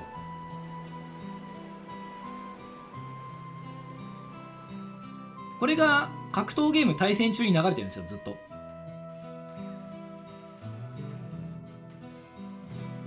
寂しい時にいつも立ち寄る寂れたレストラン、喫煙席の片隅で今日も一人だけ小声で出す注文はいつものハンバーグだけど本当に食べたいのは付け合わせのフライドポテト。わかります？わかります？本当に食べたいのはハンバーグじゃなくて付け合わせのソースひたひたになったフライドポテトなんですよ、この女の人は。それを歌ってる曲。大好きなものは最後まで残しておくの、それなのにそれなのにあなたの信じられない一言、これお下げいたしますね。やめて小さな幸せ奪わないでよ、蔑むように微笑みながら小さな幸せ奪ったあなたいや草でしょこれ。にそう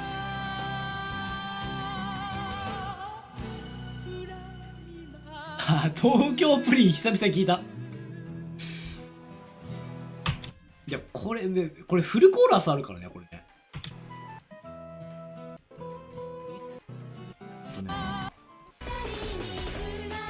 あとね、これ秋葉原の曲。秋葉原のこれもね、画面の背景に、対戦画面の背景に3人の3人のじゃなくて3人のなんか地下アイドルみたいな女の子たちが踊ってて歌ってる曲なんだけど、まああるんですよ。これ秋葉原をなんか分かりやすくその当時のそのオタクカルチャーみたいな感じを表現してる曲が流れるステージがあって、でこれがそれ。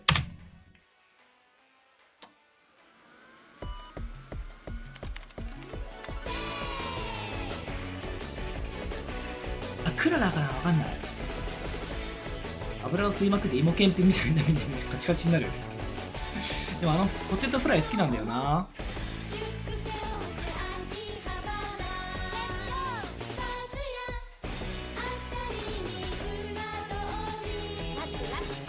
これ今日もリュック背負って秋葉原、なんだっけ、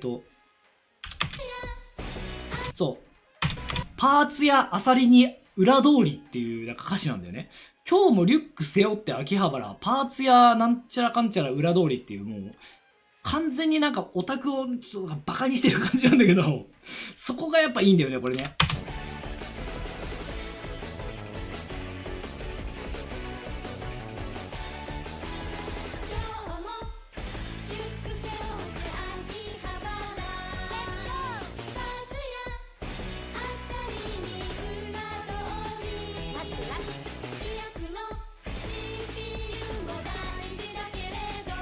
僕もどのキャラか覚えてないですね、ステージ。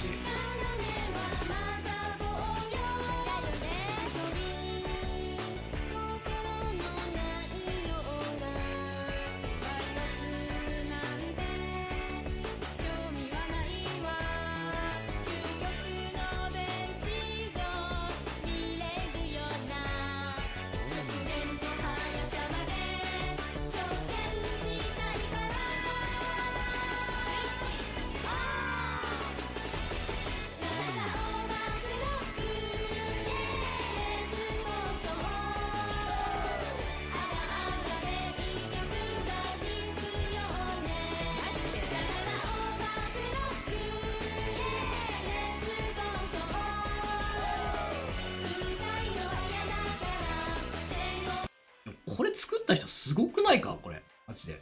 この楽曲。誰が作ってんのこれ。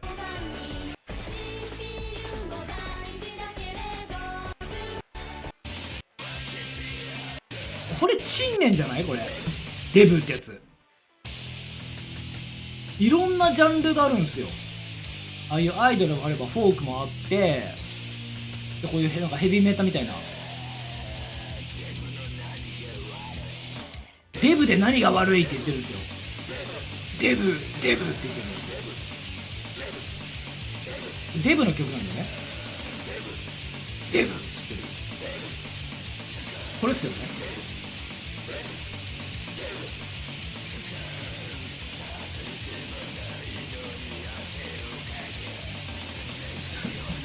田中圭一じゃないっす。違うから。あ、そうなのかな。田中角栄かと思った。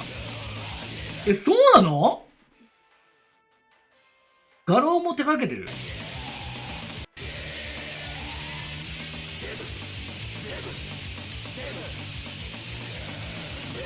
あ、俊和さん？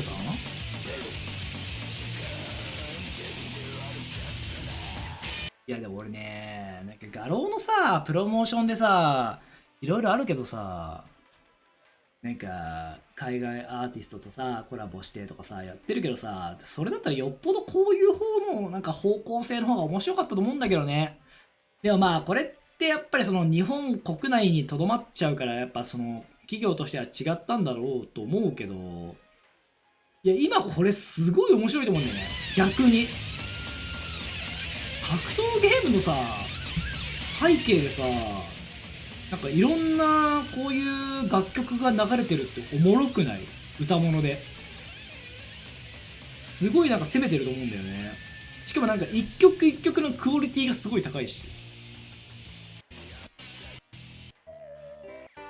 何これ。あ、これ覚えてねえわ。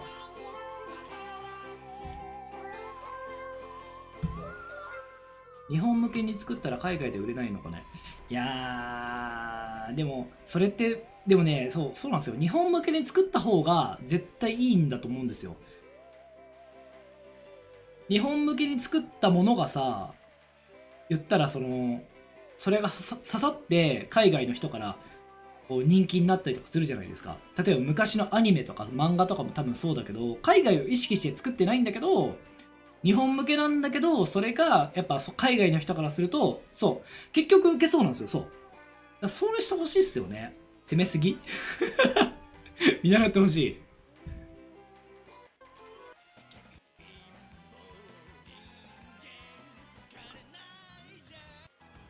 5海外意識してダダ滑り。わかる。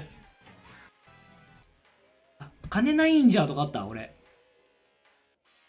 なんか貧乏学生の歌かな。これも対戦してる背景でずっと流れてるから、この曲が。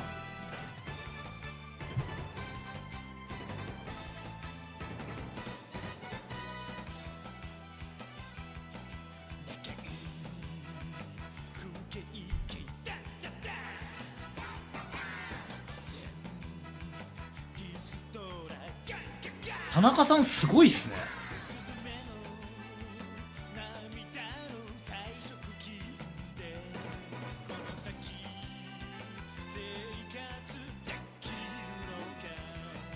ギースとライデン、ギース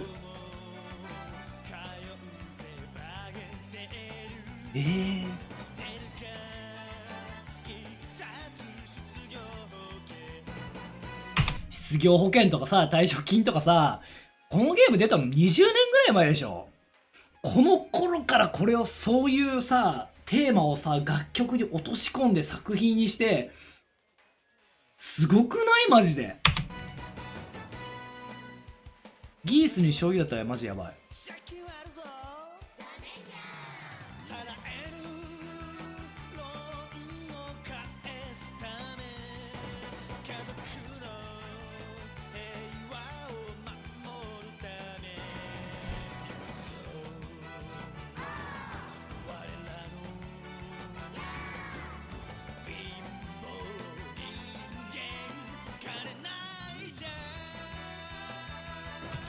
貧乏人間金ないんじゃですよ。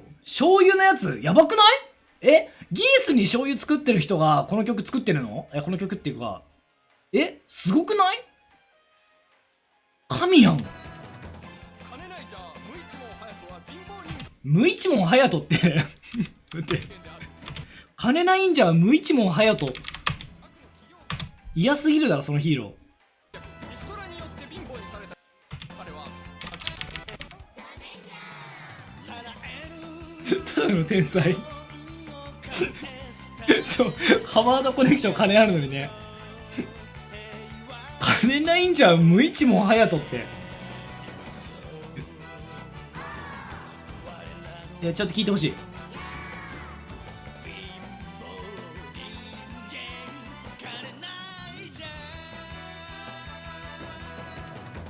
金ないじゃ無一文隼人は貧乏人間である金ないんじゃ無一文隼人は貧乏人間であるってもうただのもう事実だからね。もうそれだからね。ただのね事実を言ってるだけだからねこれね。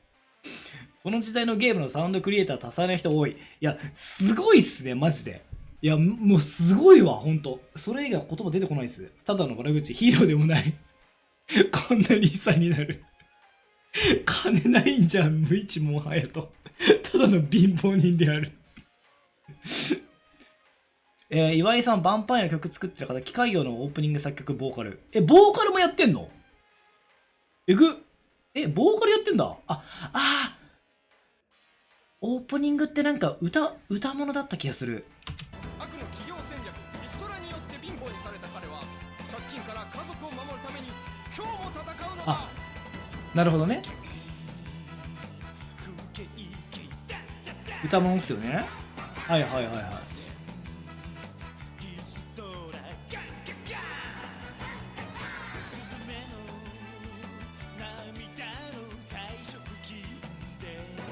確かに詳しいですね。すげえ詳しい。確かにリストラが時代を感じるな。今リストラってできないですもんねなかなかね。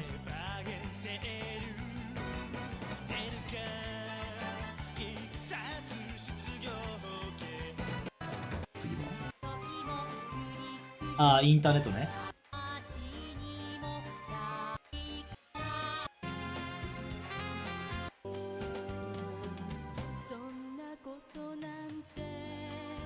なんかこんなやつあった気がする。あったね。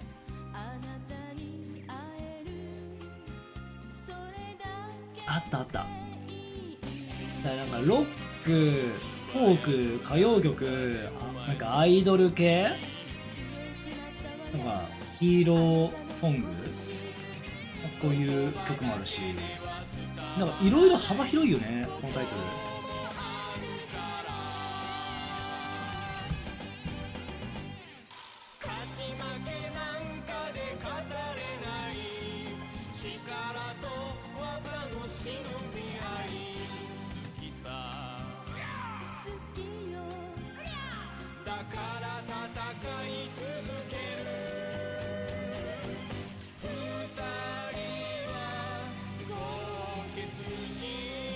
二人は豪傑寺って言ってる。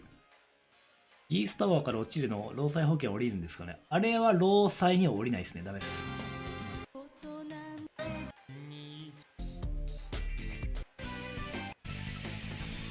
はい。こんなもんか。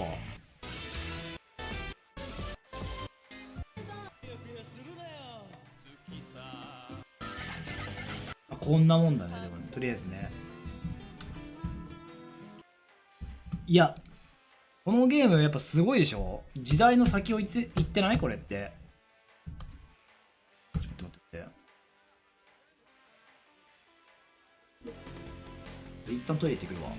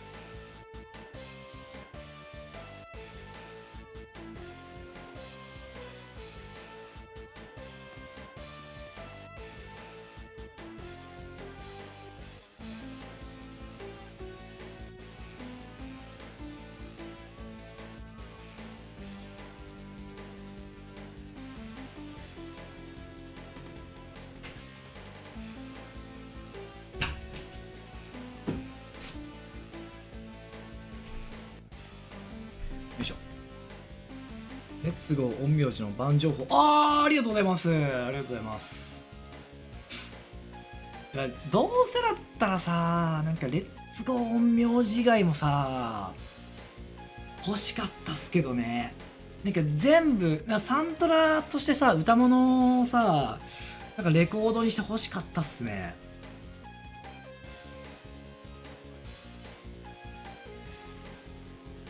めっちゃもったいなくないですかあれ。すごいなんか名盤っていうか名曲多いじゃないですか。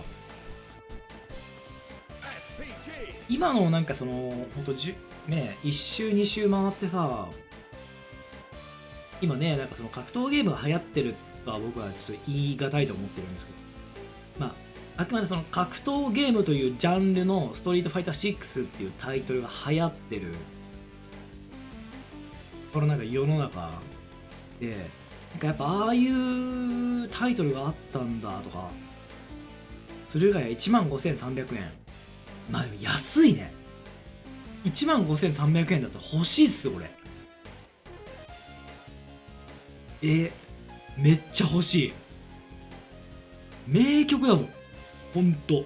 だってこの曲ってサブスクで聴けないんですよ。だからああいう風に YouTube で聴くとか、それこそそういう風にサントラを買うとかじゃないと聴けなくて、めっちゃいい曲ばっかり。なんかすごいなんかきっと多分みんながそれがなんか本職ではあるんだけど、その音楽を作るっていう意味では本職ではあるんだけど、そのジャンル、こういうジャンルに特化してますっていう人じゃない人が、なんかこういう曲って多分こうだろうなって作ってる曲がバシッとハマってるんだよね。それがめちゃくちゃ才能がすごすぎて、めっちゃねあの曲はもうほんと名曲だし名盤だと僕は思いますね。いやあれはね、今なんか聞いたことない人が聞いたらすごく衝撃を覚えるんじゃないかっていうか、そういう格闘ゲーム界隈っていうか、まあ格闘ゲームっていうあんま言いたくないんだけど、そのストリートファイター6界隈から入ってきたなんか浅いやつ、まあこういう言い方も良くないな、ごめんなさいだと思うんですよね、僕はね。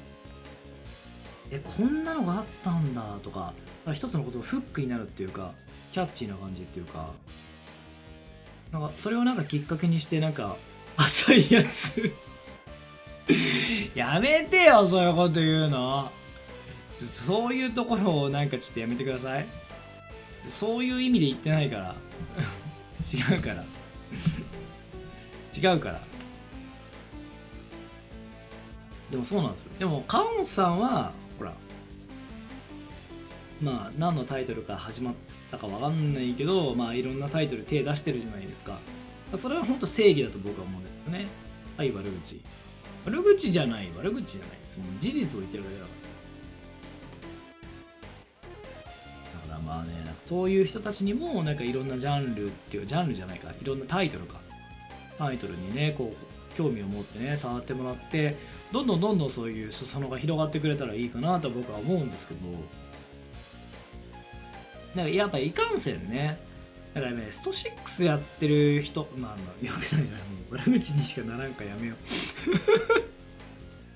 危ないもう最近そういうセーブすることを覚えたから悪いけど、堕落天使も作り、そうなの？いや作り直さない方がいい。絶対嘘じゃん。もう嘘だよ、嘘G やめて、見ないで。おかげでいいね、いい経験。まあでもそう、経験するってやっぱ大事っす。差別発言。いや、ヤーマさんはやってるもんだって。野郎やってるじゃないですか。つまて。ソース探してくる。OK っす。レオになっレイジオブドラゴンズ？でも誰もやってねえんだろうな。なんで売ったんだろう。なんかお使い稼ぎなんじゃねえの、そういうのって。知らんけど。もうさ、例えばだよ、俺さ、自分基準でしかすいません語れないんですけど、ごめんなさい。例えばですけど、何か一つの音楽でもファッションでも何でもいいですよ。演劇、ドラマ、何でもいいんだけど、一つのジャンルを好きになるとするじゃん。なんか一つの、ありがとうございます。見ておきます。完全版とか笑うんだけど一つのさ作品とかさ、そういう団体とか何でもいいんだけど好きになるじゃん、何かを。でそれを好きになった時って、まあそこになんかこう一点集中する人もいると思うんだけど、でもそのなんか文脈をさ、なんかもうちょっとこう辿ってみたくなるじゃん、歴史とかさ。これってどうなってこうなってんのかなとかさ、この前はどうだったのかな、この人が若い頃どうだったのかなとかさ、なるじゃん。でそこでなんかそこの作品に興味を持って、そこにちょっとやってみるとか聞いてみるとか遊んでみる、買ってみるとかさ、なんかそういうのがさないんだよね。ストリートファイター6のなんかその新規の連中とかバカ人たちとかね、堕落天使新キャラ追加、今さ開発ってアトラスなのかな、わかんないけど、ちょっと今すぐに記事は見てなかったんだけど、セーブしろでもさ、そうじゃない、本当にそのジャンルが好きとかってさ、なんか自分がいいなと思ったらさ、その文脈をどんどん辿っていくじゃん、じゃない？それがないんだよね。もうミーハーの塊でしかないから、それなんかあっさいなと思って知らんけど堕落天使は最強がやるレイジャブドラゴンズネオ、レビュー件数、19件少ないのを考えられてたのが、マッチング中に待機人数見えるらしい偉すぎる。先の先を言ってますね、それ。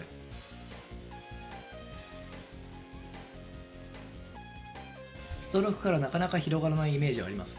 まあそれはもう散々僕もなんか皆さんもね配信でもう言ってるように、はい、Hello!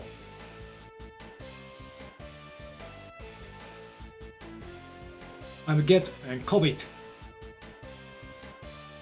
but I'm fine. ゲームコミュニティ楽しみたい人が増えてる。そうでも結局やっぱそうなんですよね。だからなんつうんだろうなそのゲームをなんか楽しむためのものではなくて、その突き詰めるものではないんだよね。現代のゲーセン的なものと言われたら否定しないけど、まあでもそれはそうかもしんないですね。人間関係的なね、なんかコミュニティ的な。あれを初めてやったキャラの関係性を知りたくない。めっちゃいいじゃないですか。それはいいっすね。そう、このキャラってどうなんだろうとか、そうやっていけばやるほどにさ、このキャラってどうなんてなるじゃないですか。そうで、そのためにその EOST っていうなんかそのキャラクターのなんかストーリーモードみたいなのがあるんですよ、このゲーム。で僕は一切やってないんですけど興味ないから僕キャラクターに興味ないからストーリーとか興味ないから一切やってないんだけど一応あるんで、はい、リリース日2024年11月14日発売したばかり。去年半年ちょいぐらいですね。一応あるんでね、そういうストーリーモードも遊んでいただいてですけど、僕はやっぱその対戦にしか興味がないんでそうなってしまうんですけど、でも同じ対戦っていうなんかジャンルっていうか、月さん北斗丸の性能差別化がマイとアンディと関係があったから、でもでもそこは僕はもうやっぱそうです。はい、わかります。そうです。やっぱ弟子ですからね。はい、僕はもう北斗丸とかアンディとか、はい、僕大好きなんでストーリーとかも全部見てます。はい嘘やん、もうそんなん全然もう知らんし、もう北斗丸とか舞とかさ、アンディとかもうよくわかんないよ嘘だからもうごめんなさい。もう全然知らんし、もう興味ないもんごめんなさい、知らないです。でもさ、キャラクターのストーリーとか知ってもゲーム強くなんないからさ、そういうのはもういらないんだよね、これは。知らないでもどうでもいいじゃん、そんなの。強いか弱いかしかないからさ。じゃないんだよ。ね。強いか弱いかとか、はーとかじゃなくて、面白いか面白くないかとかだから、なんだてめえ。寝ろ。ルーキー2、おめでとうございます。浅いやつ2回目。サイクパス出てますよ。出てます？でもだってさ、じゃあさ、テリーのさ、ストーリーを知ってるところでさ、テリー強くなれます？なれないよね。テリーのストーリーをさ、10時間読むのとさ、テリーのトレーニングモードを10時間するんだったらどっちが強くなれるの？ダルシムの炎はアグニの炎だからって言われた記憶。幻だからね。強いキャラがバキの世界の人間。ごめんなさい、僕はでもキャラ愛があるようで、キャラの愛はあるんだよ、僕。そのマイを使い続けるとかさ、新キャラが出ても僕はマイ使いますっていうのはキャラ愛があるんだけど、違うんだよ。その根底にあるのは、なんか強くなりたいから使い続けるっていうか、このキャラで強くなりたい。これキャラ愛か。なんだろうな。そのバックボーンには興味がないんだよね、多分ね。愛がたまる。出たよ。ここに家族いました。家族が出てきたよ。なんだこいつ、愛を取り戻せ。見た目棒人間はいつには楽しみに使う。でもね、見た目、棒人間はさすがに僕使わないです、僕。15分前の自分を否定する男。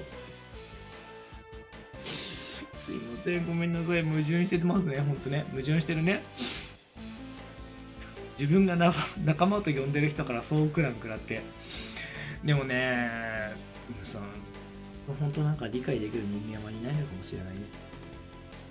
なんか苦しい。それが苦しみでもある。本当に。使う棒人間強かったら、いやでもね、もう使わない。棒人間が強くても使わないですよ、僕は。いや、見た目じゃないんですよ。僕、その見た目を重視してなくて、やってて、そのギミック的に面白いかどうか。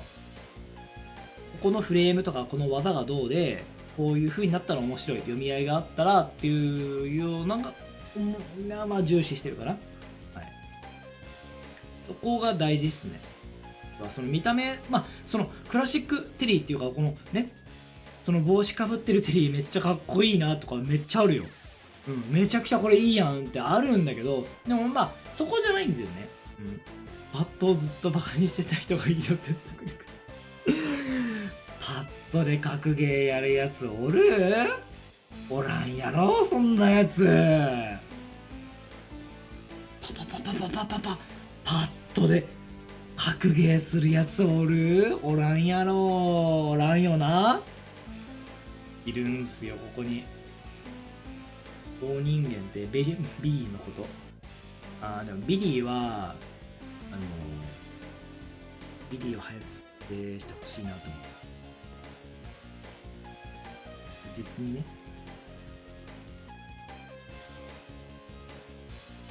でも難しいっすよね。でもなんかこの難しさっていうか、なんか僕のなんか支離滅裂な部分っていうのは、やはり日本人の無宗教なところをよく表してるなと思いますね。パッドでモダンリリーも最悪だよね。やってたね。支離滅裂な俺。それは僕の中学校の卒業文集のタイトルなんでください。ぶっ倒しても気持ちよくない。でもビリー倒したら偉い。いいっすね。皆さん素晴らしい。ビリーだね。でしょ？思うでしょ？ギミックが。でも海外の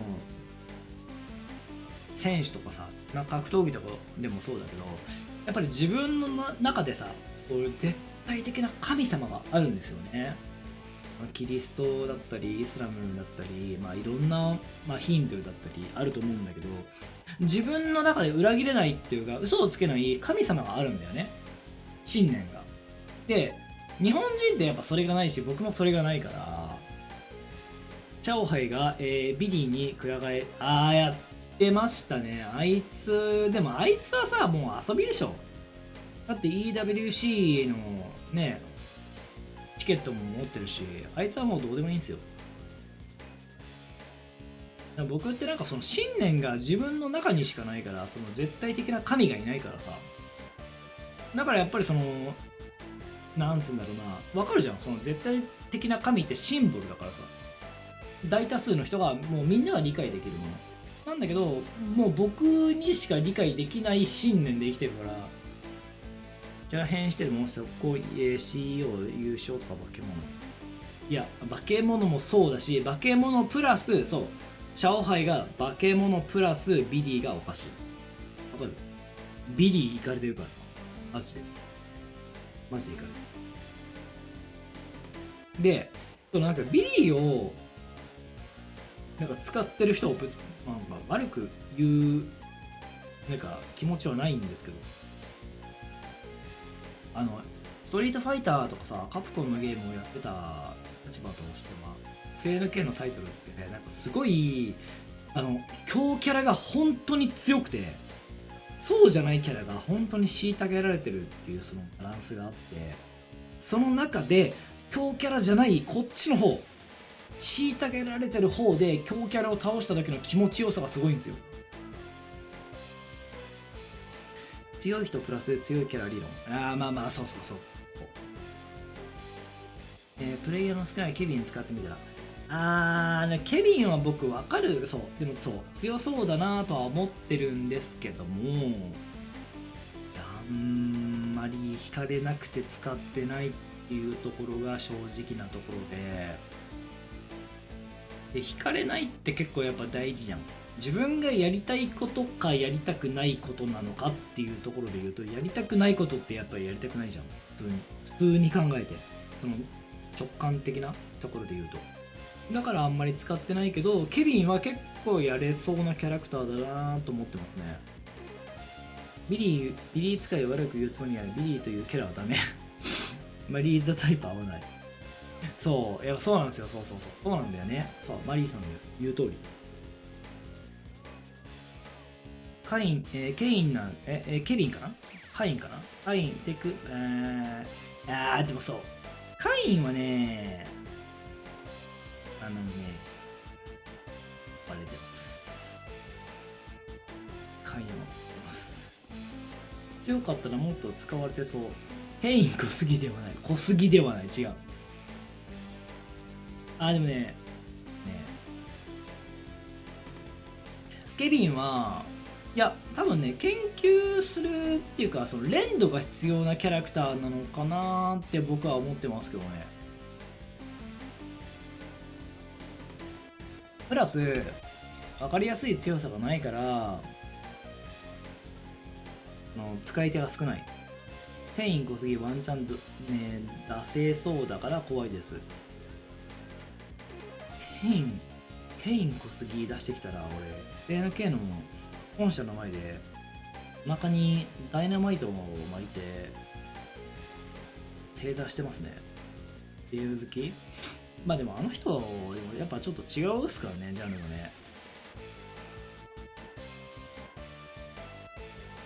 ゲーミングチェアの広告とまあそうまあうまく使ってるっていうか、まあ仕事にしてますよね、あの人ね。まあただの仕事なのかなと思うんですけどね。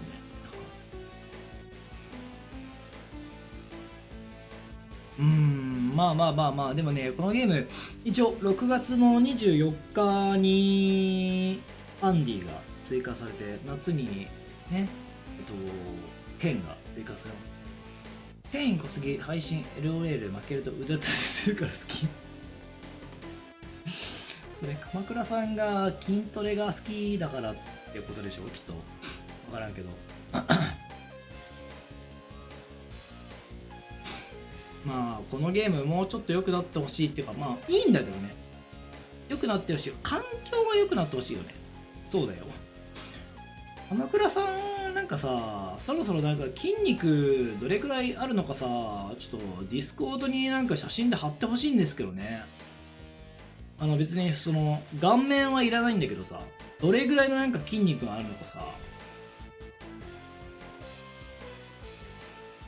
見たいよね。